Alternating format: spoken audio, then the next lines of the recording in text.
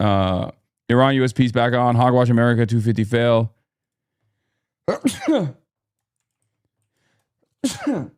Colorado Dems brace for socialism ? Francesca Hong for Wisconsin governor. In the building later. Denver tomorrow. Get in now. Yeah, science you. Science you. No bless you in this. We don't do bless yous around these parts. We say science you. And not only do we say science you, we also maybe we say socialism you. Okay?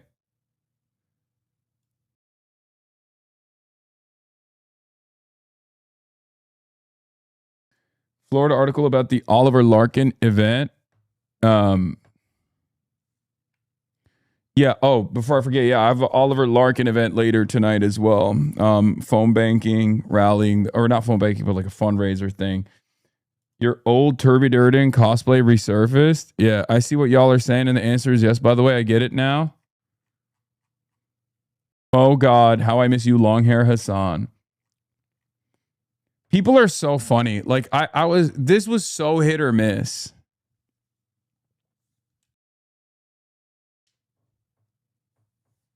Okay, this was so hit or miss. Not getting a redistrict here in Colorado. Colorado Supreme Court rejects Democrats' ballot measures asking voters to redraw state's congressional map.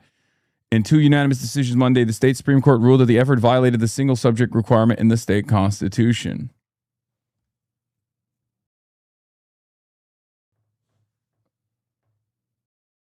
Stupid Sexy Hasan song. I promised I would send.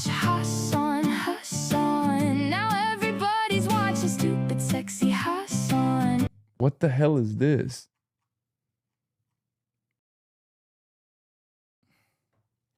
Oh, nah.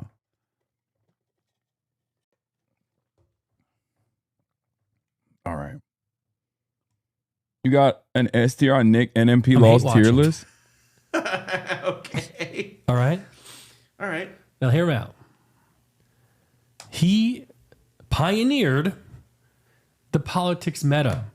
He has had 50 to 30,000 subs for the better part of a decade. His views are really good. And now he's even pioneering actually doing real stuff in the real world. Like? Marches, meeting politicians, interviewing them, doing a whole bunch of stuff. And he does not want any of that shit. He's like,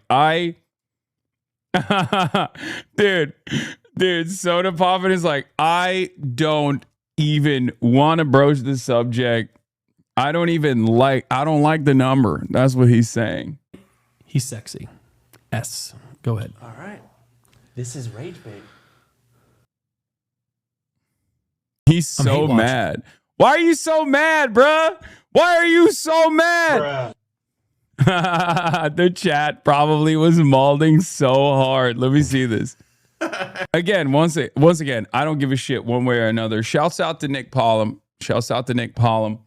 One of my only ride or dies out here. I always forget how autistic people are on this platform. Like, guys, literally none of this matters. Okay, you need to calm down. They're memeing. They're making jokes. I don't think Soda Poppin hates me. I don't think he gives a shit. Okay. Okay. All right. Now hear me out. L. Brain date take. Writing, hate him, spreading propaganda. Yeah. For the online gamer dweebs, dude, I am literally persona non grata, public enemy number one. It's so funny. Soda likes you but hates politics as a whole. No, I know.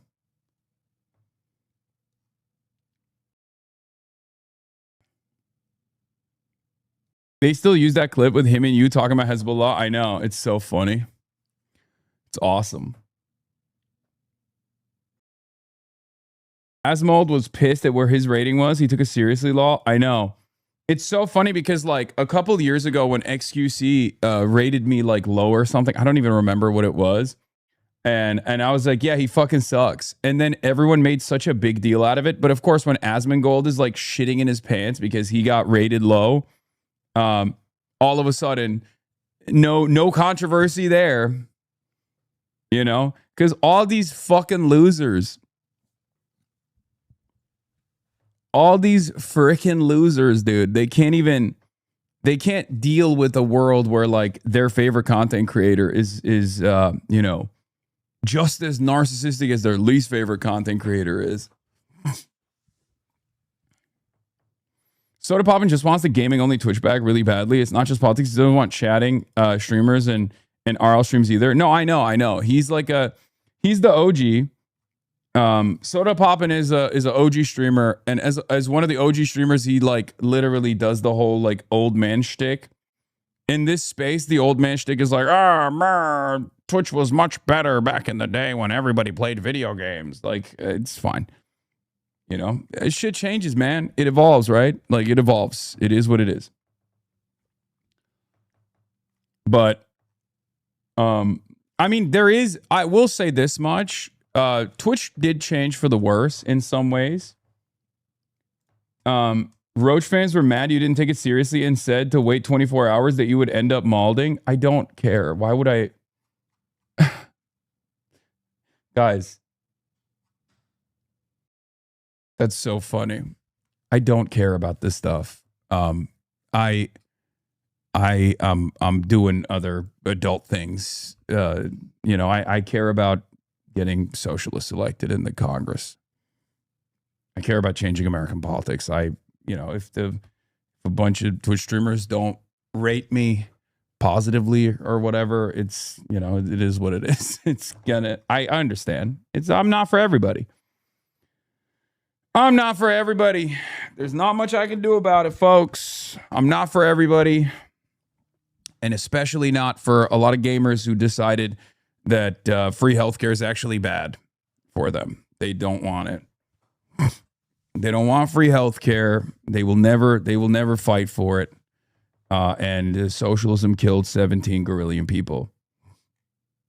I don't know if you guys noticed, but like, you know, I haven't been doing a lot of streamer related stuff. Things. I should though. I should. And I'll move back into that sphere eventually. Once these fucking midterms are over, I think. Once these midterms are over, we'll do Chat Vice. We'll do collabs again.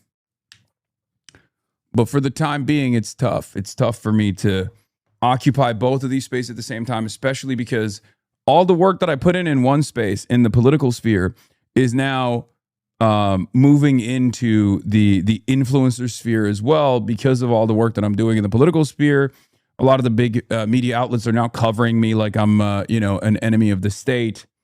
And I think like if you're a normie streamer and you hear that the federal government is trying to prosecute me for an aid delivery mission to Cuba, you don't think about that as like, wow, this is a right-wing fascist government coming after a person for wanting to do right by others. They think, oh my God, this guy's a literal fucking terrorist. And I have advertisements that I need to keep up with. And I don't want, I can't collab with a literal terrorist that the federal government's after. My advertisers will get mad and I won't be able to continue getting advertising. What the hell is this? The Patriot Post. Play Mecha Chameleon with OTV friends. You promised us gaming like a good Among Us game. Yes, I do want to play Mecha Chameleon. It's just that setting it up is difficult, is what I'm saying. I want to do it.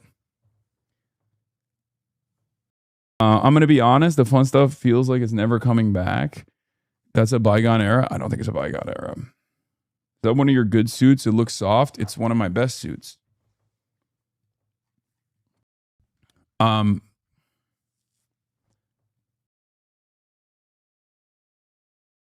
True, I'm starting to become a hater watcher. 4 months straight of zero fun is taking a toll, Unc. Okay, man. I mean, we're doing something here. It's fucking, it's tough. It's tough to balance it. Okay, I apologize. We need the mouse suit back soon.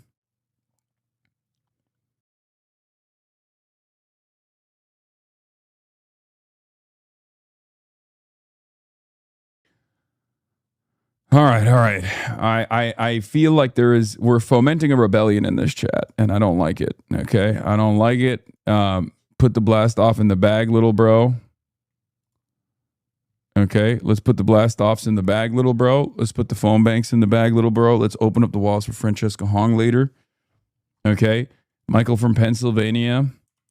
He came in through perfidy, scooped my interview, and then is fundraising crazy style. Okay. This has not gone unnoticed. Okay. I don't like that he fucking fundraised like that.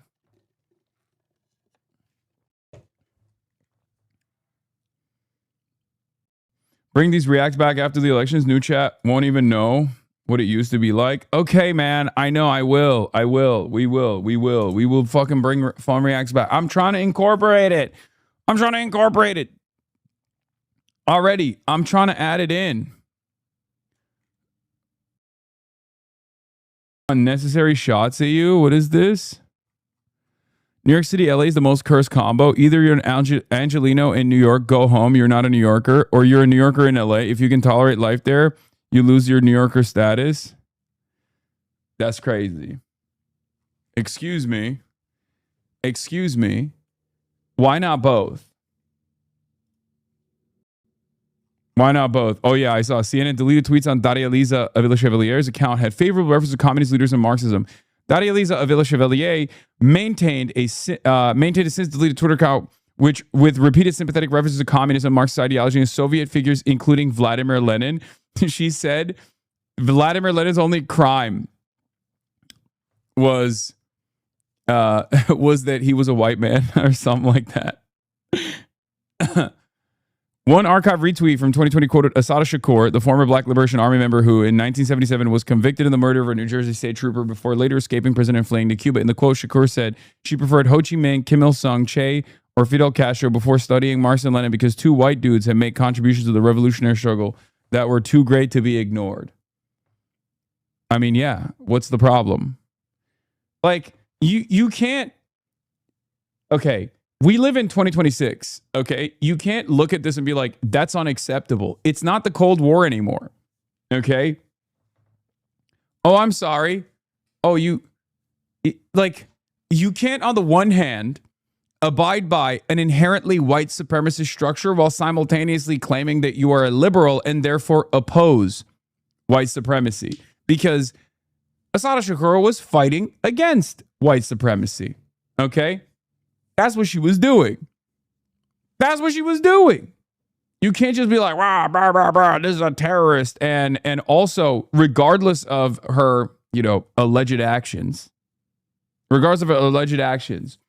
is really funny to be like, she retweeted a quote that from Shakur, who preferred Ho Chi Minh, Kim Il-sung, Che, or Fidel before studying Marx and Lenin because two white dudes had made contributions to the revolutionary struggle that were too great to be ignored.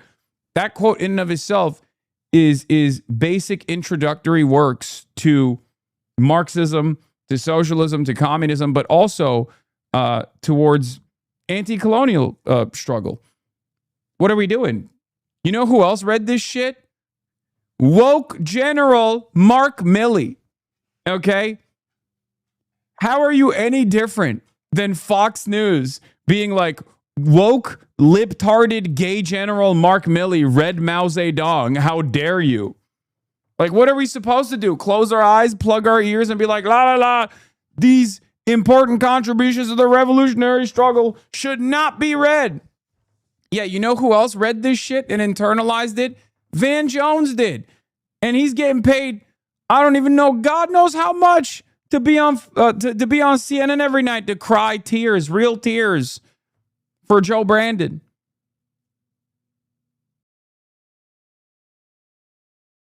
Yeah, during the global war on terror, you were expected to read the Little Red Book at West Point. Yeah, it's so funny to be like, we can't read this stuff. You're not allowed to read this stuff. What are you talking about? Like, you cannot, no matter how hard you try, liberals want to make this into, oh, well, what about reading the works of Adolf Hitler? It's like, first of all, you should read everything regardless. But secondly, there is no comparison between successful anti-colonial, anti-fascist revolutionary struggle by revolutionary figures and the works that they put down. Okay? Paralyzed Pendant Pug. Plug, thank you for the 10 gifted community subs. Okay, I gave 10. What the fuck?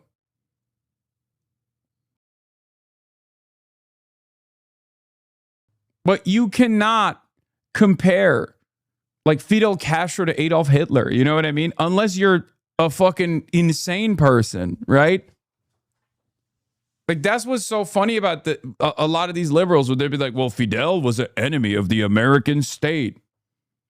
Okay, Fidel was an enemy of the American state. Like, is that your only assessment? That's the only way that you analyze this stuff where you're like, well, I've been told this is a bad guy, so I don't really care. You know? I've been told this is a bad guy. Okay, well, you can make up your own mind on whether you think he was doing something wrong or not, you know?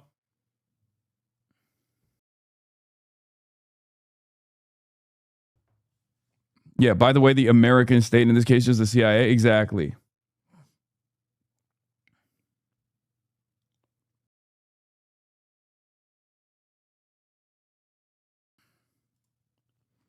Yeah, Michael Lang broke down the numbers. By the way, the races were won with a diversity of voters across generations and races.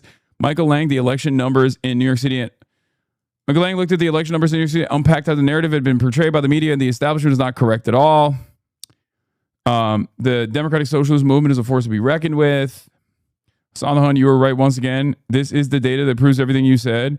It's people moving. No one person is above it. Yep.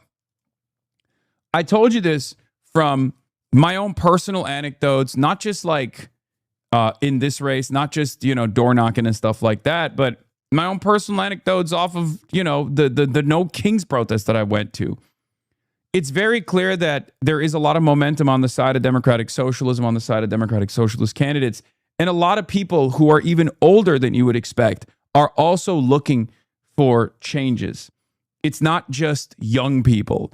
It's not the way that they're presenting it. It's not like young, upstart, downwardly mobile white guys with a college degree that's like in DSA. That's just a meme.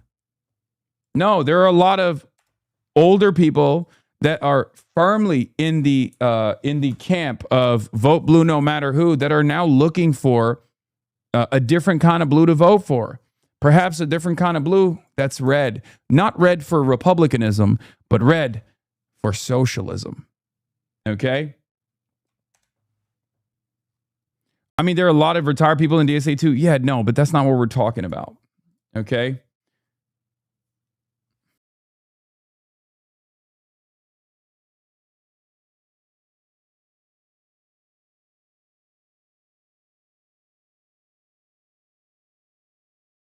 Anyway,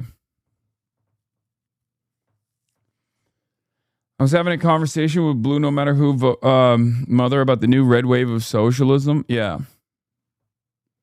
Lots of indivisible people starting to show interest too. I know, that's really good. Indivisible is a force to be reckoned with as well. So like getting those liberals on board with this kind of stuff is always good. For the record, this is part of the reason why I didn't actually oppose the Bardock No Bubber collab with Zoran Kwame Mamdani, because we got to get those liberals on board. And Barack Obama is an important entry point to getting those liberals on board with this movement, with this message. Okay? You know, this is huge. This is great. It's fantastic. We're doing the damn thing. Once again, what do I always say? Don't listen to the fucking haters. Just do the goddamn work and they will come. Okay? And slowly but surely, you'll start seeing a lot of these chirpers, a lot of these like ultras and all these radicals chirp, chirp, chirp. And eventually they'll realize like, okay, there is something here. We should just take advantage of this revolutionary potential, this moment right now. They might not see it initially. They might oppose you. They might oppose what we're trying to do. Right? But eventually, when this becomes an undeniable force to be reckoned with, they'll get on board. Same with liberals. Okay?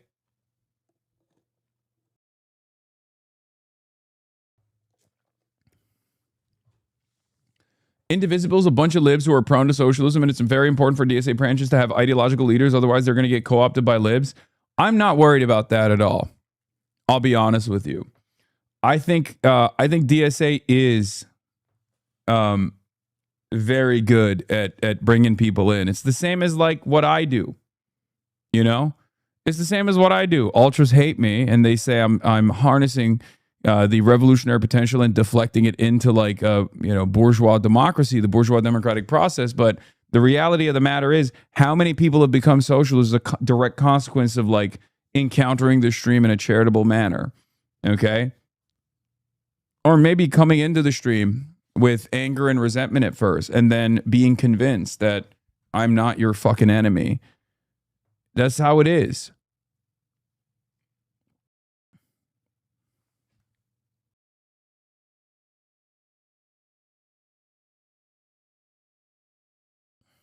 So yeah, a lot of people are now recognizing that there is real movement here. There's real motion here.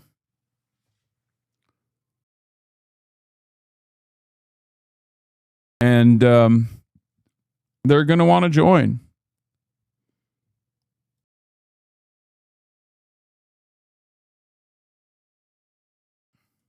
I'm the guy who helped get Fran on Caroline Stream last year. Thank you for having her on, but I first heard about her from Mike. Credit where credit's due. Thanks, Mike. True. I don't think you're sheepdogging or that DSA is even bad. In fact, I like them. I just worry it won't change the capital form and will just be FDR-style reforms. Oh, my God. Brother, we don't have any of that right now, and you're already complaining about an objectively better future. You understand? Like, we live currently in fascism. You understand? Like, this is currently a fascist American government that is bouldering in the direction of complete barbarism, complete collapse. And you're over here being like, well, what if it's only FDR-style reforms that actually reassert the welfare state and we don't get fucking full-blown communism? It's like, dude, what are you talking about? Like, wake up. Wake up to where we're at right now, okay? Yes, I know FDR is not socialism. I know that. It's so funny that you're saying that now. But if that moment were to take place, if there is a FDR style figure, you'd be fucking dick riding that shit into oblivion. You're just talking high right now. That's it.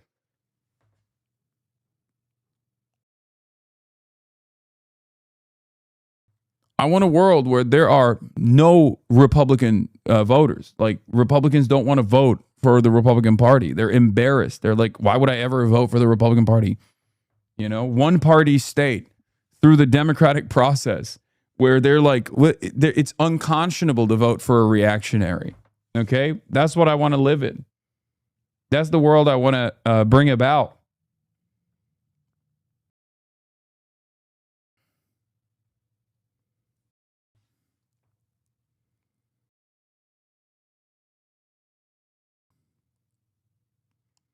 Anyway.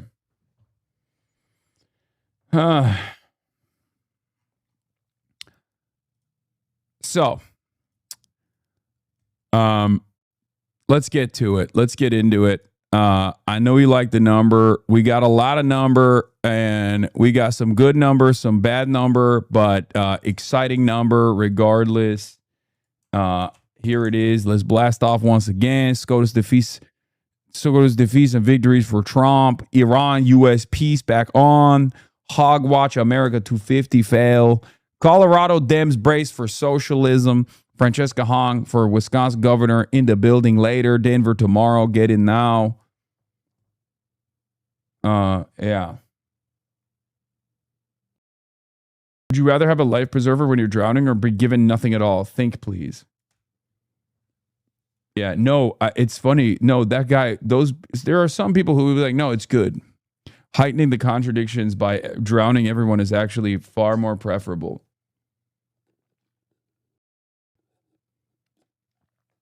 It's just funny because, like, I know that's not enough. I know it's not enough. I say it's not enough. And we're going to push for something further beyond that. But it's just really funny to be like, in this very moment, we got like a couple victories, And chatters are already like, well, if FDR style reforms were to come back to the United States of America, well, it still wouldn't be enough. It wouldn't be communism. It wouldn't be socialism. It's like, yeah, I know, man. I know. But it's just like really funny to be upset at that ahead of time when we are nowhere near that, okay?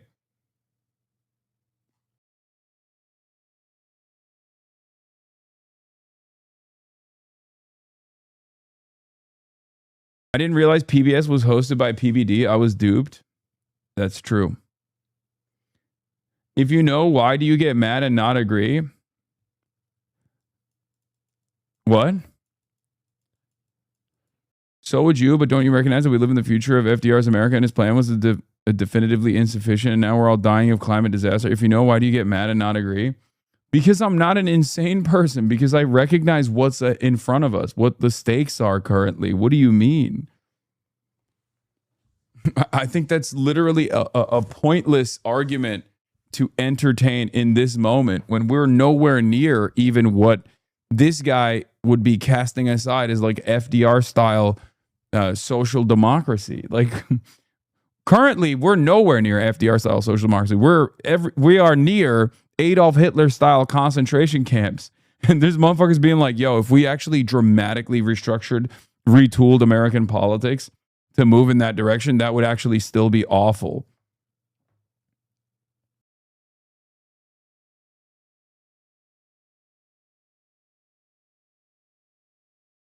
Anyway, who knows, man? Who knows? We'll cross that bridge when we get there. Okay.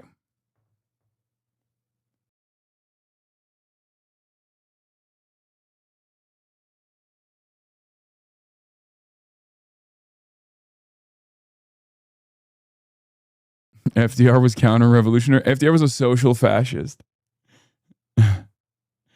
FDR was a social fascist.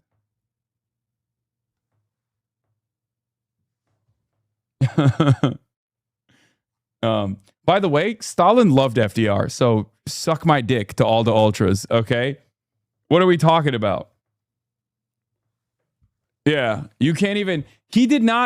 Stalin, okay, the fucking godfather of Marxist-Leninism, okay, he actually had a lot of respect for FDR. He did not call FDR a social fascist. So what's up? What's up, ultras? What's up, anti-revisionists?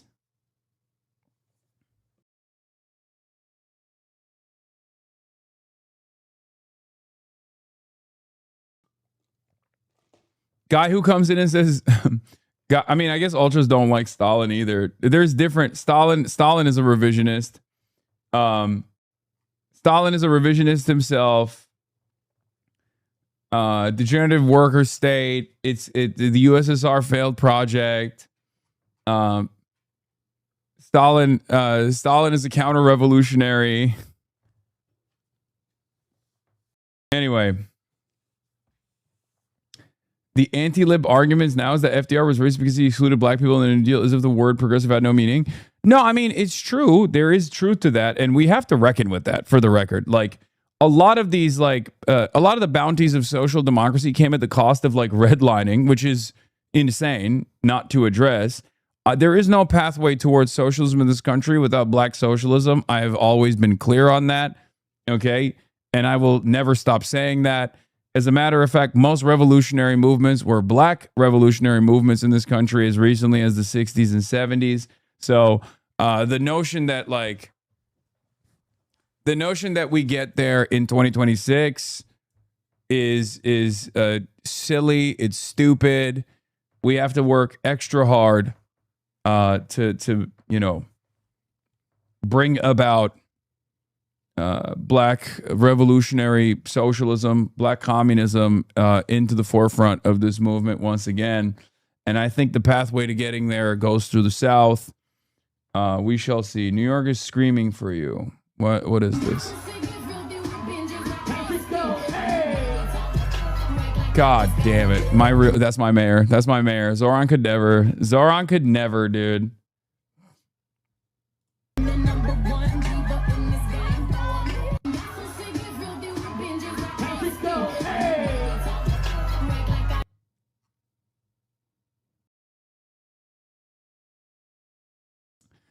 Anyway, let's look at this. William Steakin, Colorado. William Steakin, more like William Streakin, more like William Slackin. Colorado Democrats brace for their own insurgent earthquake. Senator Michael Bennet and Representative Diana DeGette are both facing surprisingly tough races in their Democratic primaries.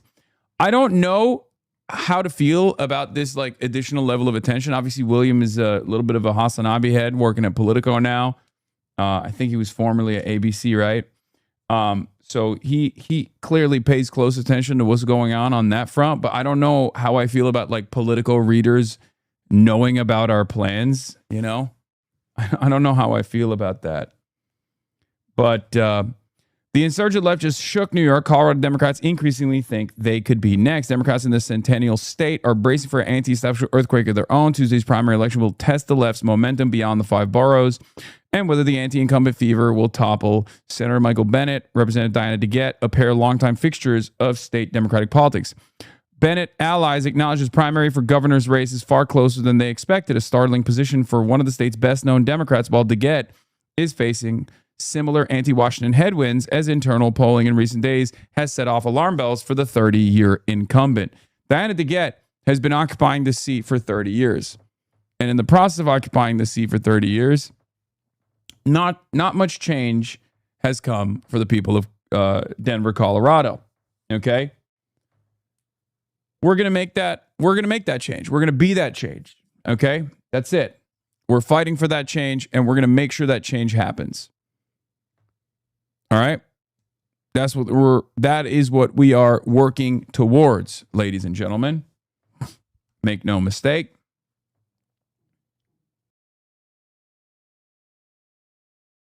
Don't you think this social democracy will still need to explore the global south to be viable? As a South American chatter, I worry that nothing will change outside the U.S., even if the DSA wins. You know what's really funny about this? As someone who has now also worked with countries that are literally victims of unequal exchange, countries in the periphery, someone who's interviewed politicians, interviewed, members of the government in places like even Cuba.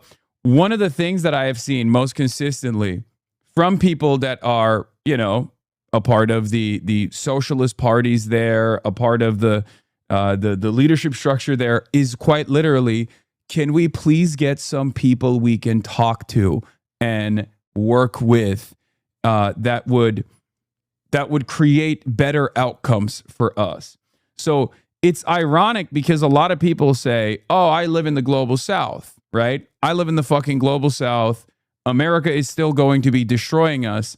Meanwhile, the people that are in charge in these countries are quite literally going, oh my God, you have DSA guys that you're running that are literally running on, no war, no destruction in the third world. That's amazing. Please, thank you so much. So like all these people fucking LARP about how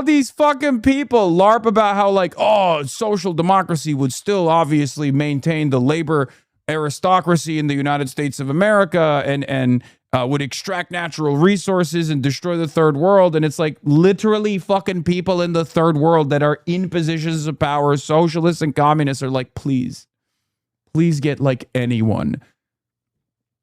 Dog, Pramila Jayapal has gone to Cuba on numerous occasions. Like for many of these, I'm not mad at this chatter, by the way. I'm just explaining the dynamic a little bit better for a lot of people who don't understand it. Like,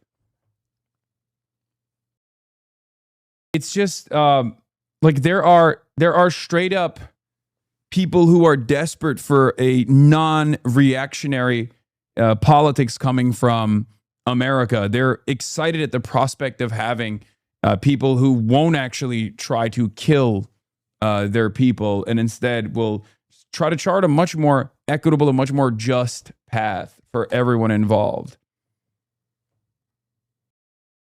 You know what I mean?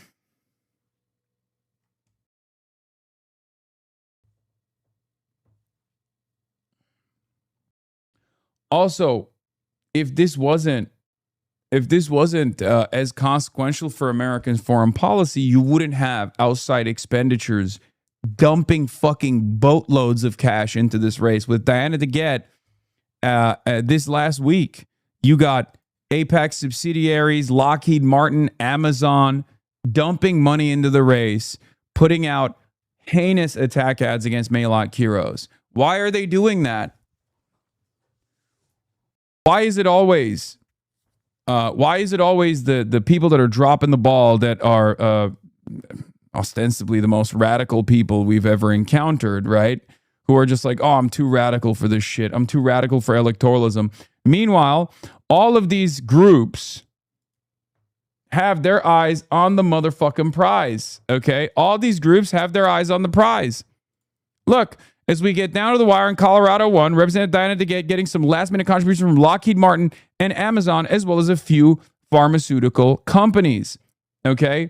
I said DeGette isn't a real progressive. When push comes to shove, every incumbent Dem facing an insurgent socialist challenger has had outside money pour in from major corps to flood the market with heinous smears and race attack ads against their younger opponents.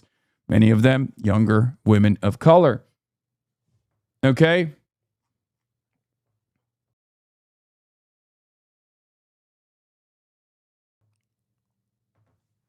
That's it. These guys understand how devastating it is, right? These guys understand how devastating it would be for corporate interests if we actually had people who are more responsive to the needs of the masses come into positions of power slowly but surely. That's why they recognize the threat and they're doing everything they can to change that dynamic. So I don't like having to fucking constantly argue with people in my community that are like, well, what about this? Is this going to be enough? Like, yeah, it's not, but it's just the beginning. Just, trust the process, please. I feel like there's enough W's that we've posted on the fucking board, and think about how great you feel when you see these dudes mauled, okay? And fucking phone bank. The primaries come after several Democratic incumbents and establishment-backed candidates have already fallen this year, including New York City last week, where Reps Adriano Espaillat and Dan Goldman lost challenges from the left, as well as in Maine, where Governor Janet Mills was forced from her Senate race by controversial progressive Grant Plattner, which obviously I was devastated by. Pills Mafia to the bitter end. You already know I'm still with Pills. I'm still pilled. I'm still Janet pilled. Janet Series, rise up. She can still win if we do a write-in campaign. Pills Mafia, baby. There's a lot of anti-establishment momentum because voters are so angry, said Doug Fried-Nash, longtime Colorado Democratic strategist and former gubernatorial chief of staff to the moderate-leaning Senator John Hickenpooper, who's facing a progressive challenge of his own from State Senator Julie Gonzalez, also known as Senadora Gonzalez. They want to take it out on someone. They want fighters. Bennett, a two-term senator, one-time presidential candidate, faces Attorney General Phil Weiser in an unusually volatile contest. So the Boo-Boo Bennett, Attorney General Phil Weiser one is an interesting race too. I don't really know too much about him. I don't think he's like all that, progressive. But the fact that like people want changes to that degree is really interesting because like Bennett is one of the most well-known figures in the fucking state, right? I mean, he ran for president. I'm not a fan of the guy, but it's really interesting to see Colorado even want to push for someone else other than Poo-Poo Bennett. While Bennett allies maintain they still believe he has the slight edge, two Democratic strategists familiar with this campaign said internal polling has shown a tighter contest than they expected, raising concerns of voter anger towards any close association with Washington has made even the well-known statewide figure vulnerable. A recent public survey conducted by the liberal pollster PPP showed him trailing outside the margin of error. That's crazy. There may only be a slight Bennett advantage at this point, said a Democratic strategist close to Colorado's governor's race, granted anonymity to candidly discuss the campaign, adding that private polling has been all over the place. Despite serving as Attorney General for 8 years, Weiser has increasingly worked to cast himself as the anti-establishment alternative by portraying Bennett as the Washington insider, a message several Dem strategists close to the Bennett campaign said has found traction. The race has increasingly become a contest over who has fought President Donald Trump harder, reflecting what many Democrats describe as the defining mood of this year's primary electorate: anger with Washington, frustration with Democratic leadership, and a desire for candidates who project an ability to fight. Coloradans trust Phil's people-powered campaign, not Michael Bennett's establishment Washington-style campaign backed by out-of-state billionaires, corporations, and special interests, Weiser spokesperson Nate Jackson said. Bennett's campaign has sought to change the mantle as well. One of the funniest things that I've noticed, at least, is that I'm an outsider, right? I'm from California. And obviously, like, I assume in the future they'll start attacking me and be like, oh, they're drop shipping outside communists into these races or whatever, right? But what's really interesting about it is that they haven't done that as much in any of the races that I've been involved in. And I suspect part of that is because, like, I have fucking fans in these places as well. So they don't see it as like, they don't see it as me just like coming as an outsider and like bringing people to go and door knock. As a matter of fact, ironically, the only race where they did that was San fucking Francisco. Okay? San Francisco is the only race where they actually hit me nonstop with he's an outsider, he's not from here, he's carpetbagging into the fucking district, he's actually trying to pump Shoykot up, and all of his door knockers are out of towners. That was crazy.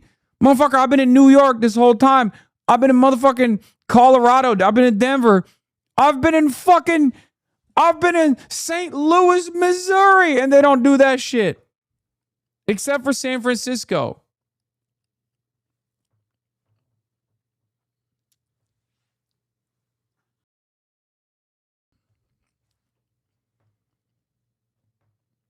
Anyway, the anxiety may even be greater around to get. The 68-year-old is facing her most serious primary challenge for 3 decades in Congress from Democratic Socialist Menlock Quiros, who at 29 years old was born just a few months after DeGette won her seat. People closest to DeGette's campaign say the warning signs have been there for months, but her team's concern ratcheted up in the recent weeks as the campaign's internal polling found the race also narrowing within the margin of error, according to 2 political strategists close to the DeGette campaign. That's when they went super racist with it, by the way. They went super negative. When they saw that, they were like, uh-oh, this is a problem. You could have just stopped with it's San Francisco, we get it. No, you don't get it. And I didn't get it either. San Francisco is literally a different planet. It's unlike anything I've ever experienced. It has some of the wildest ultras, YIMBY, NIMBY distinctions that are more important than anything else. And also just a metric ton of liberals that are perfectly fine with tech fascism. It's devastating. It's devastating because it also went to Tom Steyer by like massive numbers on the one hand, but then also opposed Shoykot on the same ballot, ironically enough. You're not getting invited to the Peptide Plus AI-powered bar startup? Yeah. It produced Brace Belden, that's all you need to know? Yeah. Brace is one of my favorite people of all time, which is why I'm always shocked. But yeah, he is a San Francisco nationalist too. It's not even a joke. He really is a San Francisco nationalist. It's very interesting. Anyway, it's just San Francisco's an anomaly. Even after that incident, I think the tech neo-fascists, the neo-feudalist tech overlords have successfully bricked the minds of everyone that lives there. Whether it be liberals that actually perfectly welcome this kind of new dystopian future, or whether it be the left and what remains of the left movement in San Francisco. It's crazy. Mad Cutters, thank you for the 10 tier 1 gifted subs. Anyway. So yeah, DeGette's team spent weeks warning national Democrats that were facing a far more competitive race than many appreciated. National groups who poured in money to the race's final week in a desperate attempt to save the Congress member, even as some DeGette allies privately grumbled that she had not done nearly enough to stave off her challenger. It's not looking great, said one prominent Colorado Democratic strategist familiar with DeGette's polling and granted anonymity to discuss private campaign data. It's very tough when you're fighting against the wave. That strategist said they'd also seen a recent private survey that showed Hickenlooper in dead heat with Gonzalez in Denver. Hold up. That is new information. That's actually very interesting. However, that's not good. The most charitable interpretation here is if they meant like the entirety of Colorado, that would be fantastic. But for Julie Gonzalez to defeat Hickenpooper, she's going to have to be showing up significant margins in Denver, I think. The most recent public poll of the race conducted in late May, Hickenlooper led Gonzalez by 41% to 34%, though it had an unusually high number of undecided voters. DeGette and her allies, see, it's never good if you're sub 50. If you're an incumbent, okay, If you're an incumbent and you're sub 50, you're fucked. Okay? I need you to understand. If you are an incumbent and you're sub 50, you're fucked. That means people are done with your ass. Okay? Remember that. Also, I have to pee really bad. So I'm just going to play the Supreme Court video and I'm going to go pee real quick because I have to pee. I'm sorry. Handed down two key decisions on presidential power and the firing of people from government agencies. Justice has ruled that President Trump does not have the constitutional authority to fire Lisa Cook, a governor from the Federal Reserve Board. But the court backed the president's power to terminate Rebecca Slaughter, a Democratic appointee to the Federal Trade Commission. This ruling grants more presidential power over federal agencies that are considered independent. It overturns 90 years of precedent. CNN Chief Legal Affairs Correspondent Paula Reed is right outside the Supreme Court. So, Paula, walk us through the significance of these decisions today. Pamela, these are such incredibly significant decisions. In many ways, these will be some of the defining opinions of the Roberts Court because they get to this question that has been hanging over the second Trump term, which is, are there any limits to his ability to fire federal officials? And here they give us some insight. While President Trump and his lawyers believe in something called a unitary executive theory and that the executives should be able to fire anyone they want, any way they want, here the justices put a few limits on that. In the one case, they ruled, and it's a really interesting group that was in this majority opinion. It's Chief Justice John Roberts, Justice Kavanaugh, and the three liberals all ruled that he cannot fire an official in the Federal Reserve without going through a process, giving that individual an opportunity to respond, that there are some limits on his power when it comes to firing officials at that agency. Now, that is one that has, of course, always been recognized as being independent of the White House. But in a separate case, when it comes to an employee at the Federal Trade Commission, that he does have the power to fire that individual because that is within the executive branch. And again, this is a significant decision because it's sort of drawing out the contours of the extent of his power to try to reshape the federal government through these mass firings. Now, President Trump wasn't clear how he was going to react to these decisions, and it's been a pretty mixed day for him overall at the court, but he described this as, quote, a big win. I want to bring in our chief Supreme Court analyst, Joan Biskupik, right now. Joan, like Pamela, Paula, you were inside the court when these decisions came down. Give us a little sense of how that felt. Sure, Wolf. It's good to see you. The most important thing the justices... Majority Report raid. Thank you, Majority Report, for the raid. Hope you had a good stream. We are doing the damn thing out here. I'm going to go back to the Colorado race now. Sorry, because I was peeing. But yeah, getting back to Colorado, we'll talk about the Supreme Court in a second, okay? Democrats have a lot of power to wield if they take back the White House. Yes.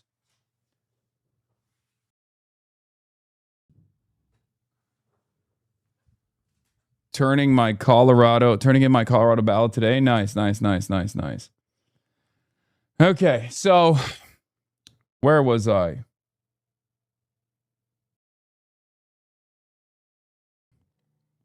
DeGette and her allies are raising the blunt Kuros's momentum. Outside groups have poured roughly $3 million into the race over the past month, including about $2.3 million backing DeGette or opposing Kuros, including $1.3 million in spending since just Monday, mostly for DeGette. Her side has had a nearly 3-to-1 spending advantage down the final stretch. DeGette has also rolled out last-minute endorsement video from Pramila Jayapal, former chair of the Congressional Progressive Caucus, a move that drew quick backlash from some progressives, giving Kuros support from Senator Bernie Sanders and other national progressive leaders. It's been hard, I would say, to get outside groups and funders, as well as even within the city, to understand this was a real race because people like DeGette always won, the Colorado Democratic strategist close to the campaign added. Kuros told Politico last week that she had more than 5,000 volunteers. Her campaign said she had seen a surge of support since New York's results, including more attention, donations of volunteers, and trying to capitalize on that momentum of more than 60 canvases planned across the city in the lead up to Tuesday, an endorsement from the Progressive Change Campaign Committee, and planned march in Denver's Pride Parade this weekend. We feel very confident that the program that we've built, the movement that we built, is going to be able to combat any amount of money that they throw at us in this final week, Kuros said in an interview. This is the people organizing and making it abundantly clear that they are no longer accepting the status quo and are demanding the change. A dead heat for a DeGette internal for Julie is probably better than you think. It's almost like a Hickenlooper internal.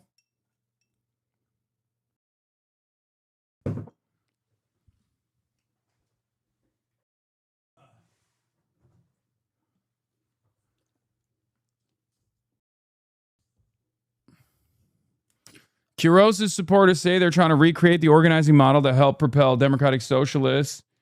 Hold on. Propel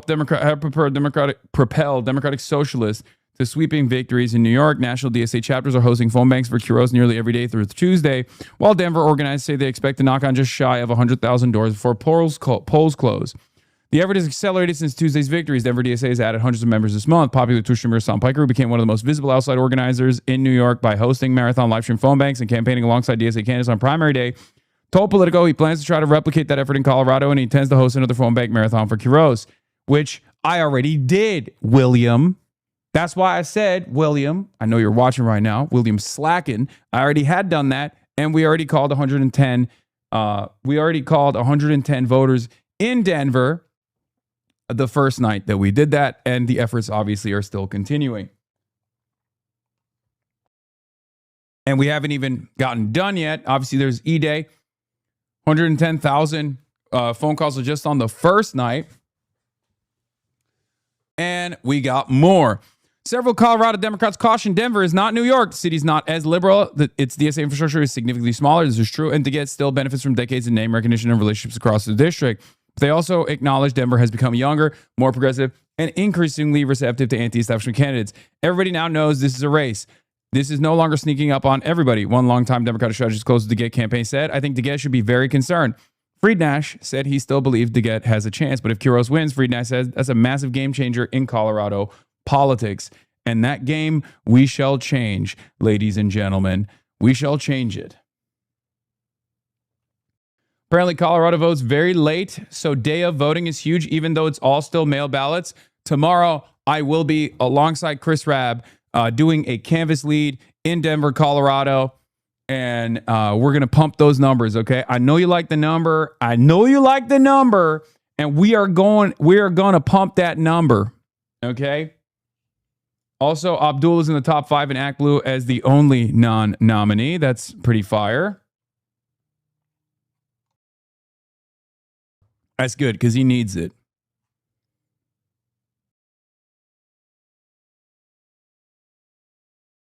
I already filled my ballot, but I don't drop it off until work tomorrow. Nice. Have you stayed up to date with DSA movements in San Diego? No. I want to talk not just to Gustavo, but to the DSA National, and try to, I mean, maybe they already have something like this lined up, and I don't know, but try to do like a clinic on with some of the top field leads, and you know, get every local DSA chapter up to speed with the victories and the organizing that New York has put forward. Because, you know, not every DSA chapter obviously has the same experience, and I think New York City's experience in the last decade is very important, and I think it would help tremendously other chapters as well. Their experience could help quite a bit. The NEC is who you want to work with. They handle a lot of the electoral work nationally. Yeah. Is there no phone bank for Julie Gonzalez? I believe there are. I haven't been keeping close attention to the Julie Gonzalez campaign because I've been hyper focused on Maylot. Obviously, I want to make sure. That we get Maylot across the finish line. But yes, Julie us phone banking to voters. That's the link if you want to go phone bank for Julie Gonzalez Bush. She's also fantastic. She doesn't have the same groundwork team that and the same field team that Maylot has because she's not the DSA endorsed, but you know, that would still be a significant W. I will tell you this much, okay? look, these things take time. But as it stands currently, for Senate races, because Senate races are statewide, I'm going to tell you right now, if AOC runs for Chuck Schumer's seat, she's going to be the first Democratic Socialist senator. Senate runs, I think people are still a little bit shy about the moniker. And I don't think that it's valid. But someone has to break that seal first. And once someone does break that seal, you'll see others do the same. No, Bernie is an independent from Vermont, guys. Come on. Bernie is not. Chatters, you cannot compare Bernie Sanders to anybody else. What are you talking about? Summer Lee, I think, will be. Graham Plattner doesn't identify as a socialist, if you noticed.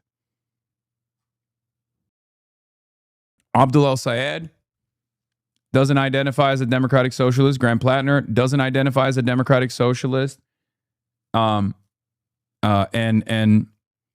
neither does Julie Gonzalez. And I think they're shy about the moniker. They're shy about the association. This is pure speculative, and I think that will change eventually.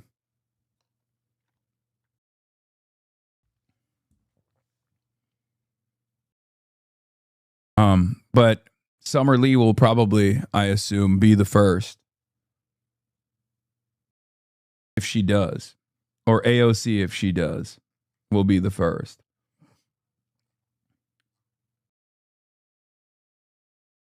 You're obviously forgetting James Del Rio, the first communist senator of Texas. Yes, you're right. How can I forget the first Maoist third worldist senator? And he's coming out. Isn't there something up with Summer Lee in Pennsylvania's DSA? Normally, I would stand by the chapter as opposed to the candidate. But with Summer Lee, I stand by Summer Lee no matter what. I'm a fedayeen for Summer Lee. I think whatever drama or beef took place there, the chapter should be begging Summer Lee for an association and offer unlimited support to her, whatever she wants. Okay. Like in most circumstances, if there's like any drama with a politician and a specific chapter, I would say I would usually side with DSA. Pittsburgh DSA got taken over by ultras and they ruined their relationship with Summer. Ay.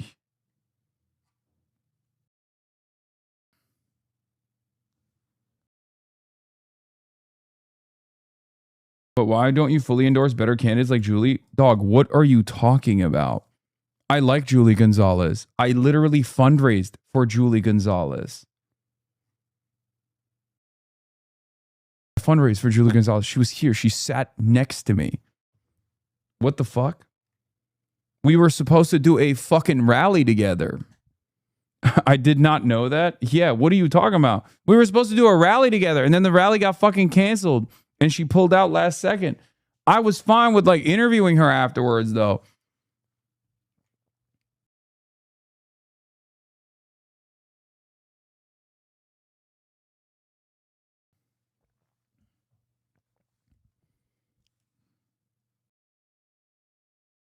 But of course, you're an independent media figure, so you'd side with the GSA chapter in theory. Yes. Anyway, so yeah, there is that. There's also a poll that came out this morning from Beacon Insights. U.S. House 2026, Florida's 25th congressional district Democratic primaries. A Trump plus 9. Jared Moskowitz is at 67% as the technical incumbent. Oliver Larkin at 33%. This is not terrible for Moskowitz, but it's also not terrible for Oliver Larkin. Okay, this is actually pretty good for Oliver Larkin, and I'll tell you why. Remember, I told you, if your incumbent doesn't reach above 50%, they're fucked, right? Clearly, not in Denver for the primary tomorrow, L. I'm literally going to be in Denver tomorrow. What are you talking about? It's in the chatters. Are y'all fucking kidding me? It's in the fucking title. Read the goddamn title. It says Francesca Hong for Wisconsin Governor, Denver tomorrow. What do you think that means? Hi, big fan. Clearly not big enough of a fan to know I will be in Denver tomorrow.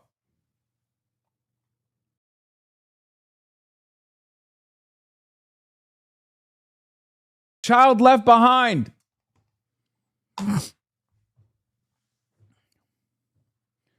Literally, the reason why I'm not in Denver this entire weekend is because I had Heart Still Gray yesterday, and I have Francesca Hong that we actually set up months ahead of time. If it wasn't for Francesca Hong, I'd be in Denver right now. Okay?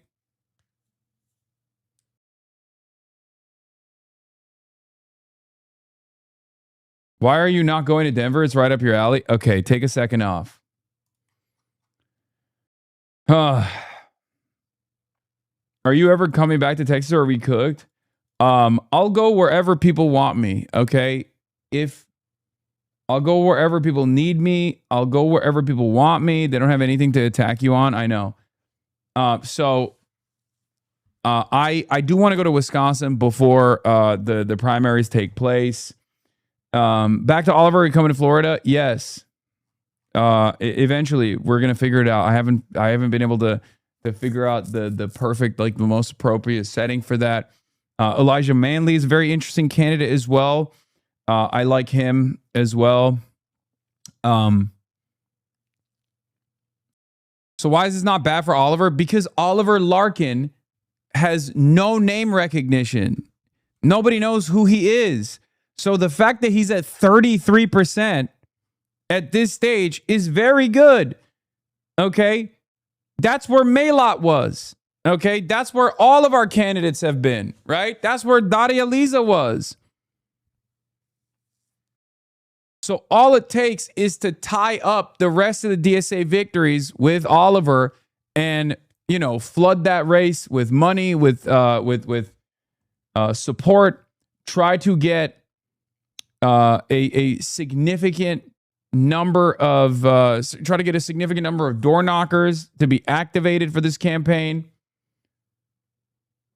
The thing is, every poll that's been conducted on this race, even before they were in a different district, shows that once voters hear about Jared Moskowitz's positions and then they hear about Oliver Larkin's positions, those numbers flip and actually go further beyond. Jared Moskowitz receives a genuine, like 40-point drop-off. Okay? When they hear about the positions on an informed ballot, Oliver Larkin destroys Jared Moskowitz. So clearly, this district has an appetite for change as well, as do most Florida districts. Do you understand? I mean, this was like the earliest of, if anyone, to everyone disappointed in progressive splitting the vote in Illinois, congratulations. I'm the only candidate primary APAC back. This was back in March. Okay, this is obviously this race has changed because he's not running. They're not even running the same fucking district anymore. I am the only candidate primary APAC backed. Jared Moskowitz is in Florida 23rd, and our first poll shows a clear path to victory if we get the word out. Please donate and help us invest early. Okay. This new district that he's in is even better, ironically enough, for him. The previous district was going to be a very interesting test to see if, like, anti-Israel politics, like to see if, you know, anti-genocide politics works in a district that has some of the highest number of dual citizens with the nation state of Israel. And even in that district, it was working.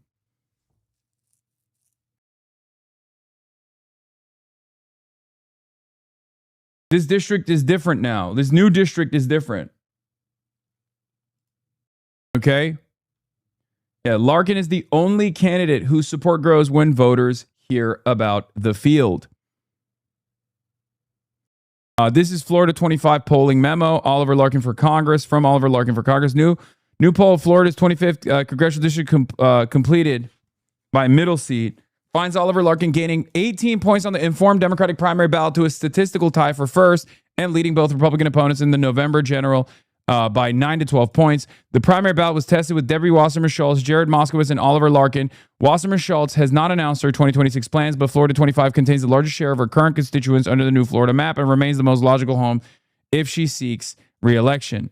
Now, again, Florida 25th is where Moskowitz is running, and Debbie Wasserman Schultz is carpetbagging to a black district, and she is most likely going to lose for that reason. We're going to make sure that happens. Elijah Manley is going to win Florida 20.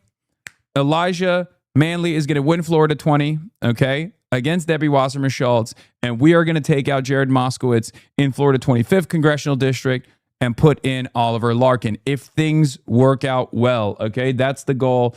That's the plan. All right?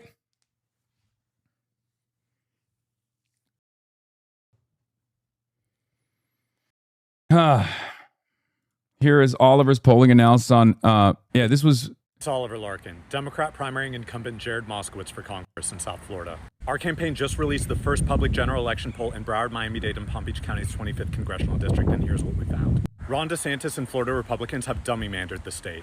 Our poll finds a baseline of Democrats leading Republicans on the general ballot by 51 to 39%. Yeah, that's the other beautiful side of the story, is that the Republicans got too fucking hasty with their gerrymandering and have actually opened up a bunch of opportunity districts, a bunch of swing districts now, because they wanted to drop the fucking numbers like a bunch of idiots.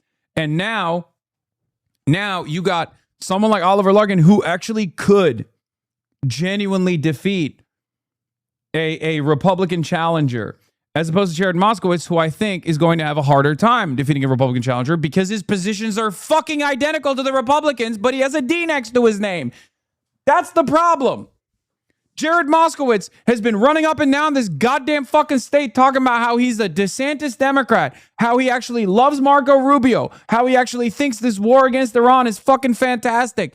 No one is voting for him in that general. Do you understand? Even in a fucking blue wave year, we cannot risk losing this goddamn district. Someone who is anti-Israel, someone who is against American militarism, someone who's pro-Medicare for all, will fucking clean up in this goddamn district. Okay?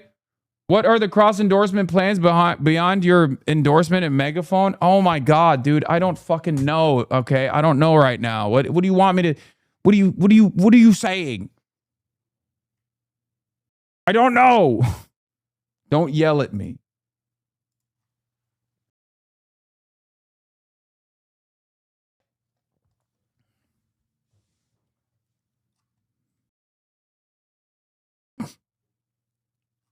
Oh, God. Okay. Donald Trump won this new district by 9 in 2024, but Joe Biden won it by 5 in 2020, and Florida is swinging back left. This poll represents a 21-point swing from the 2024 election result, but it's not just polls. It's the actual results, like Boca Raton electing their first Democratic mayor in over 3 decades. And in the only public general election polls against the 2 leading Republican contenders, our campaign leads them by 9 points and 12 points respectively. This is a seat that Republicans have tried to carve up to give themselves a better chance of winning in the midterms, but as we see, Democrats hold a strong chance of keeping this seat blue and winning this toss-up race. 86% of Democratic primary voters want to condition or cease U.S. military aid to Israel, and 68% of general election voters want the same thing. We are the only campaign running on what the people of South Florida demand, and we can win this race, but I need your help. So please, donate to our campaign today and help spread the word. Anyway, I'm gonna be doing an online rally for Larkin later tonight as well. Sorry, I don't understand. Can someone tell me exactly where Larkin at 33 can beat Moskowitz at 67? Because every single informed... Look, Larkin has been following Moskowitz around the state basically at this point. Okay? Initially, they were running in the same district in Florida 23rd. New districts get new districts open up, and Florida 25 is where Moskowitz has decided to run as the incumbent, and Oliver Larkin is going to take him out. Now, the primary isn't until August 4th, so we got time. That's number one. Number two, every single informed ballot Every single informed ballot poll has shown that once voters review the candidate biographies, once voters actually find out what their point of view is, okay, what Jared Moskowitz has said, what Jared Moskowitz has done versus what Oliver Larkin wants to fight for, they go to Oliver Larkin. So for us, we have to pump those fucking numbers. We have to increase the salience of this race, which hasn't gotten a lot of national attention. And also on top of that, it's August 18th. Sorry. Not August 4th, August 18th. So we have to increase the salience of these issues, and we have to get Oliver Larkin more shine. We have to get him more media attention so that, you know, voters are more informed about who he is and what he's fighting for, what he's about. Okay, it's a voter education issue, not an R versus D issue. Yes. My DSA is going down to Oliver to canvass this weekend. Solidarity from St. Petersburg, not Russia. Anyway. Please wear the suit when you go to Florida as well, Law. I will be. I don't give a shit how hot it will be. Anyway, so that's the other race, obviously. And, you know, there's some hope there. Anyway, Adam Carlson reports from Zenith Polls the field dates, which we don't know, are critical here. If fielding wrapped up a few days ago, that's a good sign for Hick. Gonzalez will likely need to win Denver by a decent bit if she wants to win statewide. But if it was fielded a few weeks ago, well, most indications are that the progressive/outsider candidates have all the late momentum. So that means Gonzalez could have pulled ahead of Hick in Denver and could give him a real run for his money statewide. Okay? Strategist says they've seen a recent private survey that showed John Hickenlooper in a dead heat with Gonzalez in Denver.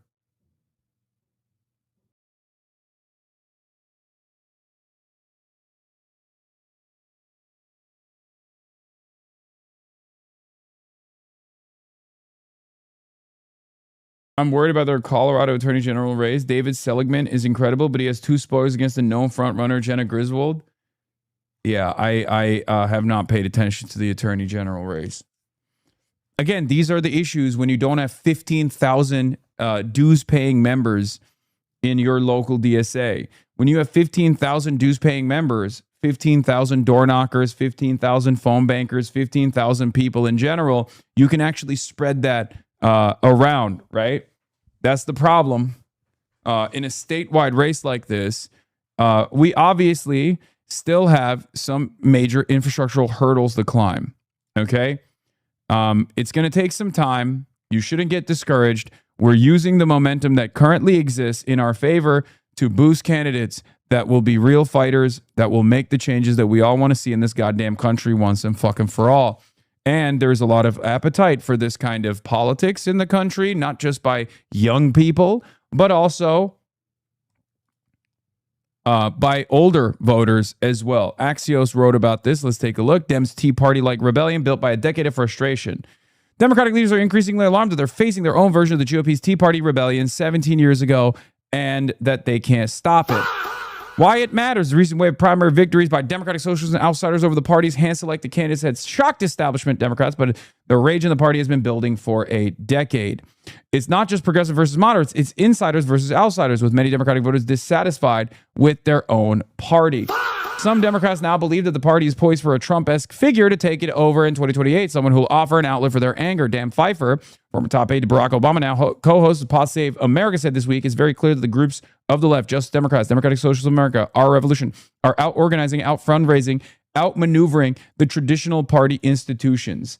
That is happening. I want to play that, like, when I'm reading this. Hold on. What's that song that they play over... hold on. There's a like they play it over Joe Bart videos all the time. What's that song? You know what I'm talking about? No, not We Are Charlie Kirk. What's the name of the song? Stop trying to play We Are Charlie Kirk. Y'all fucking suck, dude. Is this it? Be real. A lot of y'all say... No, not this. Not this. Like the aura edit. YouTubers fell. I'm Oh, fascinated this. Minecraft YouTubers fell off not because they weren't entertaining, but because their audience literally grew up. Is this it? No, it's not it. Oh my God, you guys are all fucking so goddamn annoying. You're so goddamn annoying. I think this is it. Is this it? Yeah, this is it. This is what I was looking for. Yeah. Dan Pfeiffer, former top aide to Barack Obama, now co-host of Pod Save America, said this week, it's very clear to the groups of the left, Justice Democrats, Democratic Socialists of America, our revolution, are out organizing, out fundraising, out working, out maneuvering the traditional party institutions. That is happening. Democratic voters' growing distrust of their party's leadership and their embrace of left-wing outsiders and populists is rooted in Donald Trump's 2016 victory over Hillary Clinton. In the party's primaries that year, Democratic National Committee members and party elites helped ensure that Clinton won the nomination over Vermont Senator Bernie Sanders, a progressive icon. The insiders' limited primary debates had unusual joint fundraising agreements between DNC and Clinton's campaign. The Democratic establishment rallied around Joe Biden. But this is not what I'm looking for. This song is not. It's like, this isn't even it. It's like burr burr burr burr burr burr burr burr burr burr burr burr. What is this? No, that's not it, dude.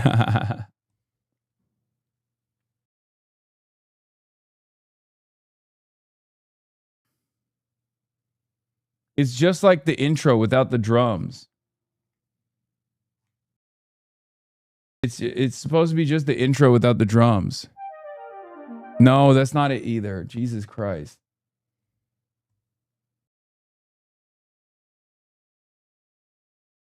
No, it's not that. It's not conspiracy music. I'm not looking for conspiracy music.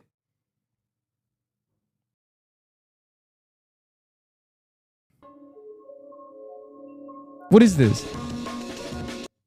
Okay, I'm gonna end it. I'm gonna end it. I'm gonna end the stream. So picky. I hate you guys so much. You guys are all such fucking assholes, dude. Is this it? No! No! Why would that be it? Why is it fucking hubcore?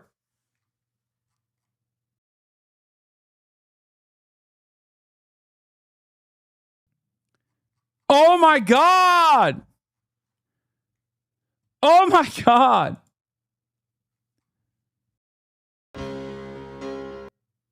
Okay, we're done. We're done with this. I'm not doing this shit. I'm not doing this shit. I'm fascinated by people. I think this is it, isn't it? Hold on. People that don't speak English at all and don't know English at all. Like not even bilingual. The burn, but it's actually faster than that. Just so I want to know that. It's like faster. I think Rakai's audience. Oh my God. Dude, there's 26,000 people in here and there's people trying to rickroll me. You are literally 854 years old, Grandma. Grandma, get back to the old folks' home. Grandma, you're going to throw your hip out trying to fucking spam the rickrolling link.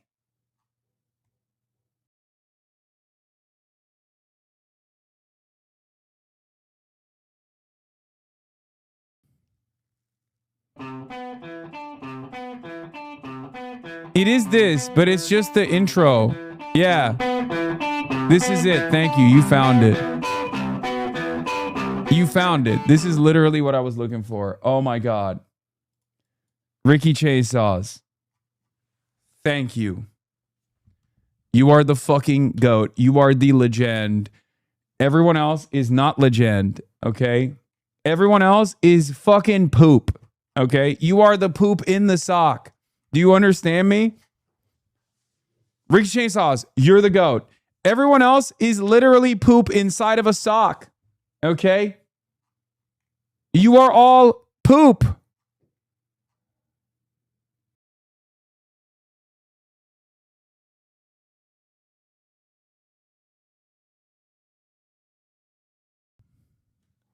I said it.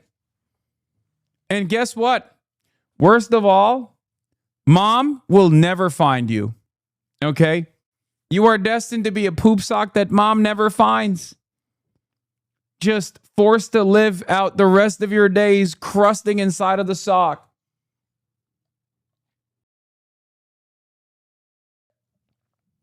Yep, I said it.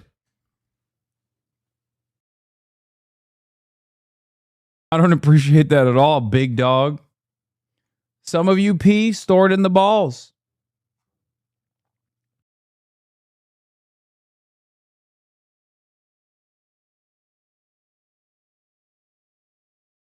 Bro, you have like 70-year-old grandmas watching nowadays. I know, they were trying to fucking send Rick Astley, Never Gonna Give You Up. They were trying to Rick roll my ass, bro. That's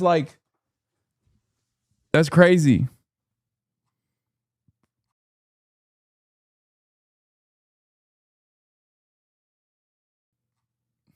Can I take back my gift? Is shaking my head? No, you can't. It's mine. All right. Anyway, it's already over. It's already over. I can't even do an aura edit reading this. I just wanted to do an aura edit reading this. It's not going to work. Someone else needs to do that in post when I was reading the first couple of paragraphs, okay? Someone else got to edit that. I can't do it. Anyway. State of play against the backdrop of left-wing outside. You know what? Fuck it. I'm going to do it anyway. State of play against the backdrop. Left-wing outsider and Democratic Socialist candidates have racked up victories in races from coast to coast during Trump's second term. Democratic Socialists and Progressives followed last year's election of New York City Mayor Zohran Mamdani by beating two incumbent Democratic House members in the city last week, Daria Liza Avila Chevalier and also Brad Lander. Candidates backed by the Democratic Socialists of America won 8 races and lost just one for the New York legislature, despite several being outspent. Another contest remains undecided. Democratic Socialist Janice Lewis George won Washington, D.C.'s Democratic primary for mayor, energizing young voters with a promise to tackle affordability issues and take on Trump. Marine Corps veteran Graham Plattner easily beat Maine Governor Janet Mills to welcome the Democratic nominee for a U.S. Senate seat that could tip control of the chamber in November. In battleground congressional district of California, Randy Villegas, backed by Sanders, and New York Rep. Alexandria Ocasio-Cortez, a potential 2028 contender for president, beat the Democratic Party's leadership choice, State Representative Jasmeet Bains. AOC endorsed Democratic Socialist Chris Rabb won an open house primary in Pennsylvania against candidates more aligned with the Democratic establishment. Sam Forstag won his primary for a congressional seat in Montana against more moderate opponents with the backing of Sanders and AOC. And first-time candidate Adam Hamawi won a crowded primary for a New Jersey House seat this month, also backed by Sanders and AOC. Axios is not mentioning who else has been backing all these candidates as well. We have been backing all these candidates as well. And for many of them, the Democratic Socialists of America too. But what they're saying, Rabb told Axios there are lessons that new progressive lawmakers can learn from the House Freedom Caucus, the rabble-rousing group of Republicans that rose out of the Tea Party in 2015 and pushed the GOP to the right. If there's a small, even not so small Democratic majority, and there's a disciplined progressive voting bloc, that's power, Rabb said. Even if it's just defensive power saying, no, we're not voting for this, try again. Anyway.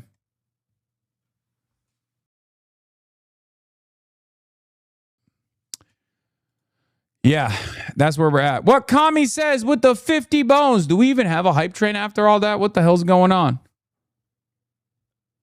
You see this shit? What is this? No. What is this? From Simon Sir, Ambassador to Israel, to Cote d'Ivoire, Benin, Togo, and Burkina Faso International Affairs. I'm particularly honored to have presented my letters of credence to the president of Burkina Faso, Captain Ibrahim Traoré. This ceremony marks the continuation of the long-standing ties between the state of Israel and Burkina Faso and reflects the enduring friendship between our two peoples. I look forward to working together and further... Hey, yo, what the fuck, dude? You just called us poop. Why would we pay you? Because you like it. Okay? Look at that. 50 gifted subs. Because I'm fucking joking. Yeah. Look at my revolutionary dog. We're not making it.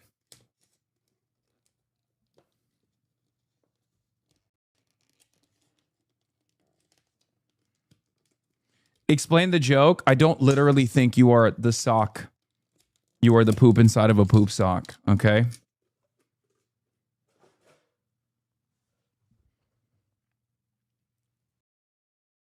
Yeah, Sankara wept.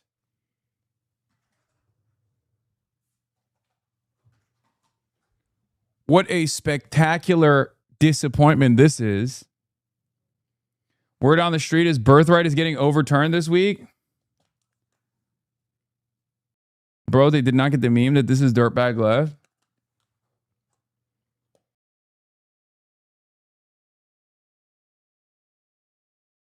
Pat Mahoney, thank you for the 10. All these gifted subs and we're still not getting a fucking hype train going. I don't know what's going on.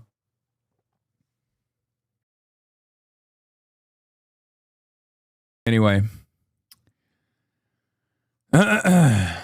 Yeah, we got primaries in Colorado, including governor's race, the battle in the Denver-based congressional district where a young Democratic socialist is challenging longtime incumbent. The gubernatorial primary in Wisconsin, where many state Democrats fear Democratic socialist Francesca Hong could win.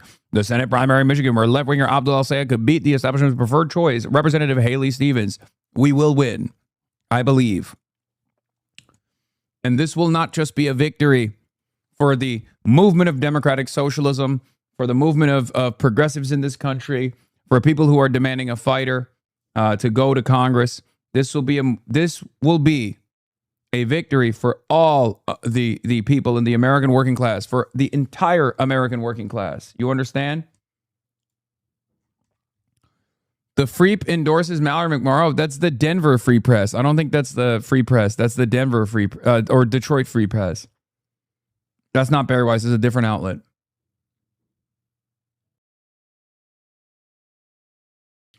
Look at my logs. Pray. Did you look at Andy Burnham's economic policies in the UK? They look relatively promising from a quick search. I have not. Denver return ballots thread. Here's some updates about Denver, Colorado. Okay. Denver, Colorado. Zachary Donini, head of data science at VoteHub, says Denver's cumulative return ballots have grown younger each day over the past few weeks, mirroring a broader pattern we've seen nationally. It is a promising and generally expected development for progressives.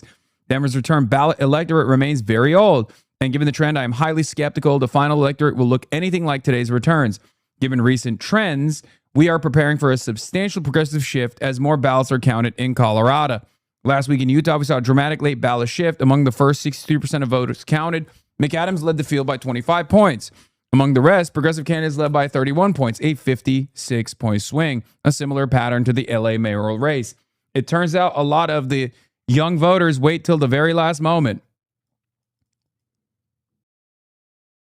DSA National is already doing this. We have a national summit coming up, and one of the tracks is built exactly for this. DSA comrades from around the nation will come together to discuss strategy, share experience, and organize for the future.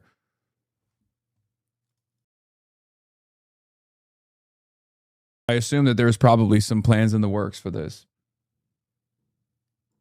What is this? Jonathan Greenblatt goes after DSA over anti-Semitism? Oh, shut the fuck up, Jonathan. Nobody wants to hear from your bald ass. Son of a bitch.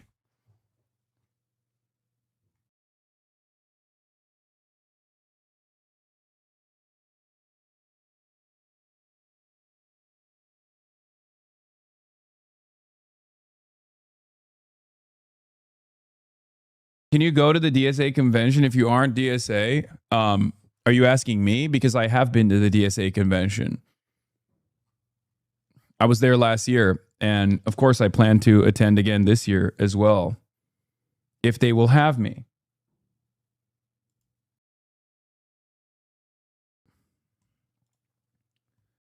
Trump is live. Well, I think it's a big threat to our nation. All right, let's go to this fucking asshole. Now that we did some aura farming and hope they use the word social and change farming. So nice, but it's really communism you're talking about. I think it's the biggest threat to our nation there is, maybe since our founding. That includes World War I, World War II, September 11th. It includes the Pearl Harbor attack I think this is the biggest threat to our nation. People will smile when I say that, but the smart people are going to say, you know, he's probably right. It's basically introducing communism into the United States. Yeah, DSA convention is next year, right? In 2027, Thank you very much, I think. everybody. Thank you, guys. Thank you, guys. Thank you, guys. Thank you all. Thank Wow, you so that was much. fast, dude. He just dropped a dime about communism being the biggest threat. Communism being the biggest threat to Americans is Pearl Harbor, and then he's done.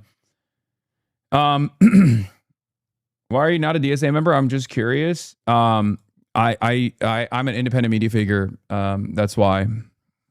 I'm just an outsider, random guy. You know, a random guy with opinions. That's it. That's all it is. You know, just a random guy. I have no affiliation whatsoever. You guys should join DSA though, of course. But I'm a numbers guy. If you're younger, you should also join YDSA. YDSA is even more based than DSA in general. Yeah, I can't be a DSA guy. I went to the DNC, guys. What are you talking about? I'm just a guy. Apolitical. I'm an apolitical guy. I'm a tiny nation the size of New Jersey, like Israel. You know? I'm just a random guy who likes high-level ideas, you know? YDSA is all communists? I know, they're awesome. Anytime I meet a YDSA person, anytime I meet a YDSA student, okay, their worldview is like, oh yeah, their worldview is far to the left of the average DSA person. They're the ones who are like, the DSA are actually social democrats, which is the fascist wing of is the social democracy is social fascism.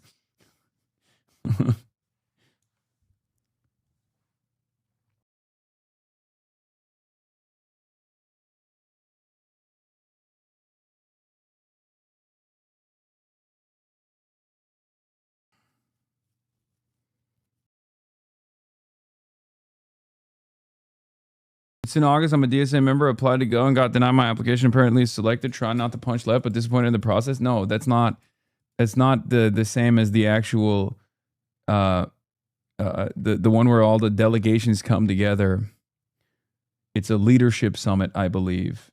I don't fucking know. I don't know the full details. Look, I'm not DSA. I don't know the details. Okay, I'm just a random guy. Anyway, let's hear what Jonathan Greenblatt has to say. Scott Wiener on every policy. I don't think Israel committed genocide in Gaza, but he does. And he called it a civilian disaster.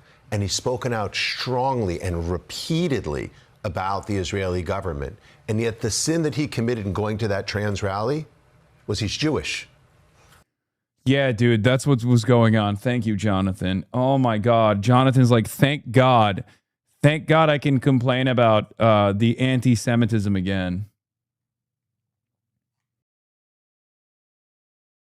Thank God I can thank God I can turn around and act as though people were yelling at Scott Wiener because he's Jewish and not because he is one of the biggest dick riders of the state of Israel until he decided to run for office, run for Nancy Pelosi's seat in San Francisco, and realized he can't win that race without admitting that Israel committed a fucking genocide, which no one even believes, not because he's Jewish, but because he spent the last 3 years of the genocide defending Israel and writing bills that defend Israel and going to Israel and hanging out with the president of Israel. I wonder how this guy had a real change of heart.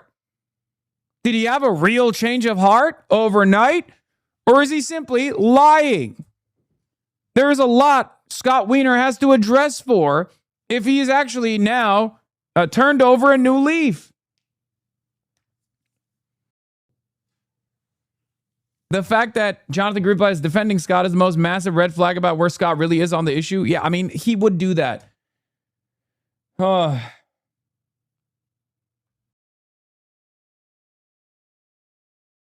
Yeah, if you want to know what Scott Wiener's like actual point of view is, here he is, August 12th, 2024. Protests block Golden Gate Bridge. Protesters get arrested. DA charges protesters. The response, there's a pro-Israel Jew behind the curtain controlling the DA. Criticize the charges all you want, but stop with the classic anti-Semitic trope. The Jews control the government.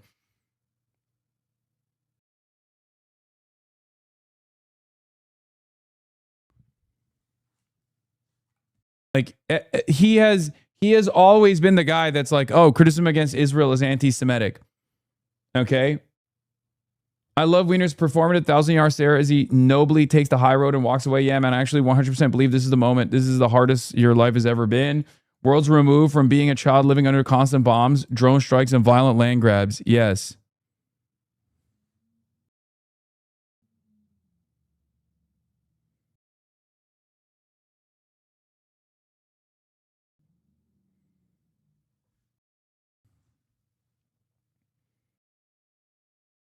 By the way, just want to point out, Jonathan Greenblatt is obviously the biggest fucking, the biggest bankrupt, morally bankrupted piece of shit you could possibly find, because his job is supposed to be like combating as the leader of a civil rights organization. His job is to combat not only anti-Semitism, but all other forms of bigotry. And of course, Jonathan Greenblatt has not called out Elon Musk or even Twitter. Twitter is neo-Nazi central, okay? It is a neo-Nazi shithole. Jonathan Greenblatt never says anything about Elon Musk. Jonathan Greenblatt never says anything about Twitter. Jonathan Greenblatt is too busy yelling at the fucking woke lords over at the DSA for having a position that is against anti-Semitism, but is also for anti-Zionism, okay? The richest man of the world is again publicly telling his hundreds of millions of followers that he supports the vigilante murder of his political enemies, followed by the killings of immigrants, all to the crickets of any mainstream media attention. Yeah. No point in bailing the boat while traitors are still busy chopping holes in the bottom. First the traitors, then the invaders. That's the whole Uwe Boll movie, right? With Armie Hammer, the cannibal, allegedly. Elon Musk has been like loving this movie. It's so dumb. It's so stupid. I was planning on actually watching it unironically on stream because it's one of the dumbest fucking things I've ever seen in my life. I've seen bits and pieces of it. Like the parts that these guys are straight up promoting. The parts that these guys are straight up promoting on Twitter are unbelievably stupid. Like it looks like a ChatGPT wrote the fucking script. It looks like it was a ChatGPT written script. It's just a guy who's like, all the Muslims in the movie are straight up running around being like, I am, as a Muslim, I love doing rapes on white women. This is the way of Islam. And then they get fucking murked by Armie Hammer. And Elon Musk loves it. And all these other fucking dipshits love it. It's so bad. But Uwe Boll has always written dog shit movies. So, as I was saying, though, Aaron Reichlin Melnick points this out, says the richest man in the world is again publicly telling his hundreds of millions of followers that he supports the vigilante murder of his political enemies, followed by the killings of immigrants, all to the crickets of any mainstream media attention. And yes, and despite posting Nazi propaganda on a weekly basis, namely great replacement content, the ADL and Jonathan Greenblatt refused to mention it, much less condemn it, because Musk supports Israel and pro-Israel censorship on this site. So yes, your words mean nothing, Jonathan Greenblatt. We all know. You defended Elon Musk after he hit the double Sig Heil, okay, the day of the election. At the inauguration, sorry, not the day of the election. At the inauguration, in front of the entire world and in front of everyone in America, Elon Musk double Sig Heiled, and you fucking defended it. Everybody knows you are a bankrupt, morally bankrupted charlatan, okay? It's the same sin that Dan Goldman committed. Congressman Dan Goldman, who was at a coffee shop in Brooklyn last weekend. He had the sin of bringing his 7-year-old daughter into the coffee shop to get a cup of coffee so she could also use the bathroom. And then he was harassed and humiliated online. This is someone else who's spoken out repeatedly against the Israeli government. No, he has. Malone sponsored Medicare for All and the Green New Deal and was the lead prosecutor in the first Trump impeachment case. But what was Dan Goldman's sin? Like Scott Wiener's sin? Dan is Jewish. Look, the Democratic Party, and as you know, I worked here. This is so funny. They literally erased Brad Lander and his Jewish background from the conversation, okay? They just straight up treat Brad as he's not a Jew, okay? It's unbelievable. If I was in his shoes, I'd be fucking pissed off about this shit. I'd be like, what the hell's going on? Bro, they literally have erased Brad Lander's Judaism. He is no longer a Jew in the eyes of Jonathan Greenblatt and all these other people. It's unbelievable. They make it seem like Brad Lander is not Jewish and the district is not Jewish. Okay? This is a district with a lot of Jewish voters that voted for Brad Lander, who is Jewish, as opposed to Dan Goldman, who's also Jewish. But because Dan Goldman is pro-Israel and Brad Lander is very critical of Israel, far more critical of Israel in sincere ways, even albeit contradictory ways, but sincere ways, that they are straight up erasing his Jewish identity. It's fucking insane.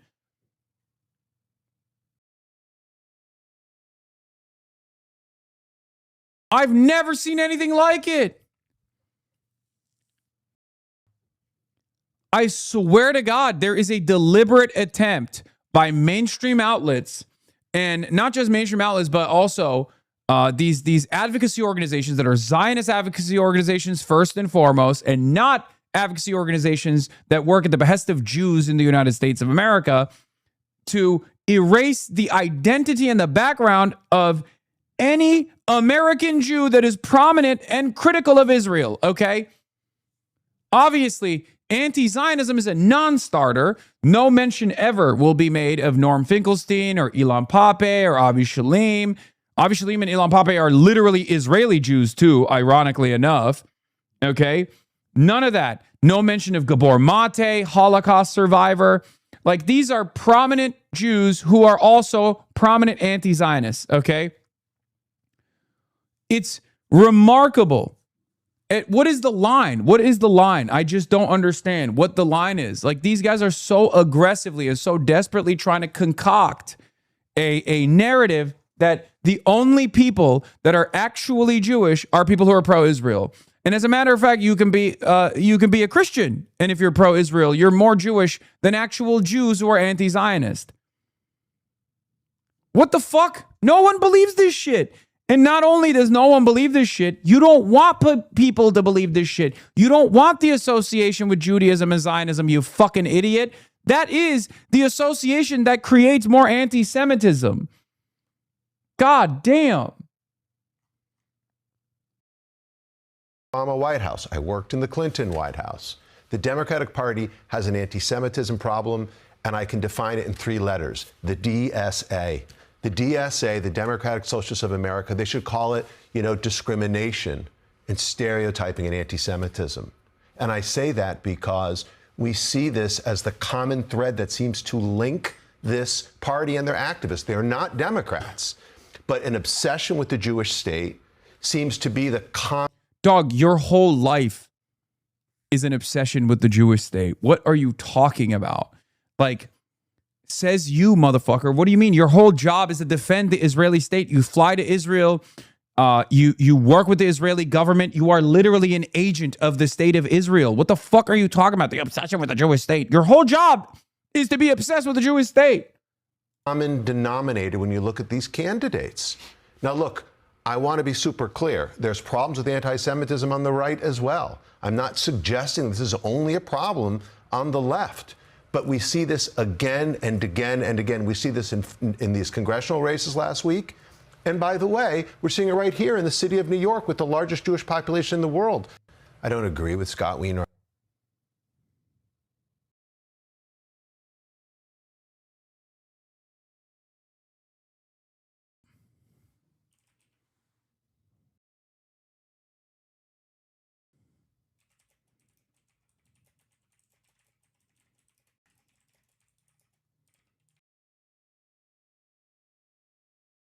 Hold on.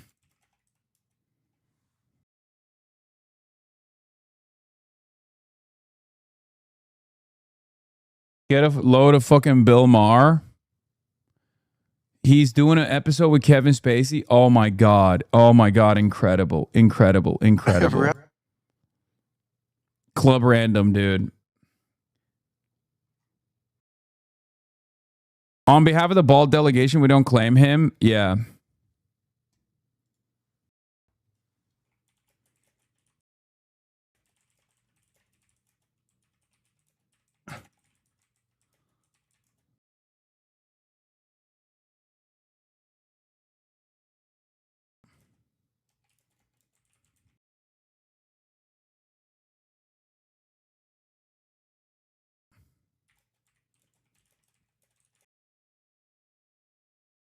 Hold on.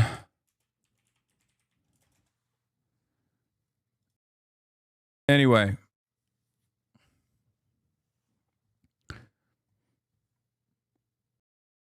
Look at the reply. Bill Cosby wasn't available. Yes.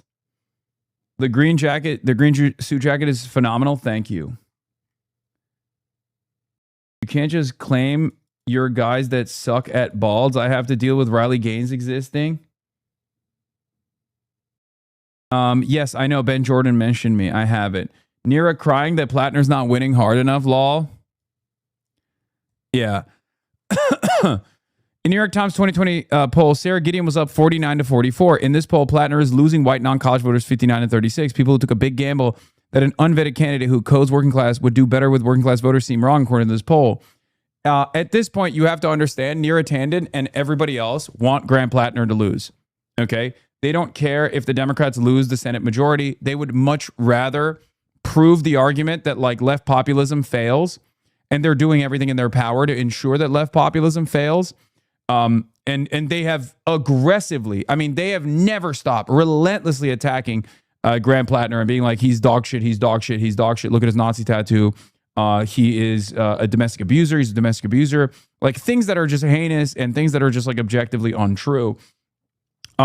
Because for them, I'm telling you right now, they would much rather lose the Senate majority. They would much rather lose the Senate majority and then claim that they had a better shot with some fucking fantastical candidate than anything else. Okay? 920 Siena poll showed Collins at 48% and Gideon at 45%. 626 Siena poll, on the other hand, showed Collins at 59% and Plattner at 36% for white voters with no college degree. Why is Plattner still ahead? Because he's doing so well with college-educated whites.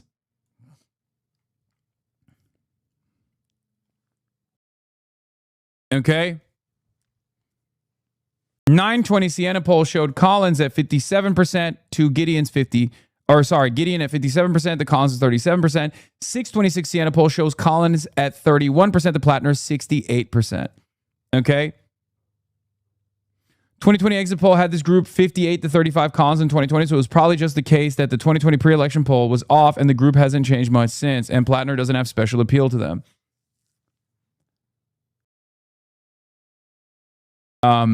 So I actually understated the approval swings for Collins in the Siena poll. Siena has her at -2. Emerson had her at -19. Pan Atlantic and UMass both had her at -18. Siena got a very pro Collins sample and still couldn't find a lead. Okay.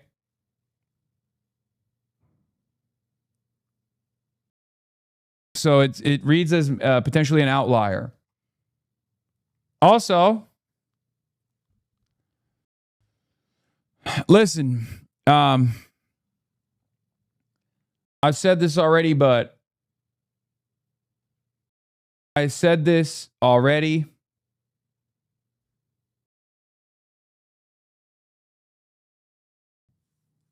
I will say it again. I'll go wherever people need me, okay? If you need additional attention, if you need some extra media attention, you know, I'll do what I must.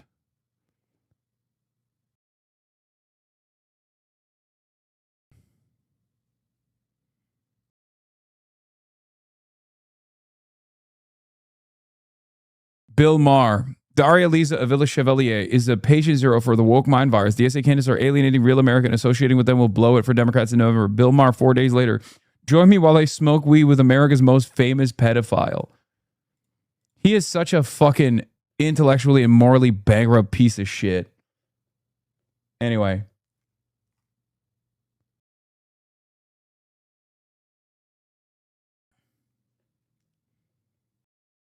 Hassan, please come to New Hampshire for Heath Howard, New Hampshire 1, and Karishma Manzoor for Senate. Guys, stop spamming your candidates.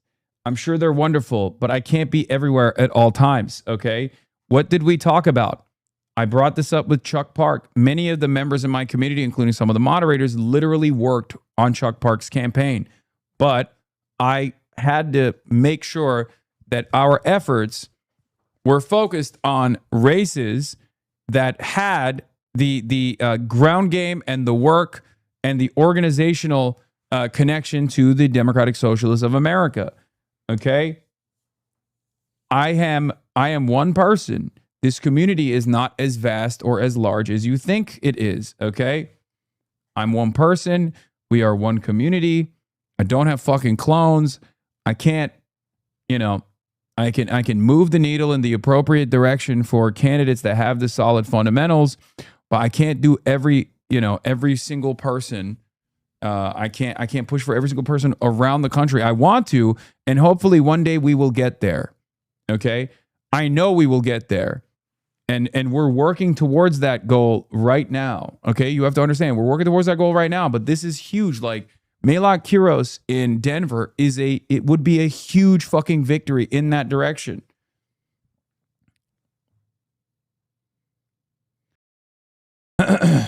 Okay.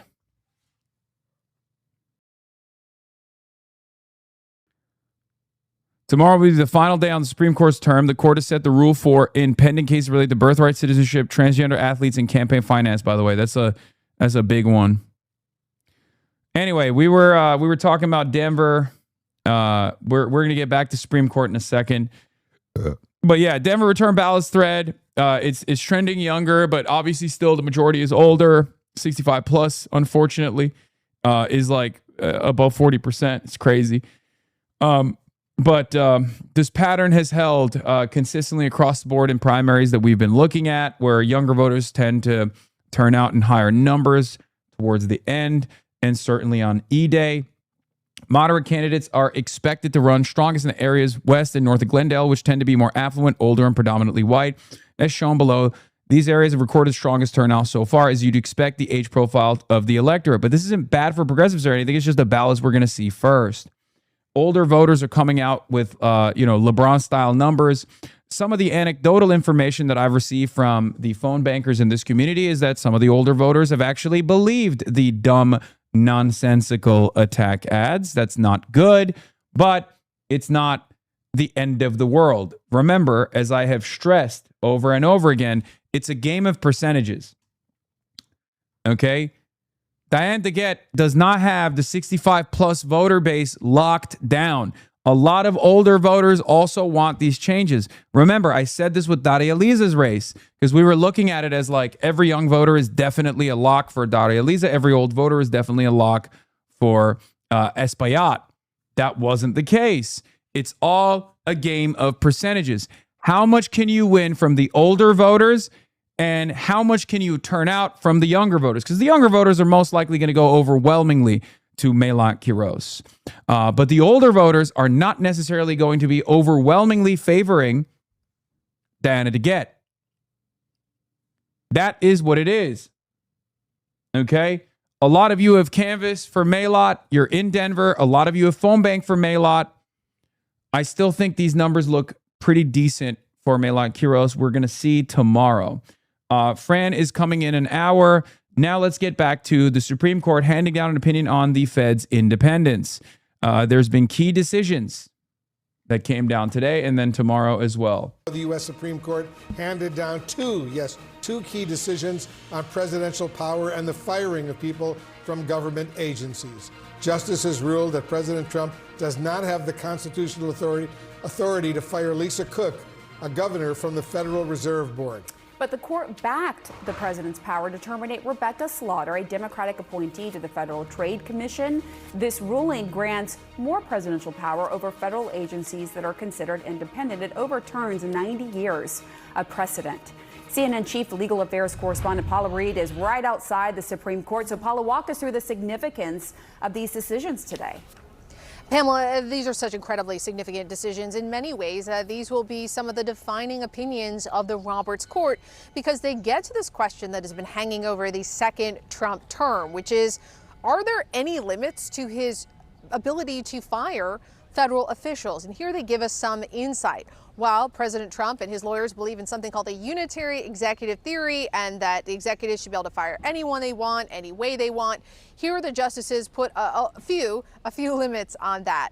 In the one case, they ruled, and it's a really interesting group that was in this majority opinion. It's Chief Justice John Roberts, Justice Kavanaugh, and the three liberals all ruled that he cannot fire an official in the Federal Reserve without going through a process, giving that individual an opportunity to respond, that there are some limits on his power when it comes to firing officials at that agency. Now, that is one that has, of course, always been recognized as being independent of the White House. By the way, but in a I was rummaging through my stuff on my nightstand, and look what the fuck? Is it effing? What is happening? Hello?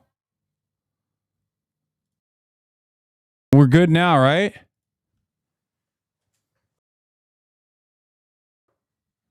No F? Regional, I'm fine? Okay.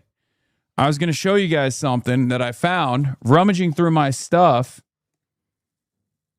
Look at that.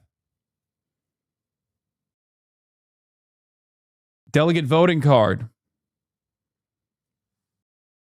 from the Democratic Socialists of America National Convention in 2025.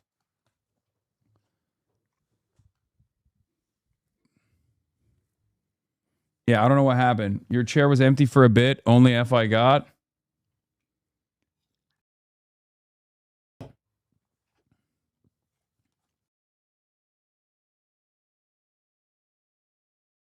I want to stress the importance that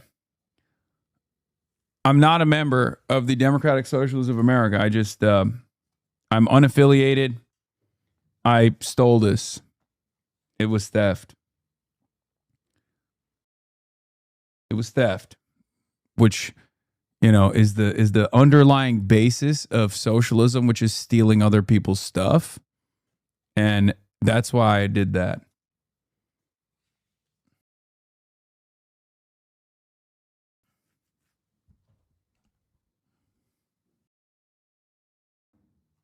I'm pro-theft, as you guys know.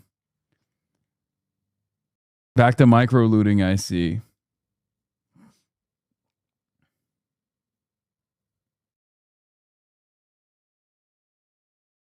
Dig to fit, but it's for sure giving Pistachio Piker. Good. I love this. I love this jacket. I love the suit. It's custom made. Okay? It's bespoke. Anyway, let's get back to it. Separate case when it comes to an employee at the Federal Trade Commission, that he does have the power to fire that individual because that is within the executive branch. And again, this is a significant decision because it's sort of drawing out the contours of the extent of his power to try to reshape the federal government through these mass firings. Now, President Trump wasn't clear how he was going to react to these decisions, and it's been a pretty mixed day for him overall at the court, but he described this as, quote, a big win. I want to bring in our chief Supreme Court analyst, Joan Biskupic, right now. Joan, like Paula, you were inside the court when these decisions came down. Give us a little sense of how that felt. Sure, Wolf. It's good to see you. The most important thing the justices did today was in the case involving Rebecca Slaughter of the Federal Trade Commission. Chief Justice John Roberts and the conservative majority used that decision to roll back nearly a century of legal policy about the president's power to remove the heads of regulatory agencies. Now, in some ways, this is going to sound kind of dry and arcane, but regulatory agencies are so important for how Americans live their lives. They cover rules for, medical, health, nuclear power. In this case, it's the Federal Trade Commission that was at issue, and we're talking about, safeguarding consumer practices, antitrust issues. So that gives you a sense of all that's at stake. But this court, for many, many years, has really not appreciated the congressional power to set these up and set up independent heads that the president can only remove for what's called for cause. That would be if somebody was actually found guilty of some sort of malfeasance or ineffectiveness in office.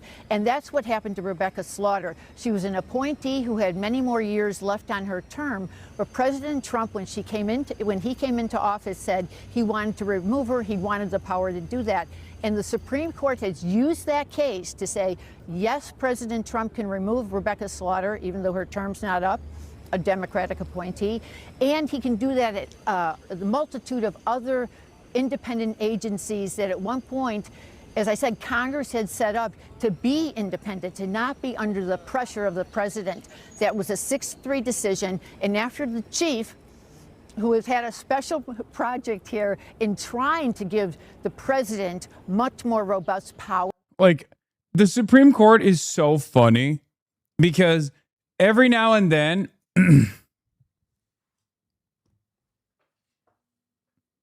what? Catching strays from the Green Party after watching Hasan Piker kick leftists and promise not to kick right-wingers from his stream today. It's clear that he's a hypocrite and a grifter. Be careful and skeptical out there, folks. Which Green Party? Are you talking about the only Green Party in the Western world that has real viability, which happens to be in the UK, which is currently being led by a guy who is self-described Hasanabi head Zach Polanski? Or are you talking about the American Green Party? Because if it's the American Green Party, enact universal health care for California Facebook page.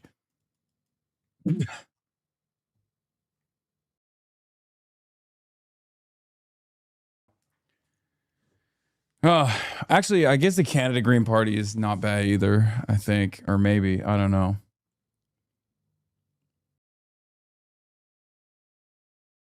Bro knows nothing about EU politics. I don't actually know about any of the fucking Amsterdam kayak guy. I don't know enough about the Green parties in other European countries. I don't know anything about the Green Party, man. Like, I think you need to understand. I am an American, okay? I'm an Amerifat. I'm Ameribrained. And you need to understand, as an Amerifat, Ameribrained guy, a chud-ass loser, okay? My framework of what the Green Party is just Jill Stein. Okay? That's it. Like, that's it. It's just, you have to understand, like, this is a new thing.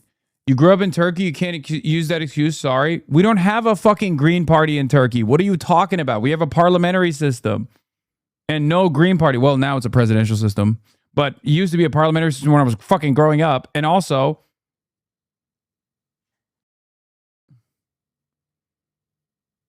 you're an American? What the fuck? Unfollowed? To not just hire people, but to fire. Justice Sotomayor then read her dissent from the bench, and she said, this can go in one of two directions. This can give, it can give the president more power, and maybe he would be more accountable, or it could lead to chaos. And she looked up at the spectators, and she said something to the effect, I can guess at which way it will go. Maybe you can, too. So, Wolf, a dramatic case today. It doesn't apply to the Federal Reserve, as we saw with the Lisa Cook one, but it reserves. Oh, why is the Supreme Court funny? Because they literally will be like, they will make decisions like Donald Trump is allowed to single-handedly decide who is an American and who's not, split along ideological lines. Okay. They'll be like, yeah, it's in the Constitution. All the supposed fucking, old school conservative Supreme Court judges that are, faithfully interpreting the Constitution as the founders intended it or whatever, right? But then they'll turn around and be like, oh, he's molesting the money. Like, the only time where they go against Trump is if Trump molests the money too much, okay? They stop the sanctions because he was doing too much money molestation. So the SCOTUS had to come in and be like, no, enough money molestation, not allowed. And the other one is like trying to override the independence of the Fed. Okay? That's it. Those are the only times where the Supreme Court's like, yeah, by the way, you can't do that.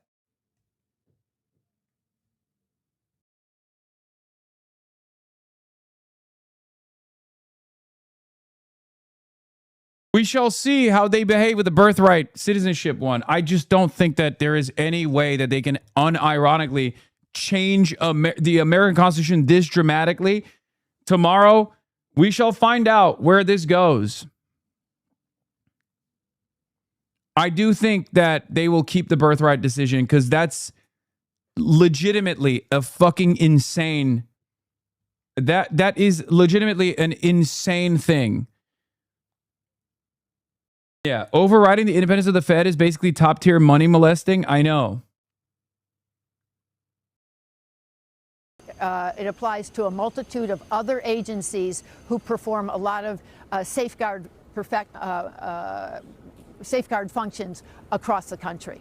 Wolf. All right, Joan Piskupic, thank you very, very much, Paul. I want to go over to Paula Reed now because there was another big ruling today where justices rejected a Republican challenge to a Mississippi. I think it'll be a 7-2 decision that birthright citizenship stays. Who are the two? Clarence Thomas.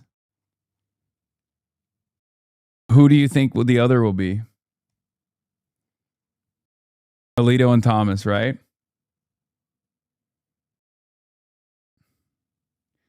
We shall see. Gorsuch is obviously. I mean, we'll see. We'll see what happens.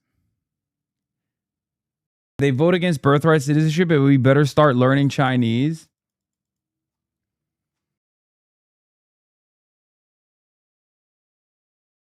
I don't know, old man. Feel like they will take it down every time it feels like they take a decision against Trump. They give me something big. I mean, the only time where they rule against Donald Trump is if he's like very clearly and flagrantly in violation of previous precedents that don't have tremendous backing from outside groups that have gotten these guys appointed into their seat of power, like the Federalist Society and abortion.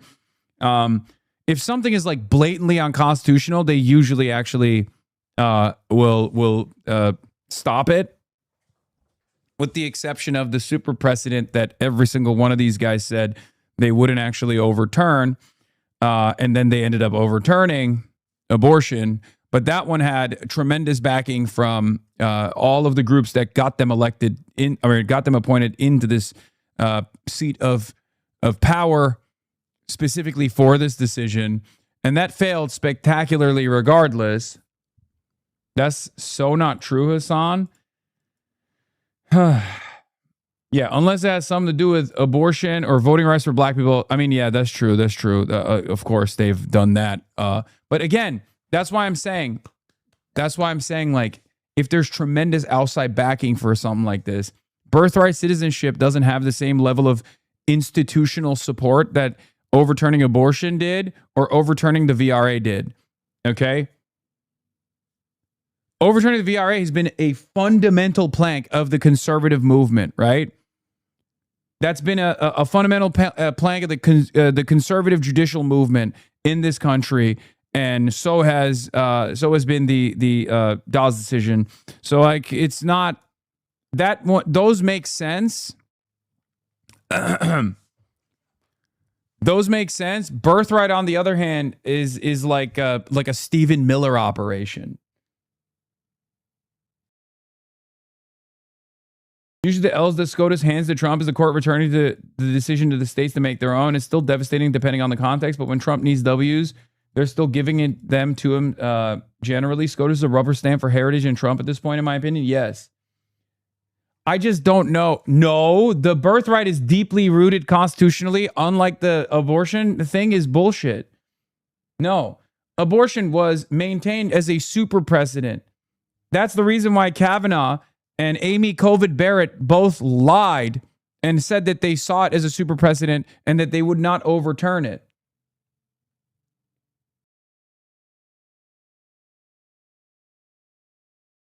Wait, just read it. It's literally is written down in the text for the 14th Amendment. You can't read the text in any different way. In European courts, the text cannot be interpreted differently than its birthright citizenship. No, I know. I mean, we'll see. We'll see what happens. I just think that is like, that seems more extreme than anything else. So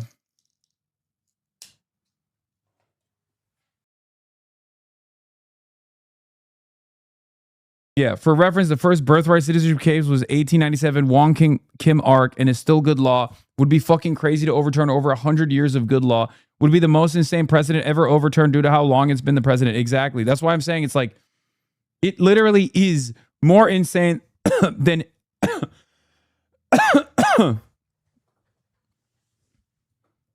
Like the VRA has been a long established project and has been chipped away by the SCOTUS, right?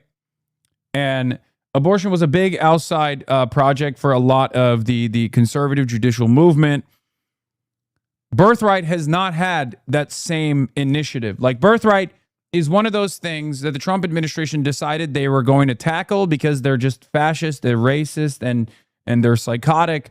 But there are still enough conservatives out there, especially legal scholars of the conservative variety, that look at that and go, this is an unbelievable mistake, and they wouldn't stand by it. So I don't know which way they will go, okay?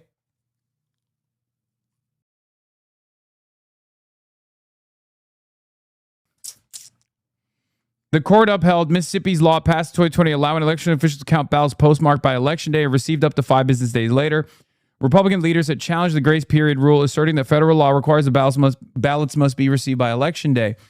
A ruling striking down Mississippi's law had the potential to invalidate not only the state's mail-in ballot rules, but also similar laws in more than a dozen other states. It could also have potentially appended grace periods aimed at allowing military, diplomatic, and other overseas voters to participate along with rural voters and people with disabilities, all disrupted all state laws that allow mail-in voting. Donald Trump, once again, in his endless appetite to destroy mail-in ballot voting, was going to harm Republican states that have universal mail-in ballot voting. And also, he himself is famously a mail-in ballot voter. So that's also hilarious. And not only that, but also, this hurts rural voters quite a bit. And rural voters notoriously are Republican voters.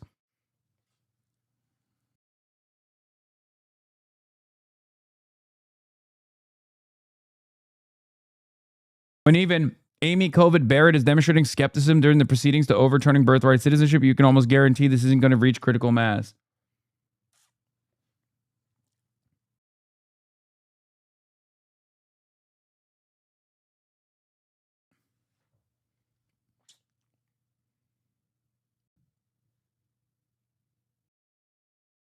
I am ABM clerk, and most of my calls about that was from Republican voters. Lol. I am an ABM clerk. Oh, yeah. If birthright citizenship is overturned tomorrow, it would genuinely be a bigger deal in terms of stare decisis than the Dobbs decision. It would literally be the death of the doctrine and respect for precedent as we know it, and that's not an exaggeration. Yes, this isn't to say, chatters, this isn't to say that the abortion Dobbs decision wasn't as relevant or wasn't as impactful. Simply speaking, from like the way the Supreme Court and the way that the judicial branch has operated, this would be the most consequential precedent, historic precedent that has been established, that has been defended for literally a fucking century, that is the pillar of American existence. Okay? I don't even know how to explain it. That's part of the reason why I'm saying, like, this would be totally ridiculous. Like, let me explain it to you this way. The Second Amendment has been interpreted differently in like the last 4 decades. Okay? The Second Amendment did not have the same broad scope. Okay? So the Second Amendment could go in either direction. It's a relatively new phenomena. The way that we understand the Second Amendment is like being as expansive and as defensive of people's like rights to own guns and all the numerous other things that you can put on a gun, like all the modifications and whatnot. That is a relatively new interpretation. It's a relatively modern interpretation, right? This is not. Birthright is 100 years old. More than 100 years old. Yeah, see, not even the modern interpretation that we all know was established in 2008. I mean, that's also, oh yeah, you're right, actually. Modern interpretation, Heller, that we all know was established in 2008. I know, but even before then, there was, just like with the VRA, there's always been an effort to move in the direction of this modern interpretation of the Second Amendment. Okay?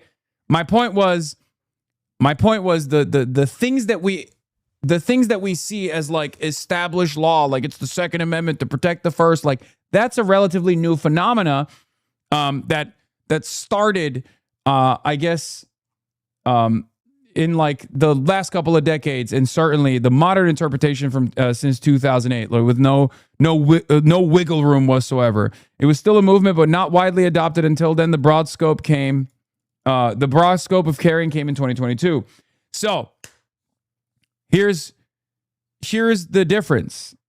The reason why I'm bringing the Second Amendment up is because a lot of people think the Second Amendment in and of itself is like this well-established legal safeguard to carry carry whatever arms you want to carry with no impediments whatsoever. That has never been the case. Throughout American history, that has never been the interpretation of the Second Amendment.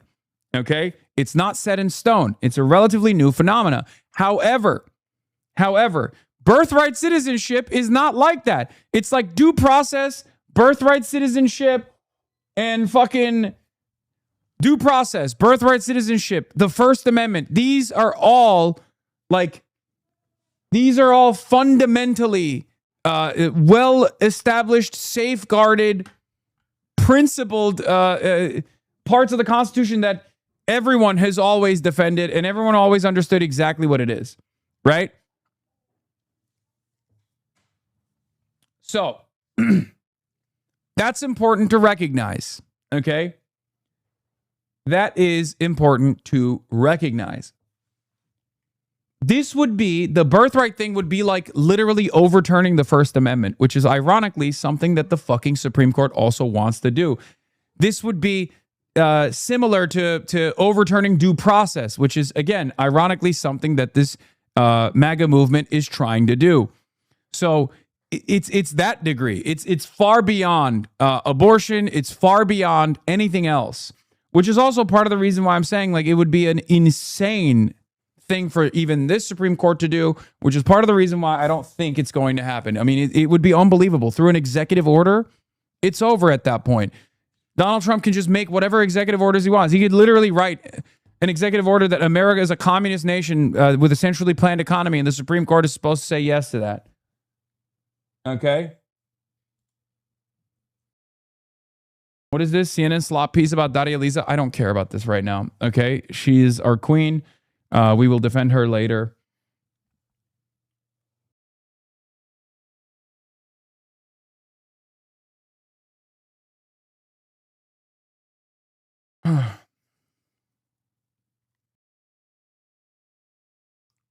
Yeah. And above all else, birthright, unlike many other amendments, is written in pretty plain language.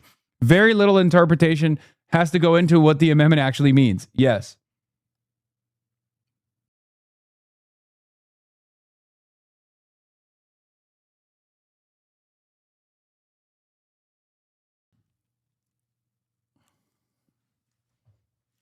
The 14th Amendment is the most contested and therefore the most settled amendment in Supreme Court history.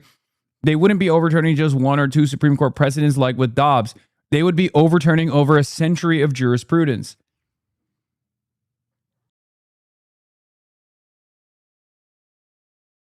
Yeah. Abortion was a super precedent, but not explicitly in the Constitution. Birthright citizenship is explicitly enumerated in the 14th Amendment. Overturning would be huge in that it would throw the Constitution completely in the trash, since it would go directly against it rather than doing some extremely legal gymnastics to justify the decision. It isn't precedent. It's literally just what is written down.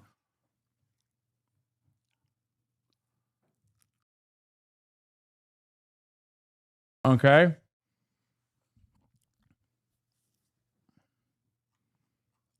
It would make the Constitution no longer be a valid legal document. I don't know how else to explain it other than that. It would just mean nothing. In ways that previous decisions that overturned super precedents did not. I mean, those were dangerous moments, and those have Those have very clearly created chaos. Those have actually very clearly and directly created material harm towards victims, specifically women that wanted to maintain their bodily autonomy, right? Like those are ginormously impactful decisions. This, on the other hand, means everything is fair play. Everything is fair play. Your boy, who knows if your boy is still an American citizen or not? You know what I mean? Like this is what I'm talking about, okay? And not just me. A lot of Americans. How far does it go back? How far does it go back? Like, how many generations are we deciding? How many generations of birthright? Because America is literally fundamentally a birthright nation because it's a settler colony. Okay? You have to understand, everyone came here with the exception of the natives. Okay? Everyone came here at some point. So how far back do we go? Obviously, I know exactly how they would operate. Trump, for example, versus AOC is a perfect example of this. AOC is an American citizen for far longer and generationally than Trump has been an American citizen, right? Trump is what, second generation or third generation American citizen? I believe second generation, if I'm not mistaken. AOC, on the other hand, has been here for like 7 or 8 generations. AOC's family has been here, right? From Puerto Rico. AOC's status might be revoked before Donald Trump in that equation. I wonder why. You know what I mean?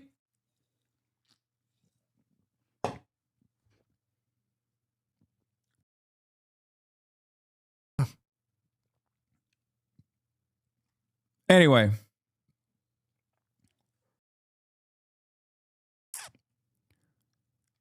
Guns on private land 6-3 ruling on June 25th. Court struck down a Hawaii law that required gun owners to get permission before carrying a firearm on the private property that generally open to the public.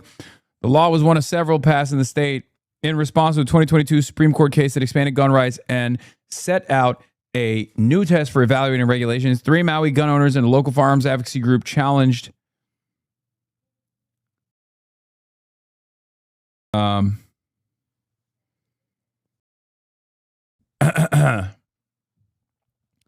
challenged this particular restriction, arguing that it violated the Second Amendment. Why it matters, the decision could clarify the test of evaluating the constitutionality of gun regulations that the justice set out in 2022 in New York State Rifle and Pistol Association. Asylum policy. Court ruled that the Department of Homeland Security may revive a policy that allowed the government to turn non-citizens away at the border without hearing any claims that they had qualified for asylum. The policy was in effect during Obama admin and President Trump's first term, but reversed during the Biden administration. It's called the metering. Right? I think that's what it is, right? Is this the practice of metering? Yeah.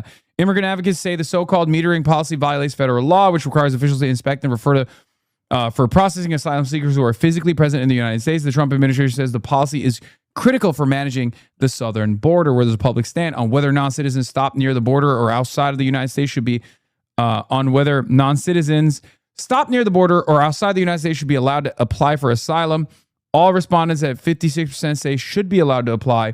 Only 44% say should not be allowed. Independents are overwhelmingly in favor of it. Democrats are obviously overwhelmingly in favor of it. But of course, Republicans are not. So it doesn't fucking matter. Protections from deportation. The justice ruled that the president may end deportation protections for hundreds of thousands. This is TPS revocation for Haitian and Syrian migrants. This is, again, incredibly fucked up. Incredibly fucked up. Okay? It's, hype train incoming at 56 seconds. By the way, thank you for the 50 community gifted subs to Lexi Rose. We will fucking carry the flame today. God damn it, we will carry the flame today before Francesca Hong gets on the broadcast, okay? Let's be honest, if they revoke birthright, Trump definitely will try to run in 2028. Will it be allowed unless he gets it worse? Because I don't think Republicans repeat the mistakes they made. I don't know. Hype train incoming, 30 seconds remaining. Keep gifting subs. CMOC. Thank you for the 25 gifted subs. Hype Train is here, ladies and gentlemen. Will we be able to carry the flame? Support independent media at the Piker Broadcasting Service, the People's Broadcasting Service, sponsored by you, the people, for you, the people. We carry the flame at level 10 Hype Train. You already know. If you want to carry the flame alongside your friends, subscribe. Okay? Subscribe. What you can do for $6 or free with a Twitch Prime by connecting your Amazon Prime account to your Twitch account. You get one free Prime subscription a month. Check previous regarding asylum case. The logic of the asylum case was so fucking stupid. The logic basically was they aren't inside the USA yet, so they can't apply for asylum. So they need to get in the USA somehow and apply for asylum, even though we aren't allowing them in to apply for asylum. Yes, it's a way to make it impossible. There's also the additional problem here with what is it called? Like if you come in, if you're Haitian, for example, but you go to Mexico to come into the United States, then technically you already went to a much safer place. Like the first country that you went to, this was established in the first Trump administration, and obviously the Mexican government under the leadership of AMLO implemented the safe third country policy because they were too worried about all of the welfare reforms that they were making that Trump would come in and destroy. Yeah. Also, if the birthright decision tomorrow goes the wrong way, precedent similar to that of Plyler v. Doe also goes out the window, which made it unconstitutional to deny public education to undocumented children. And EMTALA, hospitals have to give life-saving care to undocumented migrants, might also be on the way out. Yeah.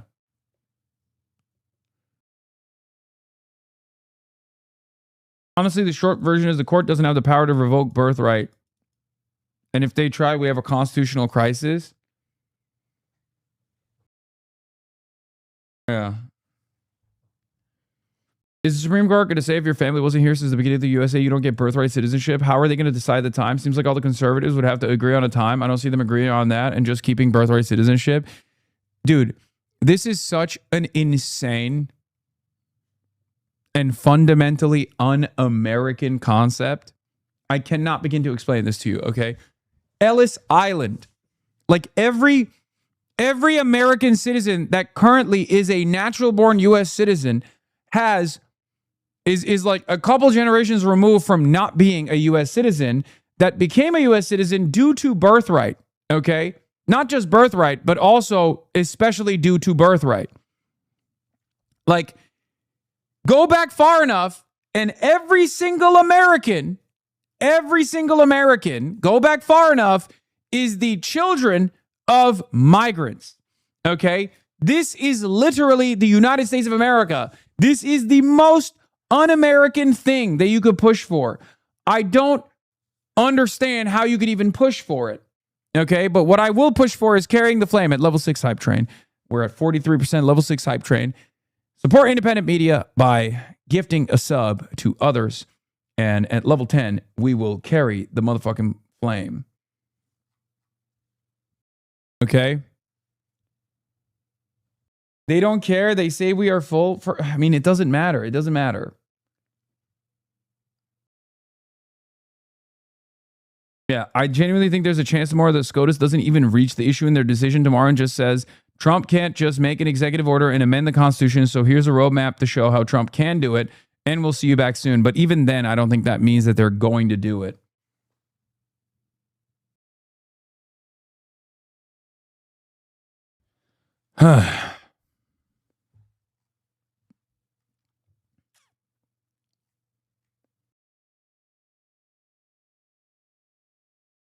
PsyOp. Welsh Combo, thank you for the 5. Alyssa Sodal, thank you for the 5. Aqua Grid, thank you for the 5.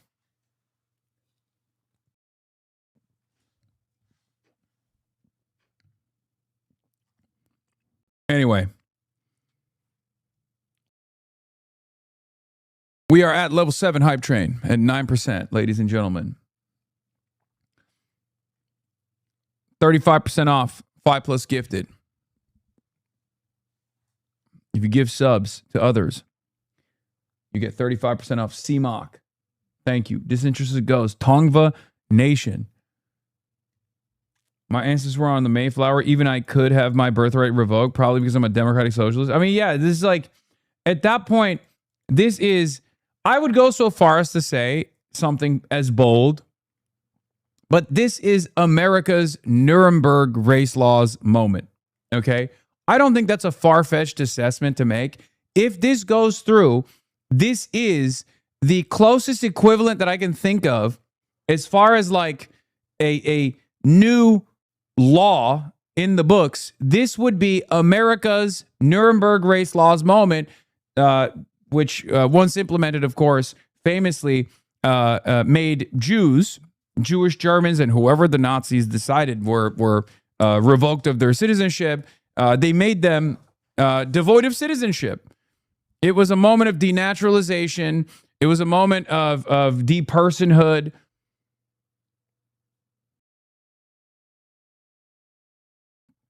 Jim Crow already was that moment.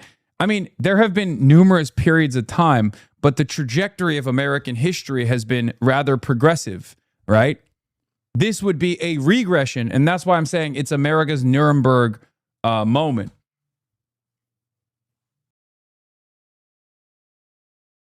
Especially paired up with the aggressive militant posture against aggressive militant posture against who we have declared as enemies of the state, undocumented migrants. It would be, we're at level 8 hype train, by the way. Shouts out. What is this? Level 10 hype train? No, I was about to debate Charlie Kirk. Wait, what the fuck is this? Is this a Kirk mix?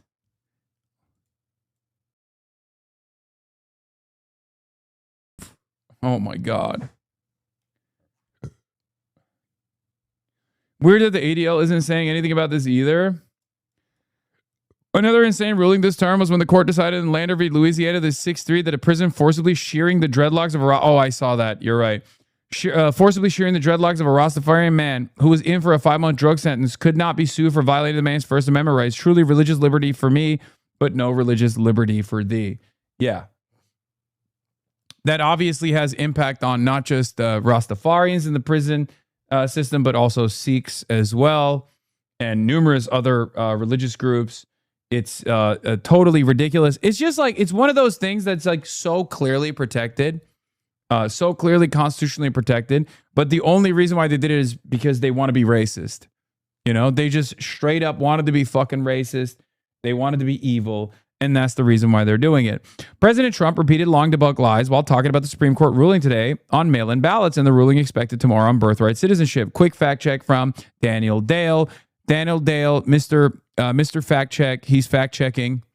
We haven't heard from him in a long time. Also, we're at 2 minutes remaining on level 8 hype train, ladies and gentlemen. 2 minutes remaining on level 8 hype train. Will we carry the flame today or not? Subscribe. It's 35% off if you gift 5+ gifted subs. We are debunking. Donald Trump falsely claimed mail-in voting is really dishonest. It's a legitimate voting method used by legitimate voters, including Trump himself. Remember, Trump is a mail-in ballot voter to cast legitimate ballots. All evidence shows fraud rates are tiny, even though they're slightly higher than in-person voting. Number 2, he falsely described what Jimmy Carter and Carter-led 2005 commission said about mail-in ballots. Carter didn't say you can't have them, and the commission didn't say cheating was inevitable when they're used. Though the commission was skeptical of mail-in voting, it also highlighted how Oregon was holding successful mail-only elections by introducing key safeguards, offered recommendation for making mail-in voting more secure, said further research was needed on the pros and cons. He also falsely claimed on birthright citizenship. We're the only nation that does it. No other nation does that birthright citizenship. No one, not even close.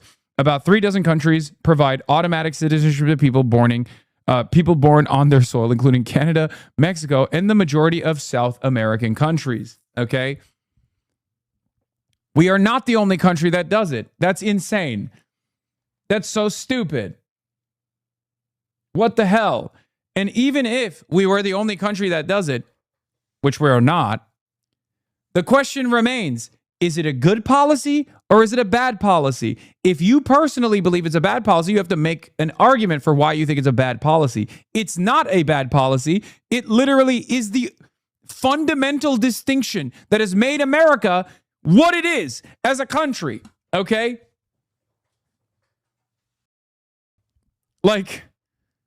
It's a good policy.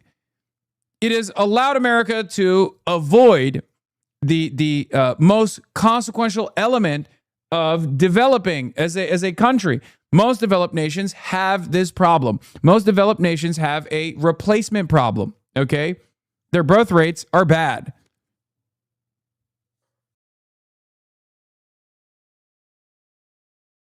Look at Japan is the most extreme example, but look at Europe as well.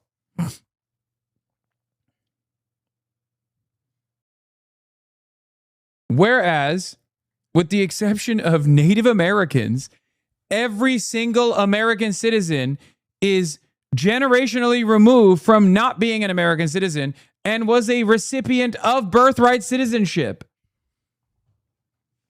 What are we talking about? There is literally a fucking soccer player on the U.S. men's national team that would not be an American citizen if it wasn't for fucking birthright.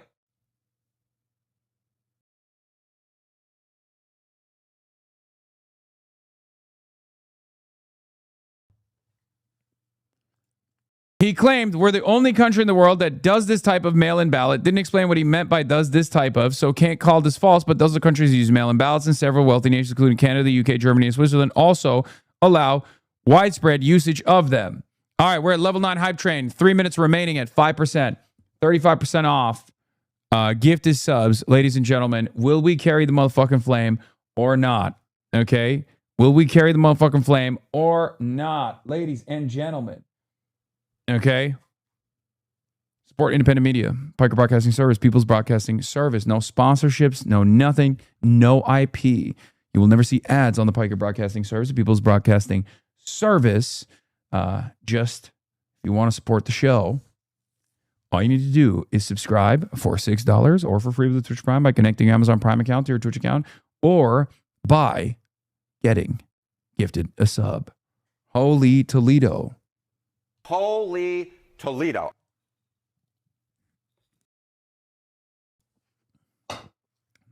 Anyway. Xylax, thank you for the 50 bones. And Opium Bells, thank you for the 10. Holy moly. Burley, thank you for the 5 gifted subs. Holy Toledo, it's cold as fuck. Yeah, religious rights, the dreadlock case, of course, they destroyed, eviscerated religious rights. Is Damon Landor, Rastafarian, whose dreadlocks were forcibly shaved while he was in prison. Gun possession, 9-0 ruling. The court narrowed a federal law that banned drug users and addicts from owning and possessing guns. The justices ruled that the law was overbroad, sweeping together recreational drug users with people addicted to drugs who pose a danger to public safety. Death penalty declined to issue a ruling on May 21st. Racial gerrymandering, you already know. 6-3 ruling on April 29th. Blow to the VRA, Voting Rights Act. Court ruled that Louisiana's new congressional district. Oh my God, we're at level 10 hype train. Holy shit, I'm about to have Fran Hong on in a second. But before we do that, let's do it. Level 10 hype train. Didn't say that. No, I was about to debate Charlie Kirk. Why the fuck would I want anybody to kill him? I was supposed to debate Charlie. Listen, I know this is a difficult concept for you to understand, but I was actually supposed to debate Charlie Kirk 2 weeks prior to his assassination. Obviously, I have a very different method of going about things than the way that you're trying to present it. Look at our King Bird Dog right there. Because if that was my mentality, I would never try to debate. Charlie respected that. And it's really sad to see the rest of the remnants of the conservative movement refusing to carry the flame in the way that Charlie Kirk wanted it to be carried. What the fuck is this, bro? On the other hand, do carry that flame because we are Charlie Kirk. We sing news like a god. We carry the flame.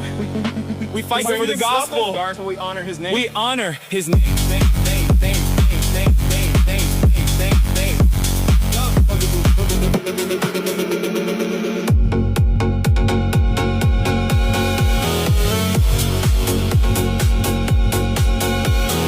We stand unbroken, a voice in the storm, man of conviction, a heart reborn. He spoke the truth when the cost was high. He lived for Jesus on the frame to die. Charlie Kirk, we carry the flame. We'll fight. Who's got the Bollywood remix? Who's got the Bollywood remix? All right. Well, this is good. This is cool, but we gotta do the No, not the Chinese version. No, not the CD Pop Japanese version. Give me the Bollywood version. It was the best one, dude.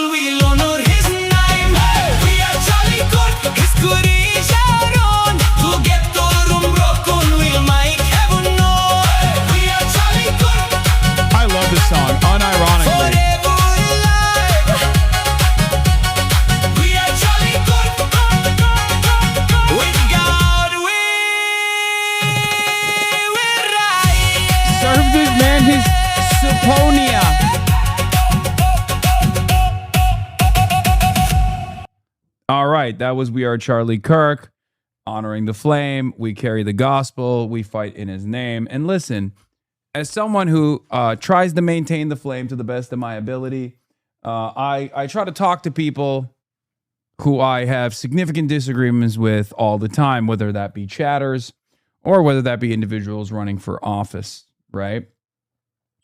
And of course, this is the part of the broadcast that many people are waiting for.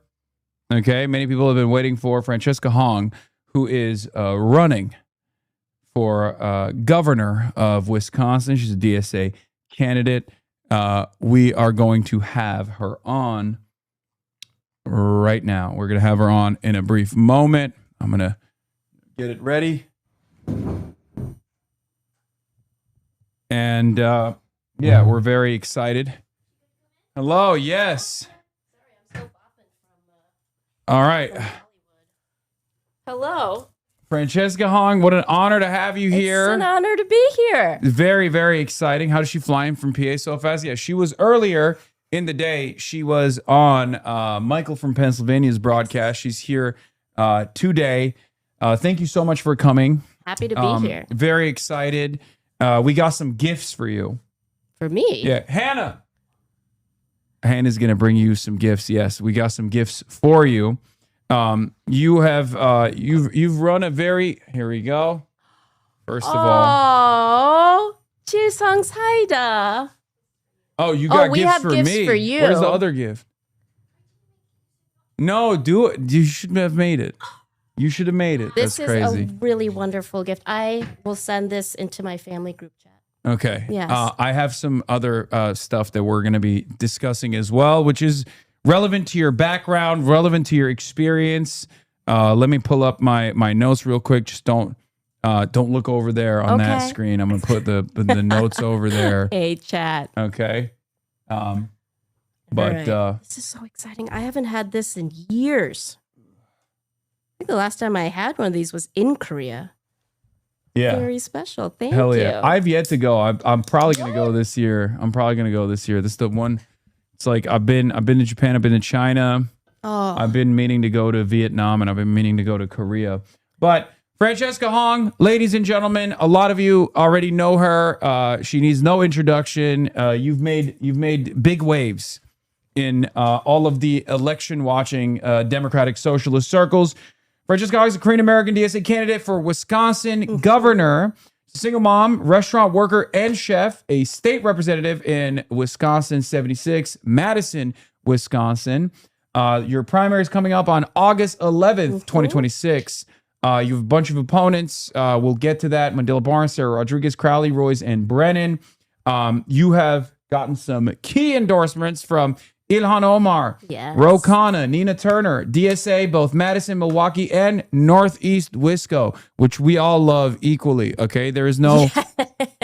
I know that there is some controversy within the different friendly rivalry happening within the different DSAs in Wisconsin. It's all love. So yeah, I there might be some more endorsements that are coming that I might have missed.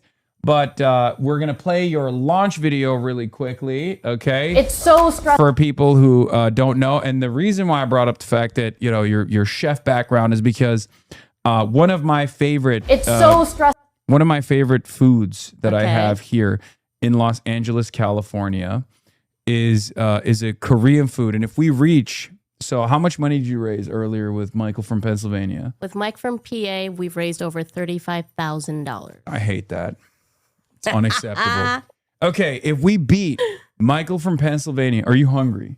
Always hungry. Okay, if we beat Michael from Pennsylvania, we have to beat him. Okay, that's a lot of money.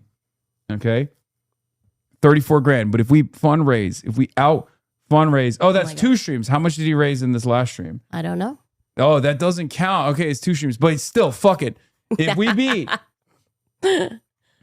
beat Michael from Pennsylvania, we have a Korean American chef here, and we're gonna do mukbang. Okay, we are going to. I sorry for signing you up for this, but it's not like a real mukbang. Okay, it's not.